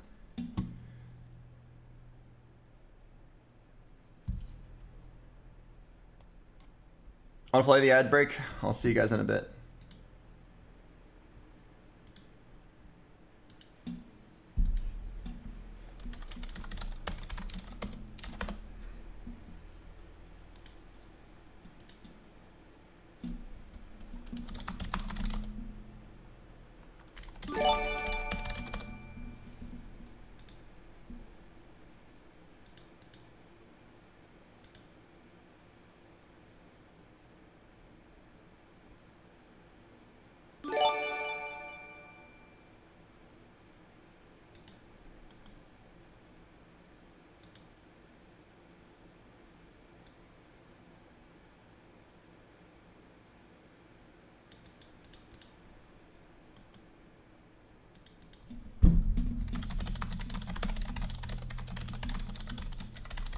Oh, hello, Sejam. Thanks to the 13 months.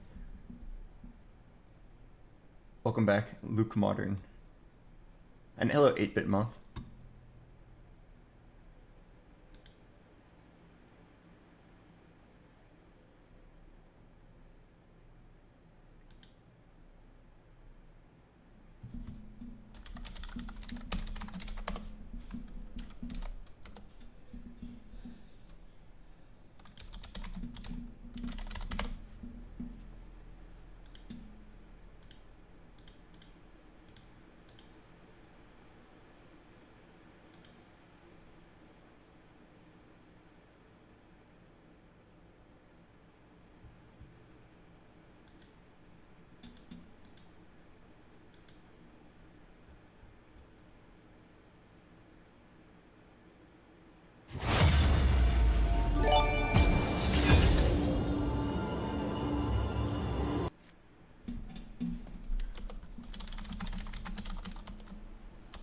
Hello, Clyzy. Thanks for 6 months. Hello, Jay Hurt.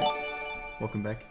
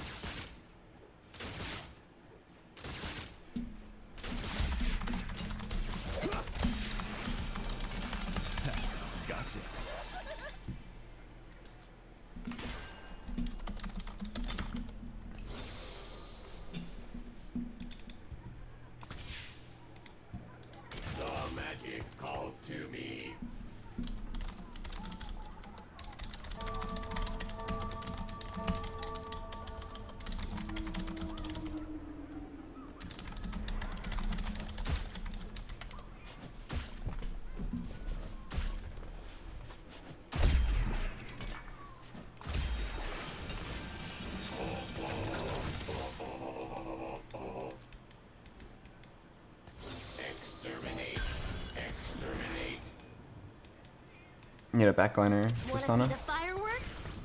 Okay, I would do anything. Anything for one bow.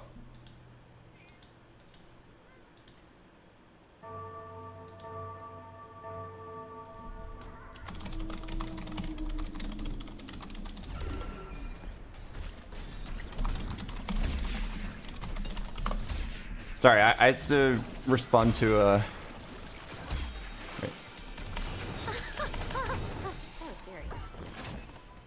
Oh, you have my bow is actually kind of good here.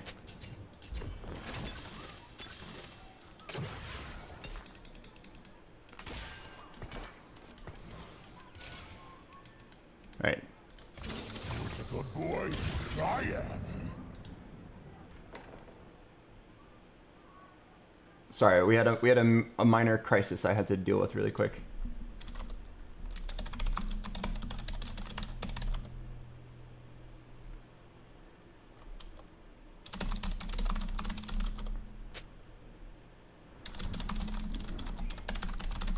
Okay.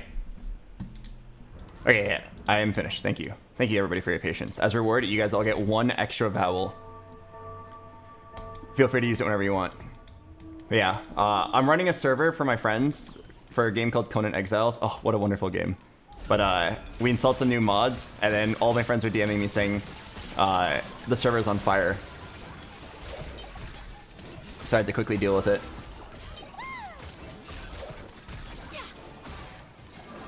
Oh, what a great game, Conan Exiles. It's like really janky and has a lot of bugs, but the overall like core gameplay loop is really satisfying. It's a survival. It's one of those survival open world crafting games.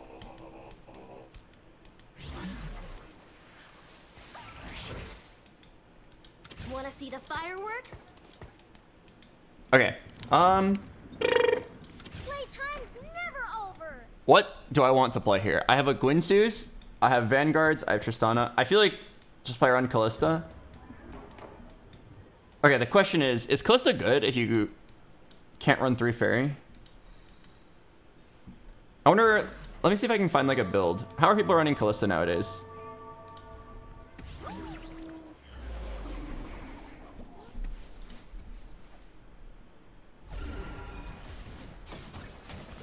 Newest version of Callista without fairy emblem. Stabilize on 8 with cheap upgrades like Hecarim 2.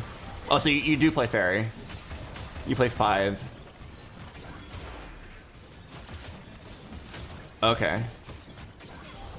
Play around Nasus or 3-cost tanks. Go 9 for Morgana. Now we're cooking. Here goes everything.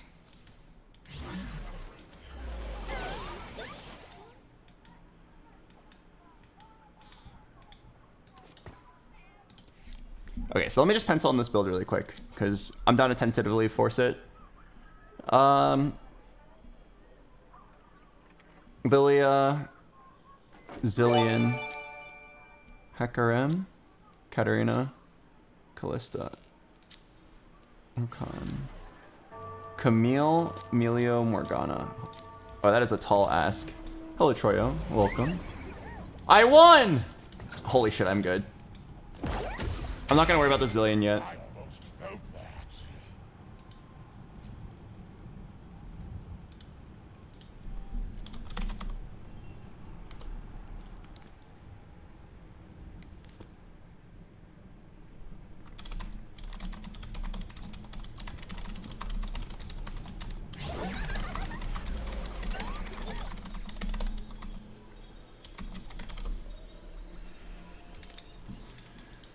For items, probably Last Whisper. Oh wait, for items there's something really good here. Well, there is literally a Last Whisper, but there's also a Tristana 2. And Tristana 2 carries me to infinity.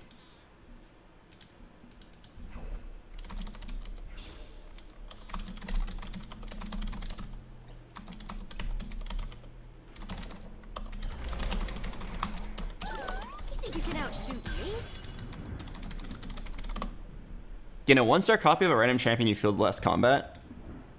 YOLO, Rumble, please. Who wants a piece of this?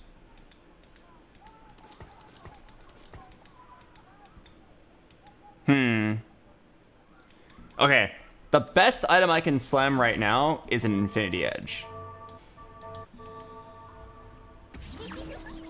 I wonder how Gunblade would do. Not. I think you slam the IE. IE, my problem with it is that it's not very good on Callista.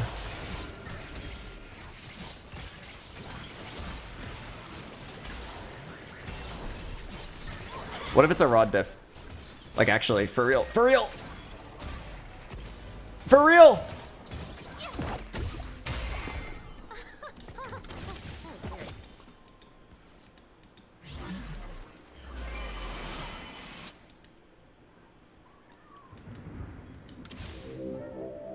I'm on 3 Vanguard.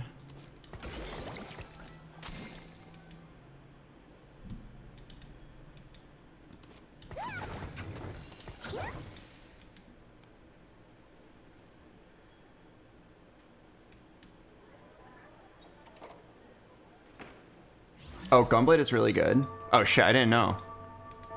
I wanted to slam a Gunblade, but I thought it was bad. I was like, thematically it makes so much sense, but I've never seen anyone else play Gunblade Callista. So I didn't do it. I didn't realize it was actually good. Let me look it up right now. Callista 2, Gunblade. Oh, it's apparently very good. Oh, fuck. Oh, I actually fucked up. Oh, I actually fucked up. I didn't realize that IE is pretty bad on Callista, which I already knew, but I thought Gunblade was not good either. Wanna see the fireworks? Is there anyone else in this build I can slam the IE on? Ah, simply hit Camille. No, it's not even going Camille. Yeah, what if I just get Salvager? Tread carefully.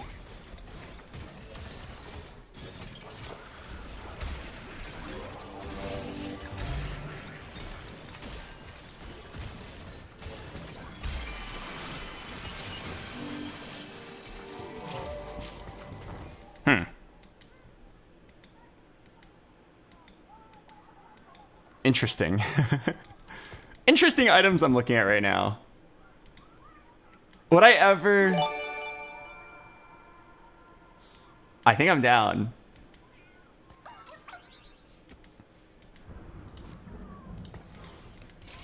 World's fastest Tristana, go! Would I pay 1 gold to have a shield on 2 units? The main question is, do I need it to beat this guy? Oh fuck! Wait, do I need to beat that guy? Okay, I'm down. I'm down.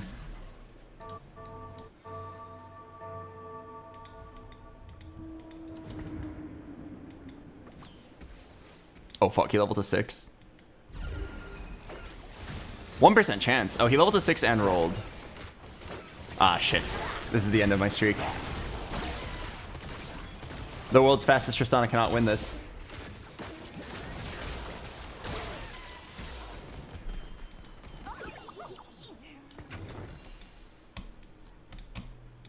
Double Ridgeblade is good. Yes, but then the IE gets thrown away. I gotta go Reforger or put on someone else.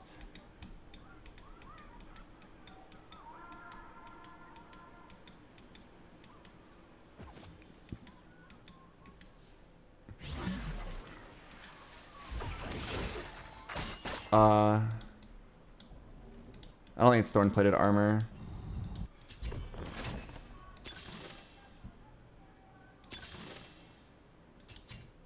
It's either raining gold and I just like try to level quickly, or it's unified resistance.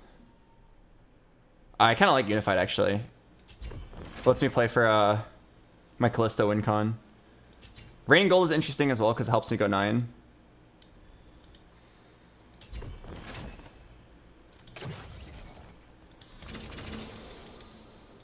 The answer lies within. I'm definitely going to need a Reforger. Oh yeah. I definitely need a Reforger. This IE is going to be so wasted.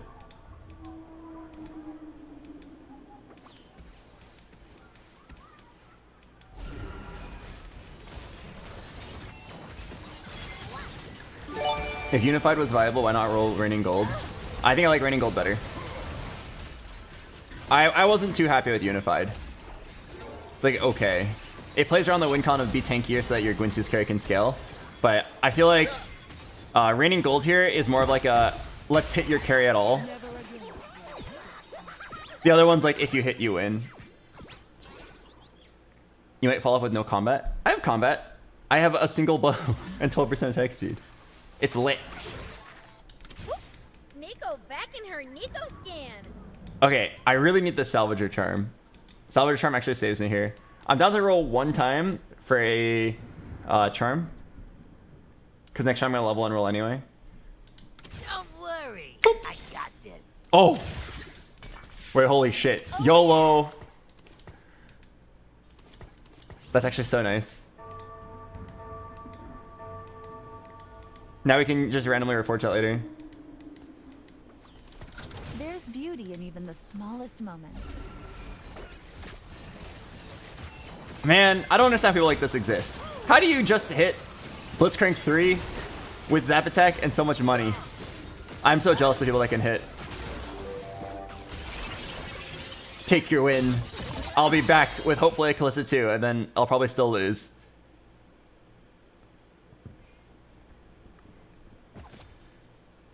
Alright, I do have an early Karma. I just don't have Karma items. Oh. I don't think I'm gonna get it, but if I do, I will hoop and holler.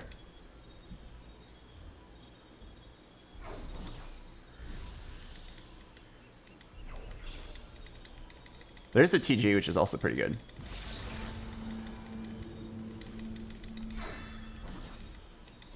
you see that acting? I was so nervous. Holy shit. If I went for it, guaranteed he was taking it.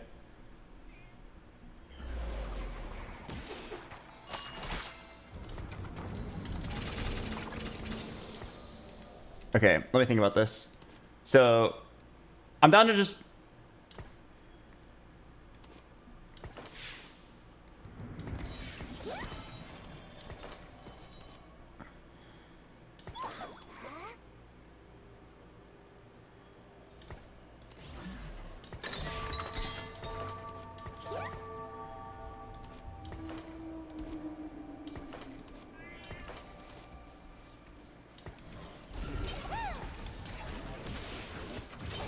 Okay, I was thinking if I want to reforge a component as well, but then I realized Gargoyle is actually really good here because I just don't have a front line. Time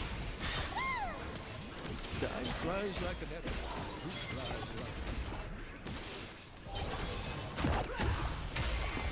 Never again will I sit idle.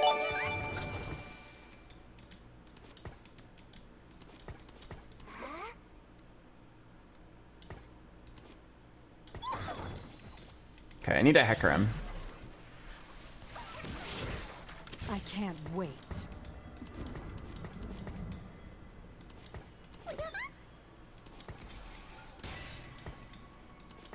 Hecarim. Wait a second. Holy shit, I just realized his augments. Double down golden quest? He's gonna go 9. Oh, fuck. That's actually such a god combo. That's my mod. That's Bebo. He's probably gonna get first place. That is a crazy combo. All I ask is that you kill all the weaklings for me, okay?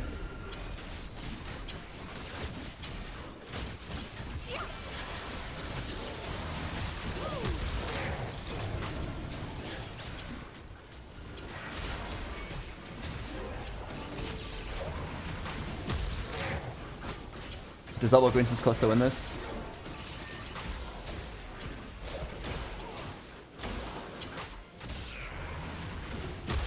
Oh, very close. Holy crap. If I slammed the rod on like anyone, I might have actually won. Okay, so I really need multi-striker. I need a real front line.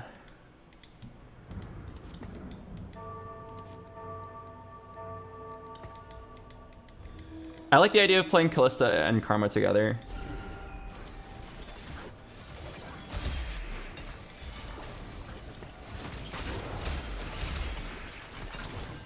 Now we're cooking. As you wish.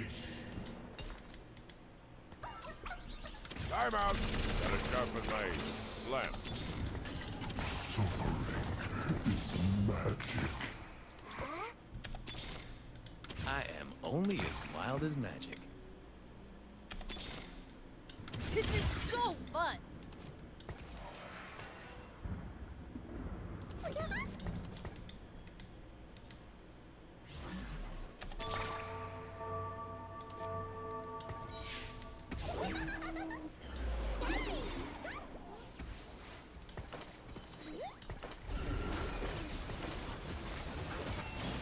Okay, wait. Sorry. Little dizzy. Little dizzy. Need some time to think.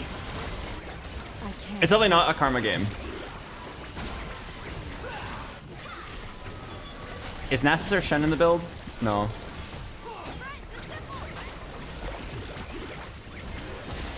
Okay, I need to roll until Callista 2 at least.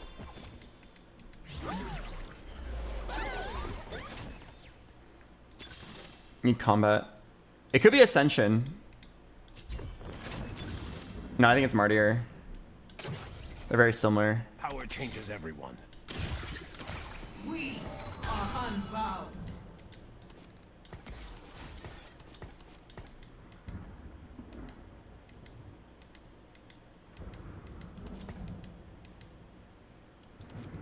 Okay. I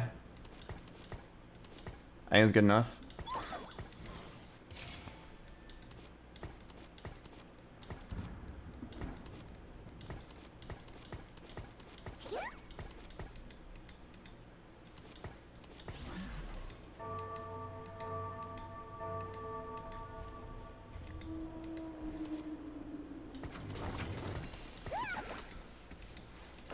Why not Last Whisper on Cat?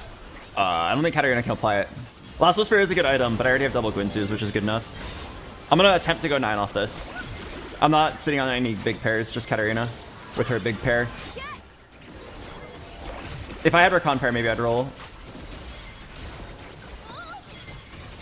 But close to 2 should carry this. This is like the opposite as of earlier, where like I hit only the important unit and nothing else. But maybe she can pop off here. Don't you need the Last Whisper? I mean, where can I... Oh, I almost spilled my water. Where can I throw the Last Whisper in? That's the question. Oh, down to roll for charm. Only as wild as magic. All right. Down for Pog.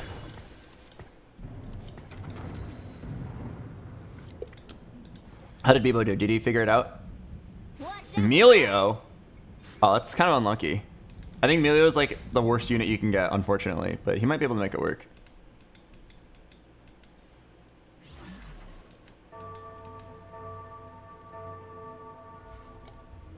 What about removing Callista?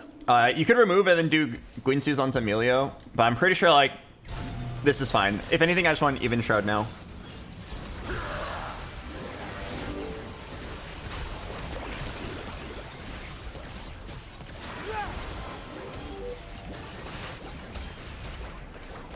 I can't believe I just hit 2 Rakans. That's actually crazy.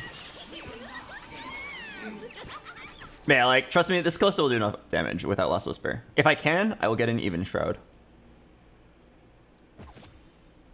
Is the new plan to go a fuck ton of fairies? I misread that at first. I thought you said, is the plan to fuck a bunch of fairies? No, I don't think you go 7. I think you only go 7 if you have Crest. Like, the second crown's not actually that good. I need a belt.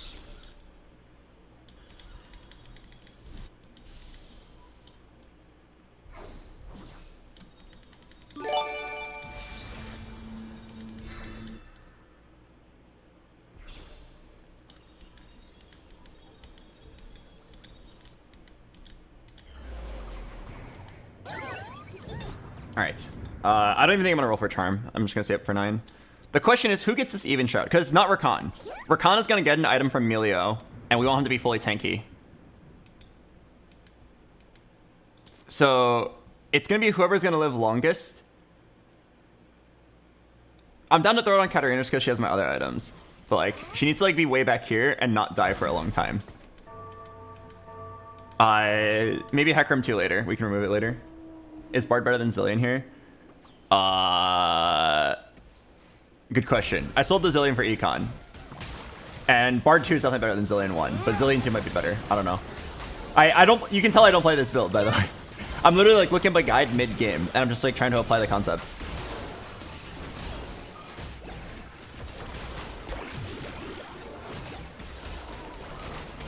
Oh, it's so close. If my even Shred lives a little bit longer.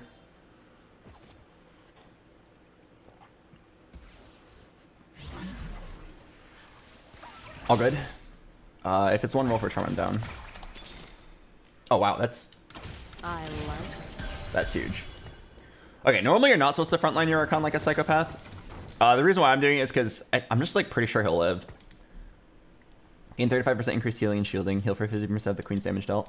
Let's watch the fight closely and see like when does the Rakan die.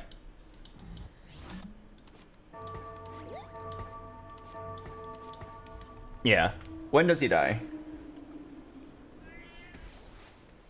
But yeah, level 9, you can replace Jax with Camille and then get a Zillion in.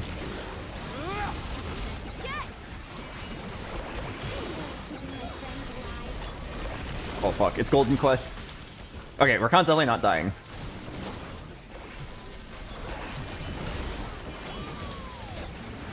Wait, my Rakan's unkillable.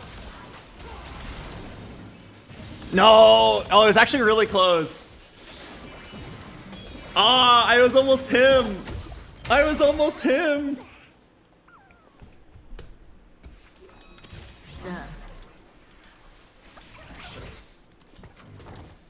Okay, I gotta remember, this is like the new thing you gotta do this patch. You always want to remove if you have a remover. Because you're getting one guaranteed at no cost. If only she had Gunblade. I don't think it's that big of a deal, honestly. Because double Gwinces lets her scale up faster.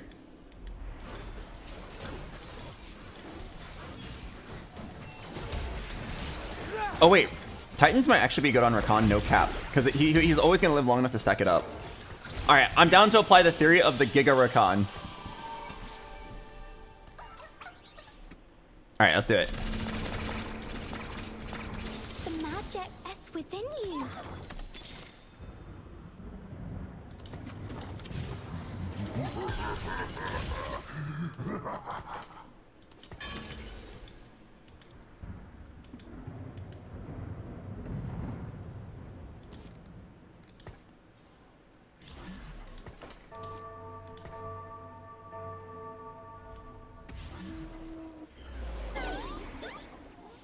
I need anti-heal.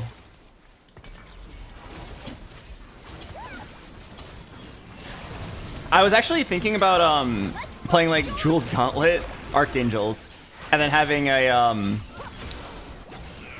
second carry Emilio. I don't actually think it was good though. Okay, wait, this Titans Rakan idea might actually be crazy. So why is Titans normally bad? Because normally it takes too long to stack it up. But this Rakan is guaranteed to live for a long time. So think of it as basically like the sum of it, like of everything. We are one. You know what I'm saying? Like think of it as like always fully stacked. I don't know if that was the right person. Yeah, it's always gonna reach 25 stacks, so I think it's actually quite high value. Even if the AD is kind of wasted. Does Kalista heal herself? No, she doesn't. Okay, I'm a little worried that she might die to a Ziggs. Okay, I actually think I've stumbled upon a pretty good comp. I can maybe get like second place here. Wow, 5 fairy, no spat needed. Rakan gets fully stacked. Wait, what? Oh my god, he got stun locked and he didn't ult. Oh my god, I'm gonna lose. Wait, yeah, he didn't ult. I just lost so much HP. That ult would have saved so much. And might even won the round. I would have killed Olaf and Briar. Wow, the fear. What the heck? He got stunned for like a full 2 seconds and didn't get to cast to like heal himself, shield himself, and then shield the rest of the team. Temporary. It's not that good here.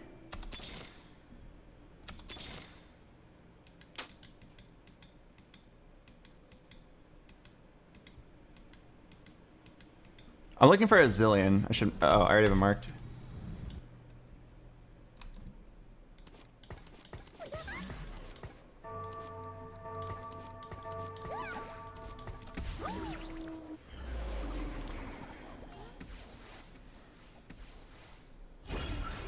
Man, I feel like I'm so strong, but I just got owned by Golden Quest and then the 6 Hunter guy. I need Golden Quest to kill 6 Hunter. Oh fuck, there's also Zap Attack though. I don't think I'm getting 3rd place. I'm probably gonna be happy with a 4th. I lost again? What? Am I that weak?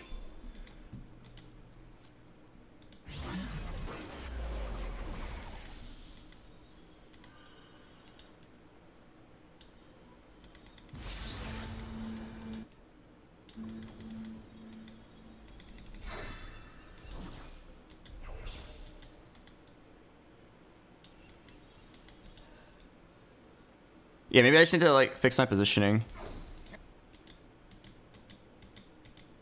Okay, I grabbed this Camille because it's Camille. Not sure if that was the right play. Time flies like an arrow. Fruit flies like banana.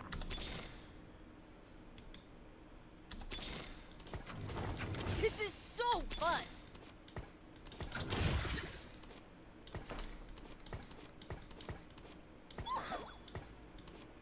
Okay, I think it's time to start moving.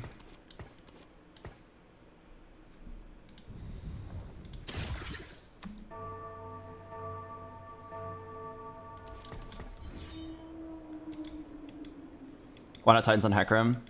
No, I'm telling you, I think the Titans on Rakan's actually not bad. At least until I get like a proper 3rd item. I swear this build is good. I just gotta. Also, it'd be Titans on Camille. I mean, Hecarim 2 is Hecarim 2, though.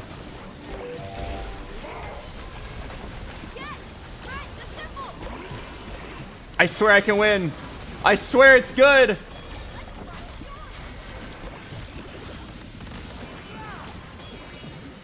No, not good enough, though. All right, I made up my mind. I'll settle for a 4th. I am only as wild as magic. That's a 50-50 if it's useful or not. No, I need something more universally useful.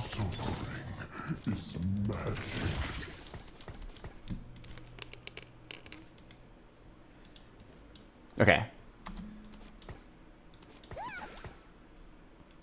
Gonna fix my positioning a bit.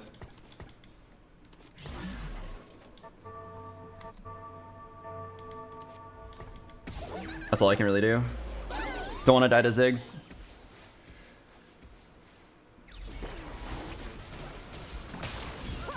Okay, surely as long as I don't get sniped by Ziggs, I win.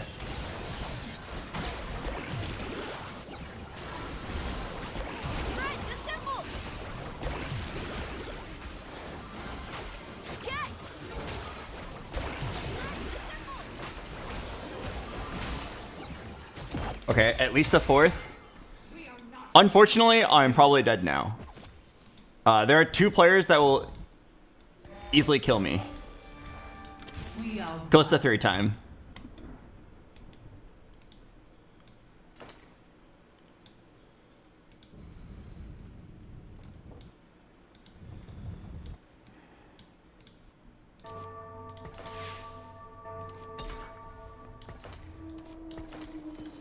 Okay, so now we can get a rule item for Rakan and then give Titans to Hecarim. And then if we hit Camille 2, we can move it to Camille 2.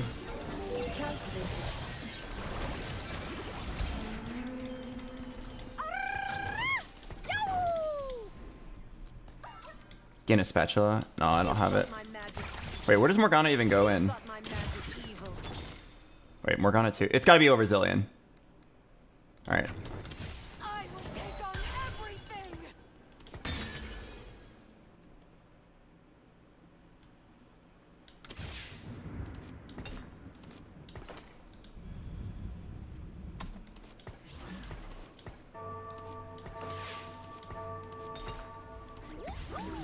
Goodbye, world. No. Why do I have to keep facing you? Why do I have to keep facing you? I've lost 45 HP to you already. This could have been a 3rd. What's so sad is I'm so close to winning too. Like, it's just at the end, the Rise hits 4 targets, so even though my Rakan's alive, Kalista still dies.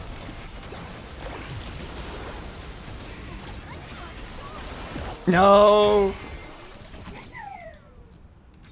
Man, my final board is actually pretty good.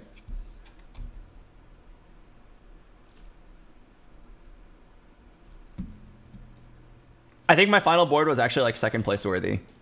But because I faced him 3 times in 6 rounds, which is actually kind of insane. That was literally like, I face him, someone dies, matchmaking resets, I face him again. Someone dies, matchmaking resets, I face him again. It's the natural variance of TFT, but it's very frustrating when it happens. I definitely could have played better though. I didn't really know what I was doing that game. And I lost a few fights I felt like were very winnable because I didn't know how to position. I just like got my Kalista sniped a couple times and then Rakan died so early. And I think that's I thought solo frontline Rakan 2 with Gargoyle was good, but he just like got one shot by certain boards.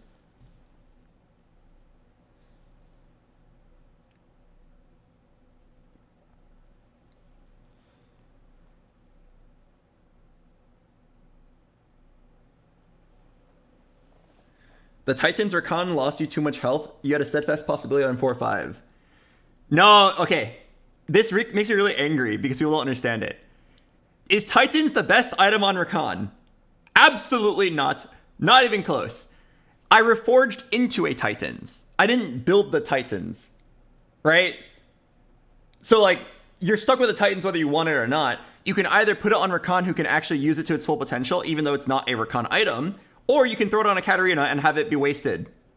Or you can throw it on Hecarim and have it be wasted. Right? Do you understand like why I put it on Rakan? I'm not happy to have it on him, but I believe that since he's guaranteed to stack up to 25, it's actually like not a horrible slam, and then you can focus on items elsewhere. because otherwise you're just playing down an item. Like, there are so many times where it's like, oh, I have Guinsoo's Shiv Rabadon's Rise, but no, that's not a good example. This Callisto is a great example. I had Guinsoo's Infinity Edge, okay? And then I'm like, wow, I really wish I had a Last Whisper. And I had a Last Whisper available, but then people are like, oh, well, why don't you just like move the Guinsoo's or move the move the Fairy Crown? The reason why you can't is because then you're stuck with a random extra Guinsoo's. In this particular game, I ended up just slamming the Guinsoo's on Melia, but like, the point is, like, the item doesn't just go away. Like, yes, you can make a better item on your carry, but the item doesn't just go away. You still have to find a home for that item.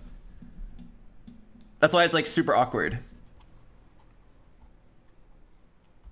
So like for this Titans, yeah, the only person on my team who can use it is Rakan.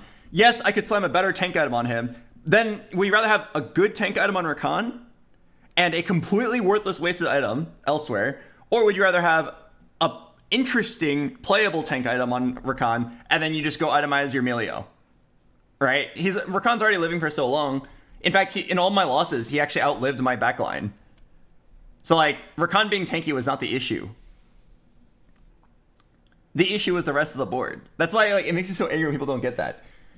Yes, XYZ is suboptimal in this unit, but it's still my best formation or best configuration of items. It makes me so angry that people can't understand that and then backseat aggressively on it.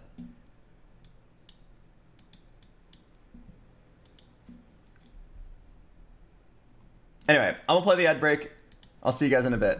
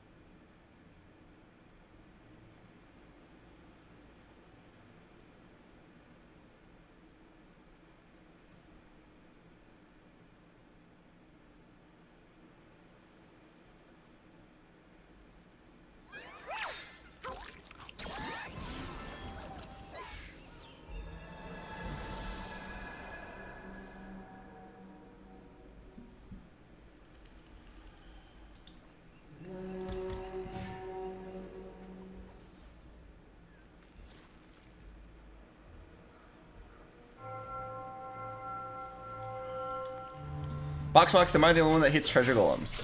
I think literally everybody hates it. It is probably the least played portal in the entire game.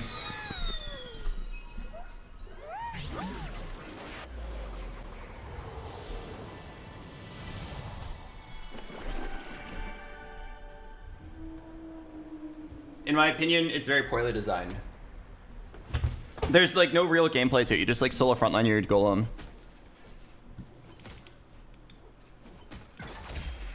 Why does the trivia bot not reveal the answer in the end? Because people used to make bots that would just log every single bot answer and then regurgitate it to make the game like trivial and not fun. The BoxBox bot trivia used to be like plagued by bots. The magic within you.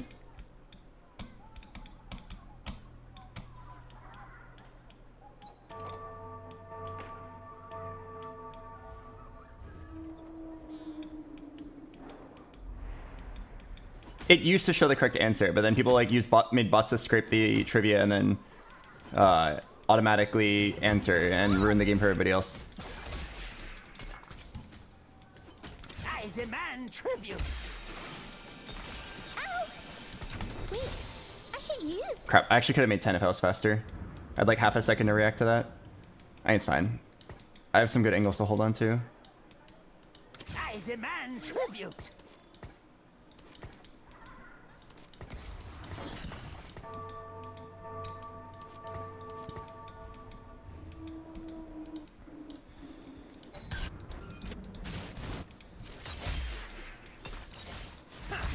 Oh, I think I'm gonna actually It's me. go see that.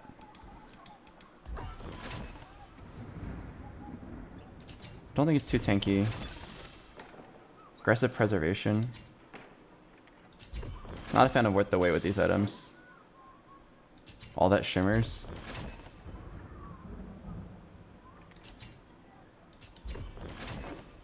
Crap. I don't think it spoils a war. It is if I had a 2-star unit.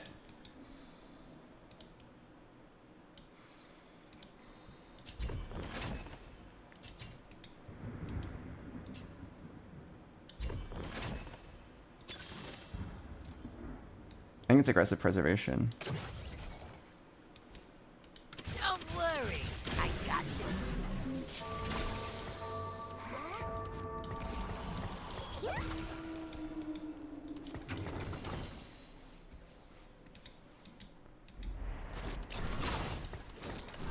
Okay, I'm not really sure how you're supposed to play aggressive preservation. Your preservers gain both health and mana restoration from the trait. Preservers gain 15% damage amp. All I know is you just play every preserver, and then you probably just play whatever else you want. I've seen your death. It was painful. And then you probably like actually play Zillion and Bard as like carries for a while on your way to 9.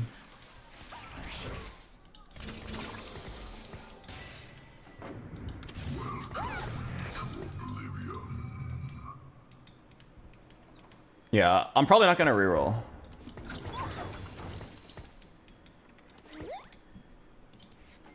I'm probably not gonna reroll. We just go like try to make it to 9.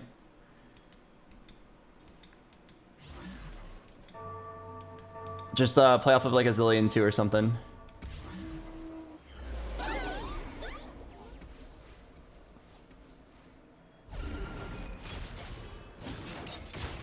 Okay, I'm actually gonna hold this Jax pair. Gotta sharpen my left.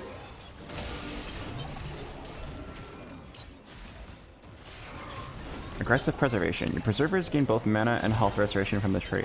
Preservers gain 15% damage amp. Yeah, pray we get a preserver spat.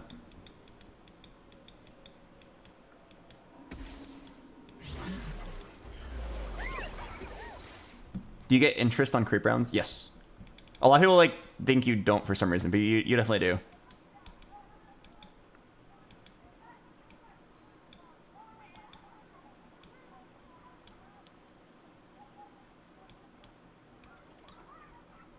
The dragon nears. But yeah, I'm just gonna grab every preserver and then play whatever I get. Whether it's Karma or Rise or even just Warriors. I don't know. Should be a lot of options. Any tips on positioning? There's a lot of like really random specific positioning hard counters that you gotta be careful for.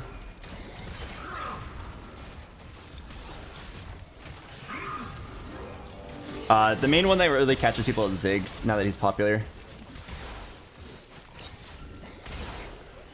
Oh, losing this is really bad for me. Can't make econ.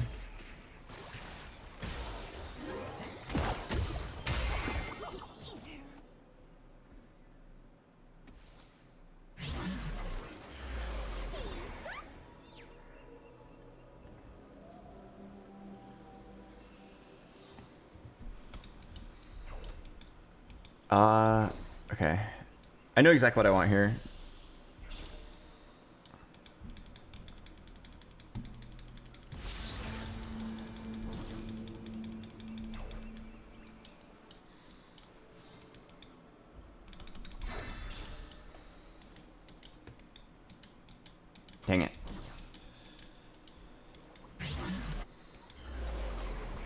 Needed that tier. These beams just leave magic everywhere.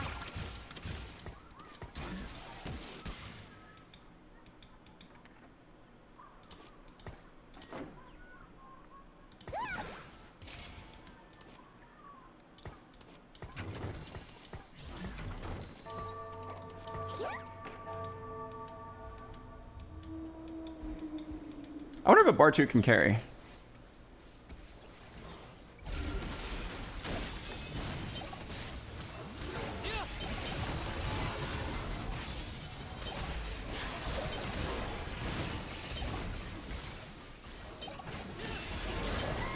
How is Nashor's on Gwen? Pretty good. Wait, no way I win. Oh!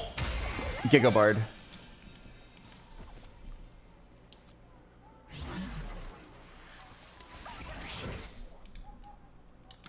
Imagine if I had a real weapon. I'll make this look like magic.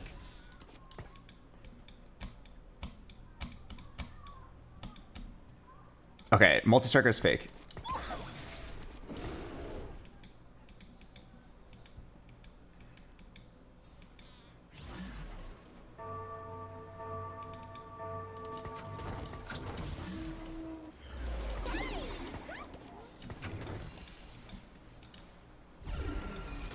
Man, people are strong. I thought my board was not bad.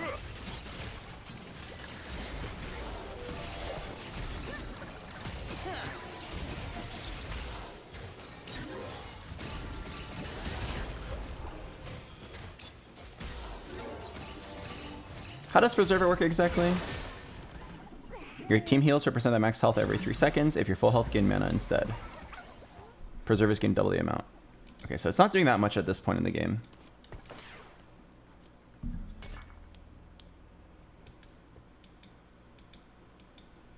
As you wish.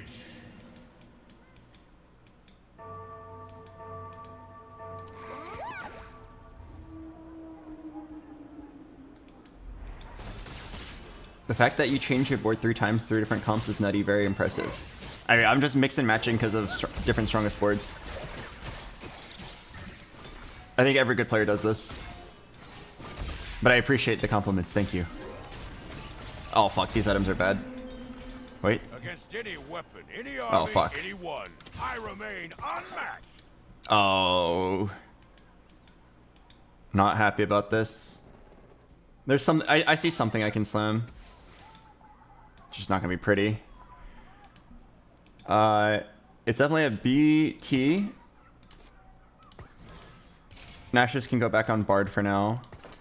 And then Guardbreaker Giant Slayer. Or I think I'm down for Sterix. Sterix and wait. I'll make this look like magic. I did not want to slim Guardbreaker GS. Like, nobody has tanks strong enough for a GS to be good. If I randomly hit Fiora, it's pretty strong. Fiora Gwen.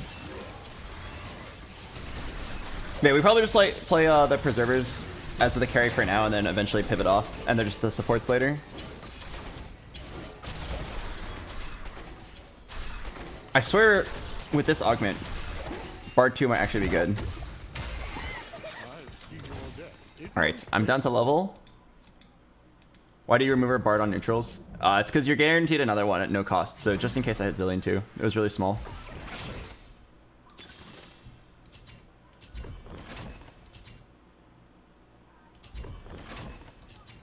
I like all of these.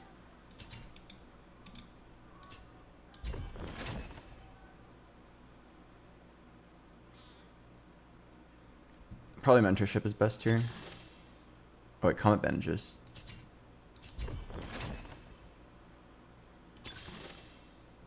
Oh, these are all like pretty good. I'm gonna comet bandages. More magic! Nico back in her Nico scan. Did they fix it? Yeah, it's fixed. But yeah, all those are like pretty good above average silver augments there. I don't think any of them were bad. I think Exiles is bad actually because you can't position your preservers close to each other. They want to be close so they can heal. But everything else is really good. What are your thoughts on Witchcraft? Sexiest trait in the entire game. It's not even a contest. I dare you to name one trait that has hotter average units.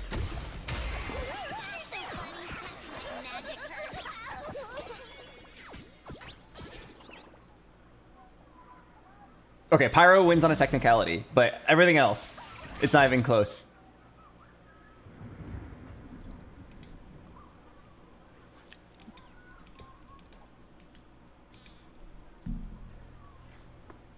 But yeah, I mean, Witchcraft actually has the most attractive units. Obviously, ignoring the 1 costs. But you get like Cassiopeia, who's a sexy snake. You get Nico, who is a sexy shapeshifter. You get Fiora, who is a beautiful Amazonian warrior. Oh, or French, I'm not sure. No, she's French. And then you have Morgana, who is like the sexy witch, right? And then you also have, this is really important, Rise with Witchcraft Spat, leading up to the sexiest combination of units that you could possibly get.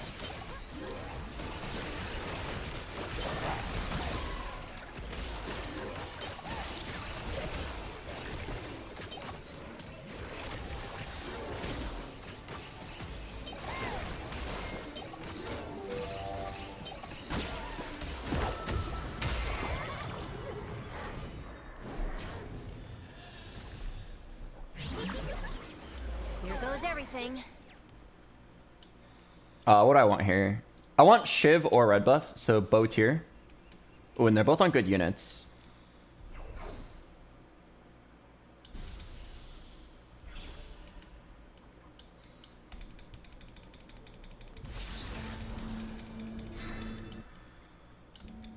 Damn it. I shouldn't be happy that they're both on good units. I should be unhappy because now I can't get them. What is everyone else playing? Sugarcraft Warrior, that's a Gwen game. I don't know. Blasters. Okay. Time flies like an arrow. Fruit flies like banana.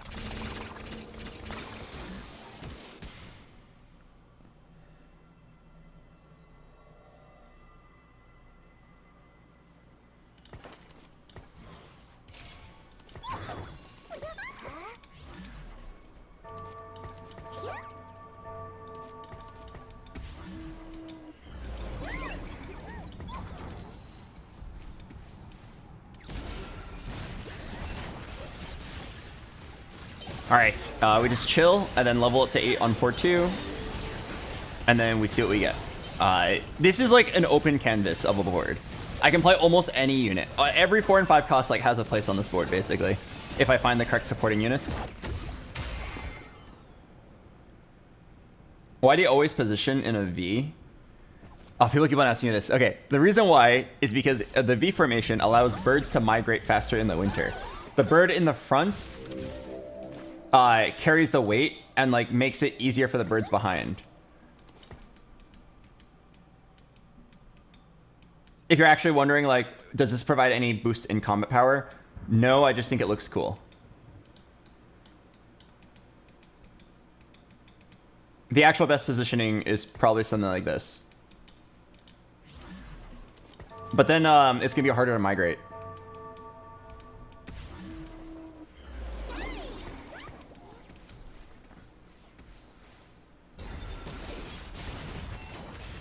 Okay, I think I'm gonna hang on to this Swain pair.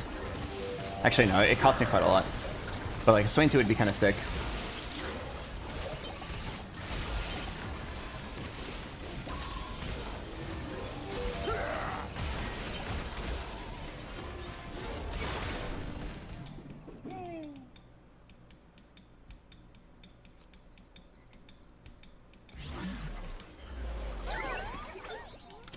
Make haste.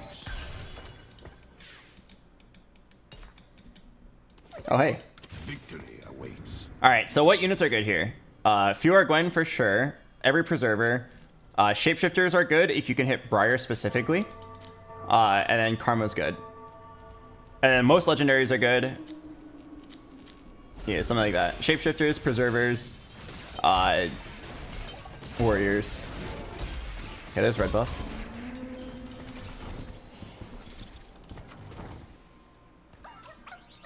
Finally, some fun! Why is my mittens unusually small? I haven't even slammed it yet. Alright, well here's red buff. And then... probably Titans. It's either Titans or Edge of Night. I like Titans more here.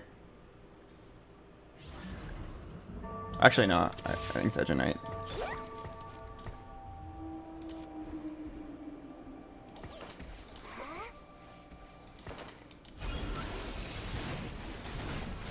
Okay, the reason why I like Edge of Night more is because you can get focused early, activate your Edge of Night, and then with Preserver, heal back up to full.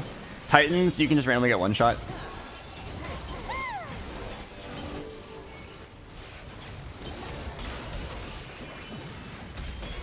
Alright, let's level up. Try to find a decent 1-star board. A lot of units to replace here. I'll basically play anything.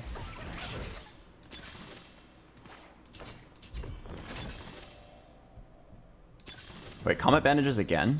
I'm kind of down. It's like infinite healing. Time flies like an arrow. Fruit flies like fire. No, it's too expensive. I am only as wild as magic. The answer lies within.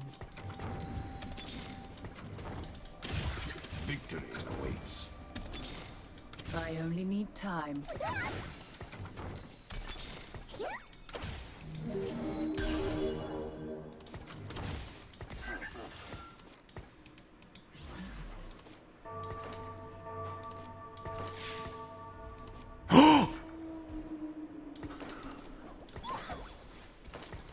Fuck. You guys see what happened? I made one very critically wrong move. I was rolling down 50 gold. I was making a lot of decisions and I made one huge mistake. It's actually not the end of the world, but yeah, it's gonna be kind of bad. Yeah, I forgot to do the V formation. No, not the V formation, you dumbass! I forgot to move the items to Camille.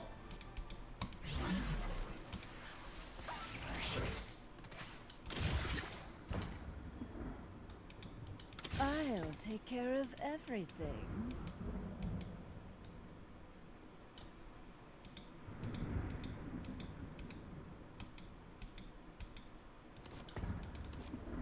All right. Scholar, Surecraft, multi. Okay.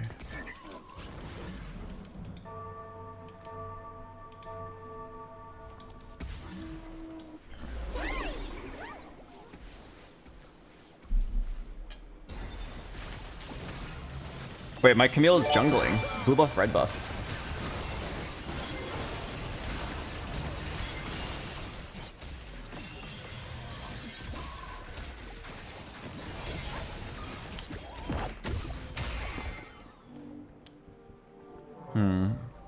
Okay, a random multi-striker would actually be really good here.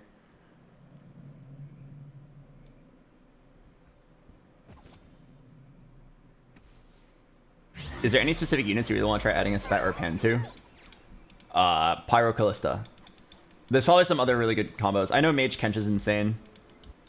I don't remember off the top of my head. Usually I only start thinking about it once I actually see the spatula. Okay, there's actually something kind of interesting here. Glove. Alright, I'm down to roll for Charm because I'm still missing a lot of units.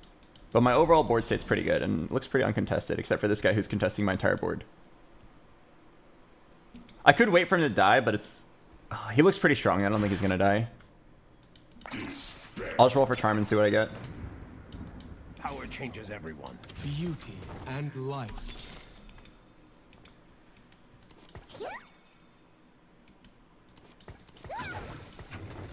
We are one now.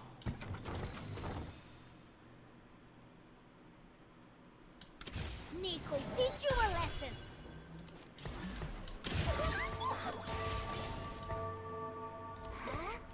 There's beauty in even the smallest moments.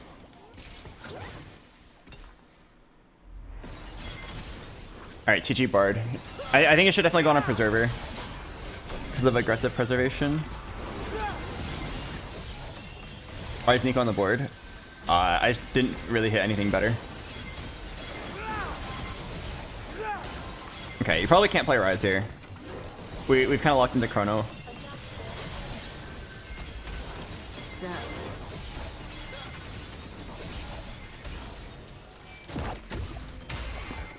We are not finished with you.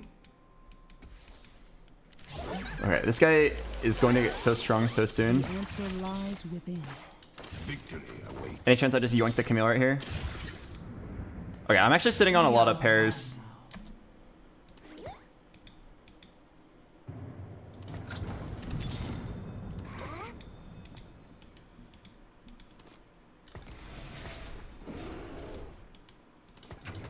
Strength is the only teacher. Fuck. This is awkward.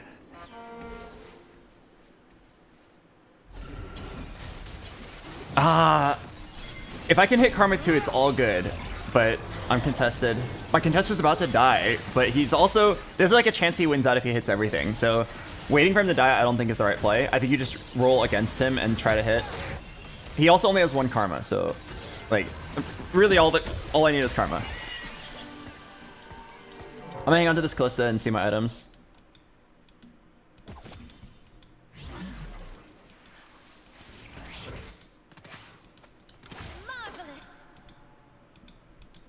Okay, I need to try to move these items from Jax to Camille, but I need 2 removers to do that. Level 9, you can fit everything. Bro, you think I'm going 9? You think I'm going... I'm level 8, 0 gold with 5 lives. I will be dead if I try to go 9 without 2 stars. If I hit Camille 2, now I can go 9. But until then, it's not possible. Going 9 is like an unrealistic dream from this spot. What? Wait, what? 5 anvils? It was painful. Wait, what the heck?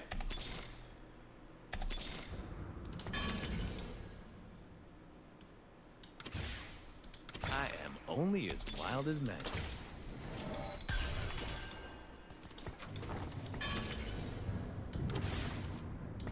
Okay, I'm just gonna TG everybody.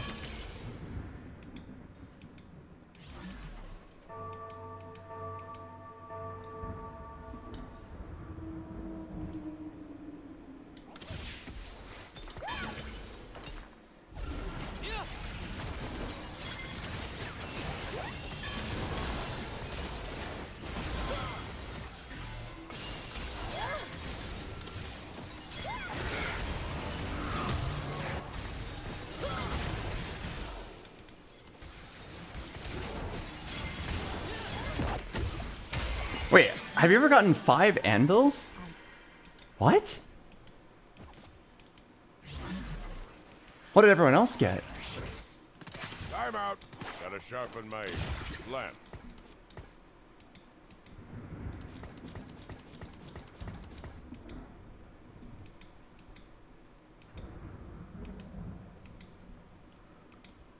I could do this now. I'm trying to debate to myself if it's stronger. I think it is.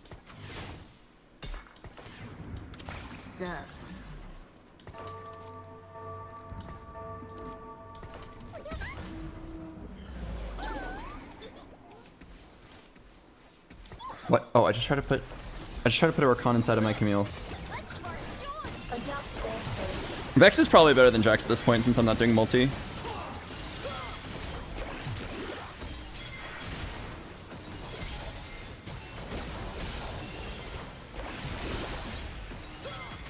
Wow, I mean, it's just TGs on everybody, aggressive preservation, and so much healing. Preservation, combat, or combat bandage, combat bandages. Everybody's healing like 600 health. In addition to 3 preserver. Wait, I just go 9, get Morgana. Looking pretty good. Down to roll once for charm.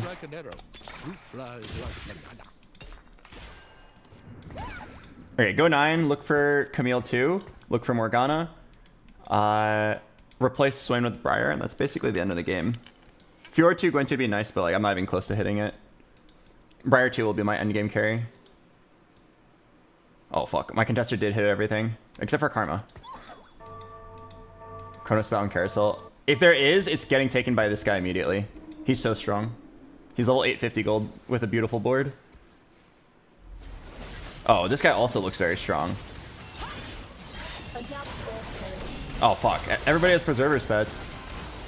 Okay, I can play for like a third. I've got HP. Just roll for Charm every round.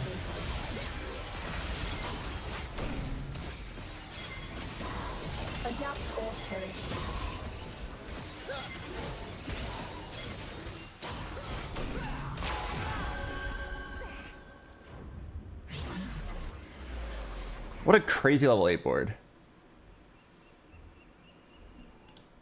Morgana 2, Preserver Spat, Fiora 2, Rakan 2. Damn.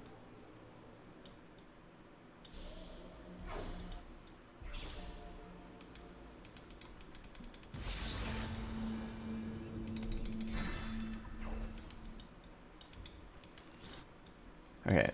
None of these were that good. I was thinking of Even Shroud Jax, make Camille a little bit stronger.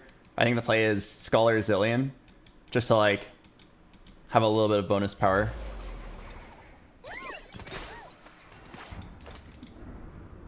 Roll for Charm.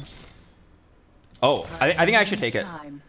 Camille 2! I am out of patience. Neck break.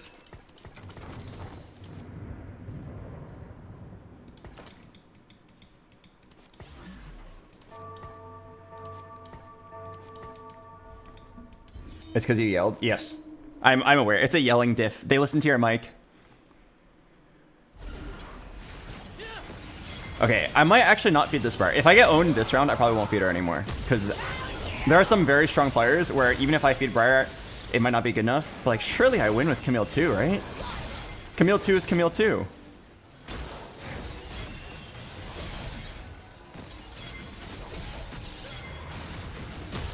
Camille 2 is Camille 2! How do I keep losing?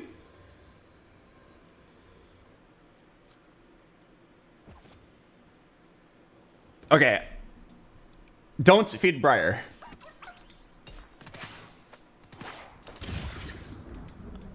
Don't feed Briar. Don't feed Briar. I'm at 30 health. It's barely 3 lives if I get close losses. I'm only going to feed Briar if I 2-star her. Oh my god, he hit 2-star Briar! Okay, hang in there. Don't worry. We hit a Camille 2. Are we really going to complain?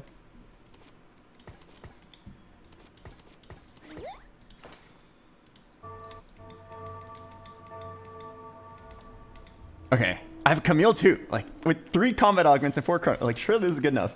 If I go 9 and play any multi, I can make her a little bit stronger. Oh, fuck, this is the Briar guy.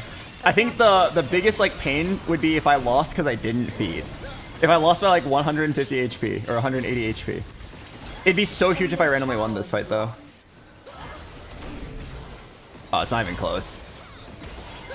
It's not even close. Holy shit, he's actually too strong.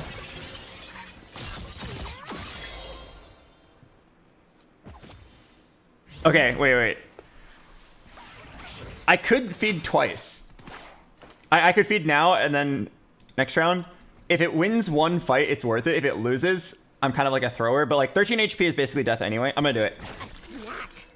Like, I think 13 HP you can lose by 1 unit and still live. But anything else is a death sentence. I'll just feed twice and try to play for like a third.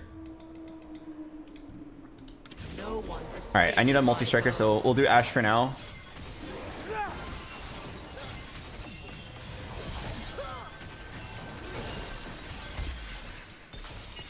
Never again will I sit idle.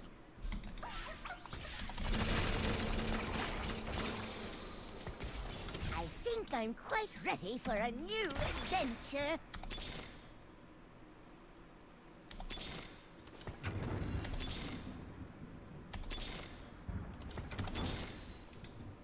Really? You've got my magic evil. Fuck!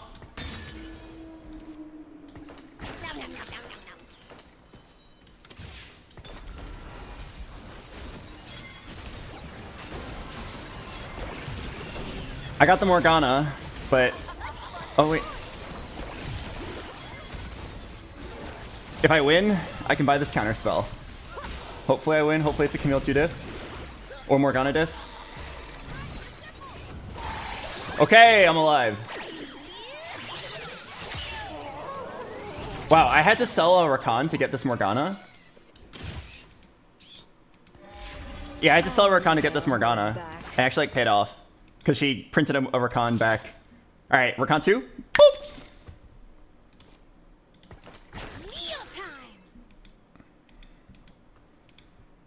I think you sell this and roll for a Vex. Okay, we tried. Okay, crazy idea. I don't know if it's correct. But I'm gonna do this and do that. It's probably game over anyway. But I think the multi is actually kind of good here because of Camille 2. If there was something that wins, it's fully feeding my Briar, and then Camille 2 with multi actually pops off here.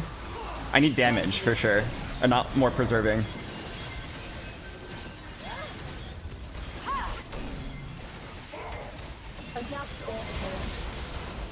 Is it good enough?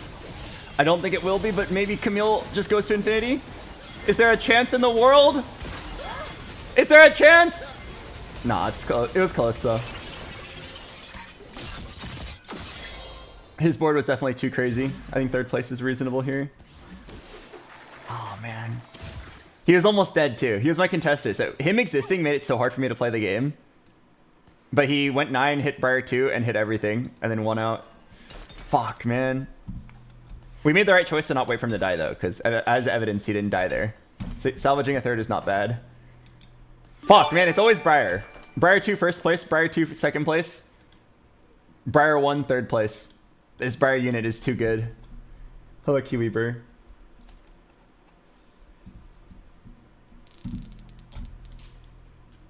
Oh, we did it! We did it! We hit 9,000 LP! 900, sorry. Sorry if I got you excited.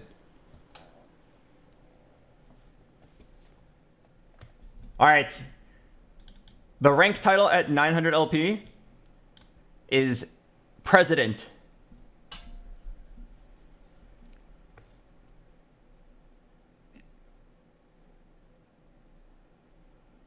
Cool, I'm satisfied.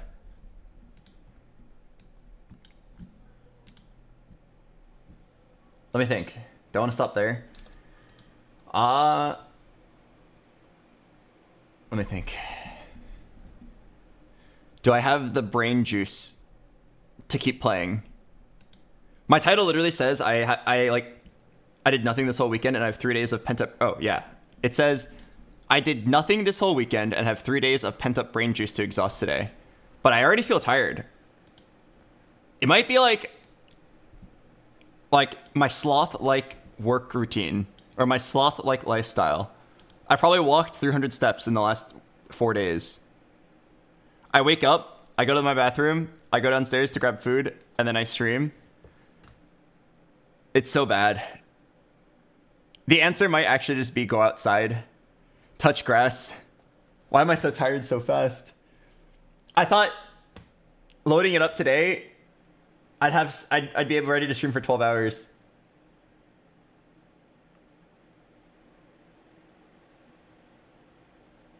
Hit Jim. Anyone in chat named Jim? I'm down to hit Jim.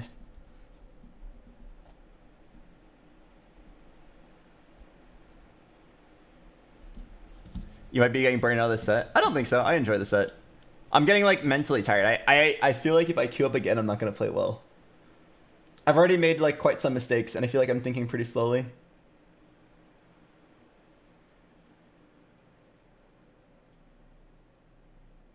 All right, no, I'm gonna call it. I'm gonna call it. We hit 900 LP. That's worthy of a lowercase pog. And I don't think I'm gonna play well if I keep going. I actually feel like I'm doing something wrong in my life. I mean, if I described to you what I did the last 3 days, you would definitely agree there was something wrong. I walked about a total of 300 steps. The only fresh air I got was from standing on my balcony for 12 seconds, waiting for my ramen to microwave. And I played Conan Exiles for 16 hours a day. It was honestly incredibly fun and relaxing. And I feel great mentally. I don't feel great physically. I feel like a sloth. I need to change something. I don't have enough energy to stream. I don't want to stream and play badly, so I'd rather just cut it off early. I think I'm inspired though. It is actually time for a lifestyle change. All right, I'm gonna send you guys over to someone else, and I'll see you guys tomorrow.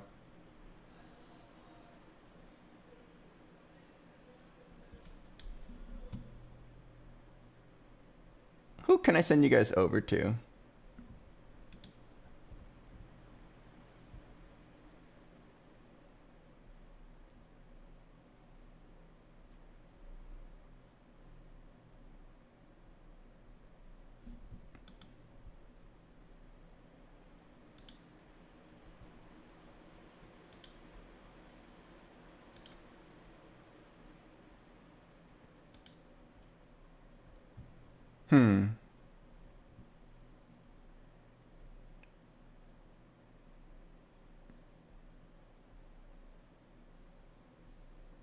I want to send you guys over to Daskara, but I think World of Warcraft is the most like unfriendly raiding game ever. Sorry, when I say that, I mean sending viewers over to a World of Warcraft stream is really bad because unless you already have played 60 hours or 600 hours of World of Warcraft, it's incredibly difficult to understand what's going on.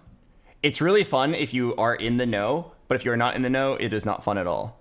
So I want to send you guys over to somebody who is streaming a game where you guys can have a good time and realistically stay there. Ah, perfect. Daniel Naroditsky from Chess. Like, no cap, this guy's awesome. He's coached me multiple times, and he is incredibly smart. He also does his stream half in German, half in English, and I think that's kind of sexy. And he plays chess, which every single person on the planet knows. I have tried to get good at chess, and the highest I've ever been is 1400 ELO. So it really is hard to put in perspective how good 3000 ELO is. Well, sorry, there's multiple forms of ELO. There's like the chess.com online ELO, and then there's like official FIDE ELO. Daniel Naroditsky is 3000 online, which is insane. To put in perspective, like every 100 ELO would crush 100 ELO below them. I'm 1400, and I would absolutely die to a 1500 player. A 1500 player would then absolutely die to a 1600, and so on, and repeat and repeat and repeat and repeat. 14 times up to 3000 ELO. If you're wondering what is the highest ranked player on chess.com, I think it's Magnus Carlsen at 3250. So he's like, I think he's like top 5. Top 5 in the world. But he's also great. Magnus Carlsen is the GOAT of chess, but he can't coach like Daniel Naroditsky. Daniel commentates incredibly well. I'll send you guys over. He's awesome. GM Naroditsky. Anyway, I'm gonna play the ad break. What? Sorry, I don't know why I said that. I'm going to send you guys over. I'm not gonna play an ad break. I'm going to hopefully go outside tomorrow, and then I'll turn on my stream, and surely then I'll have the energy to stream for more than 4 hours. Have a great night, everybody. When you get to his stream, type H and then I will see you guys later. Oh, wait, turn the camera back on. Camera back on, please. Hello? Turn the camera back on. Is it broken? Oh. Okay. I forgot. On Friday's stream, I said your homework was to have a good weekend. And I said we were going to check. All right? So tell me now and be honest, did you guys have a good weekend? Anyone caught not being honest is going to get eaten.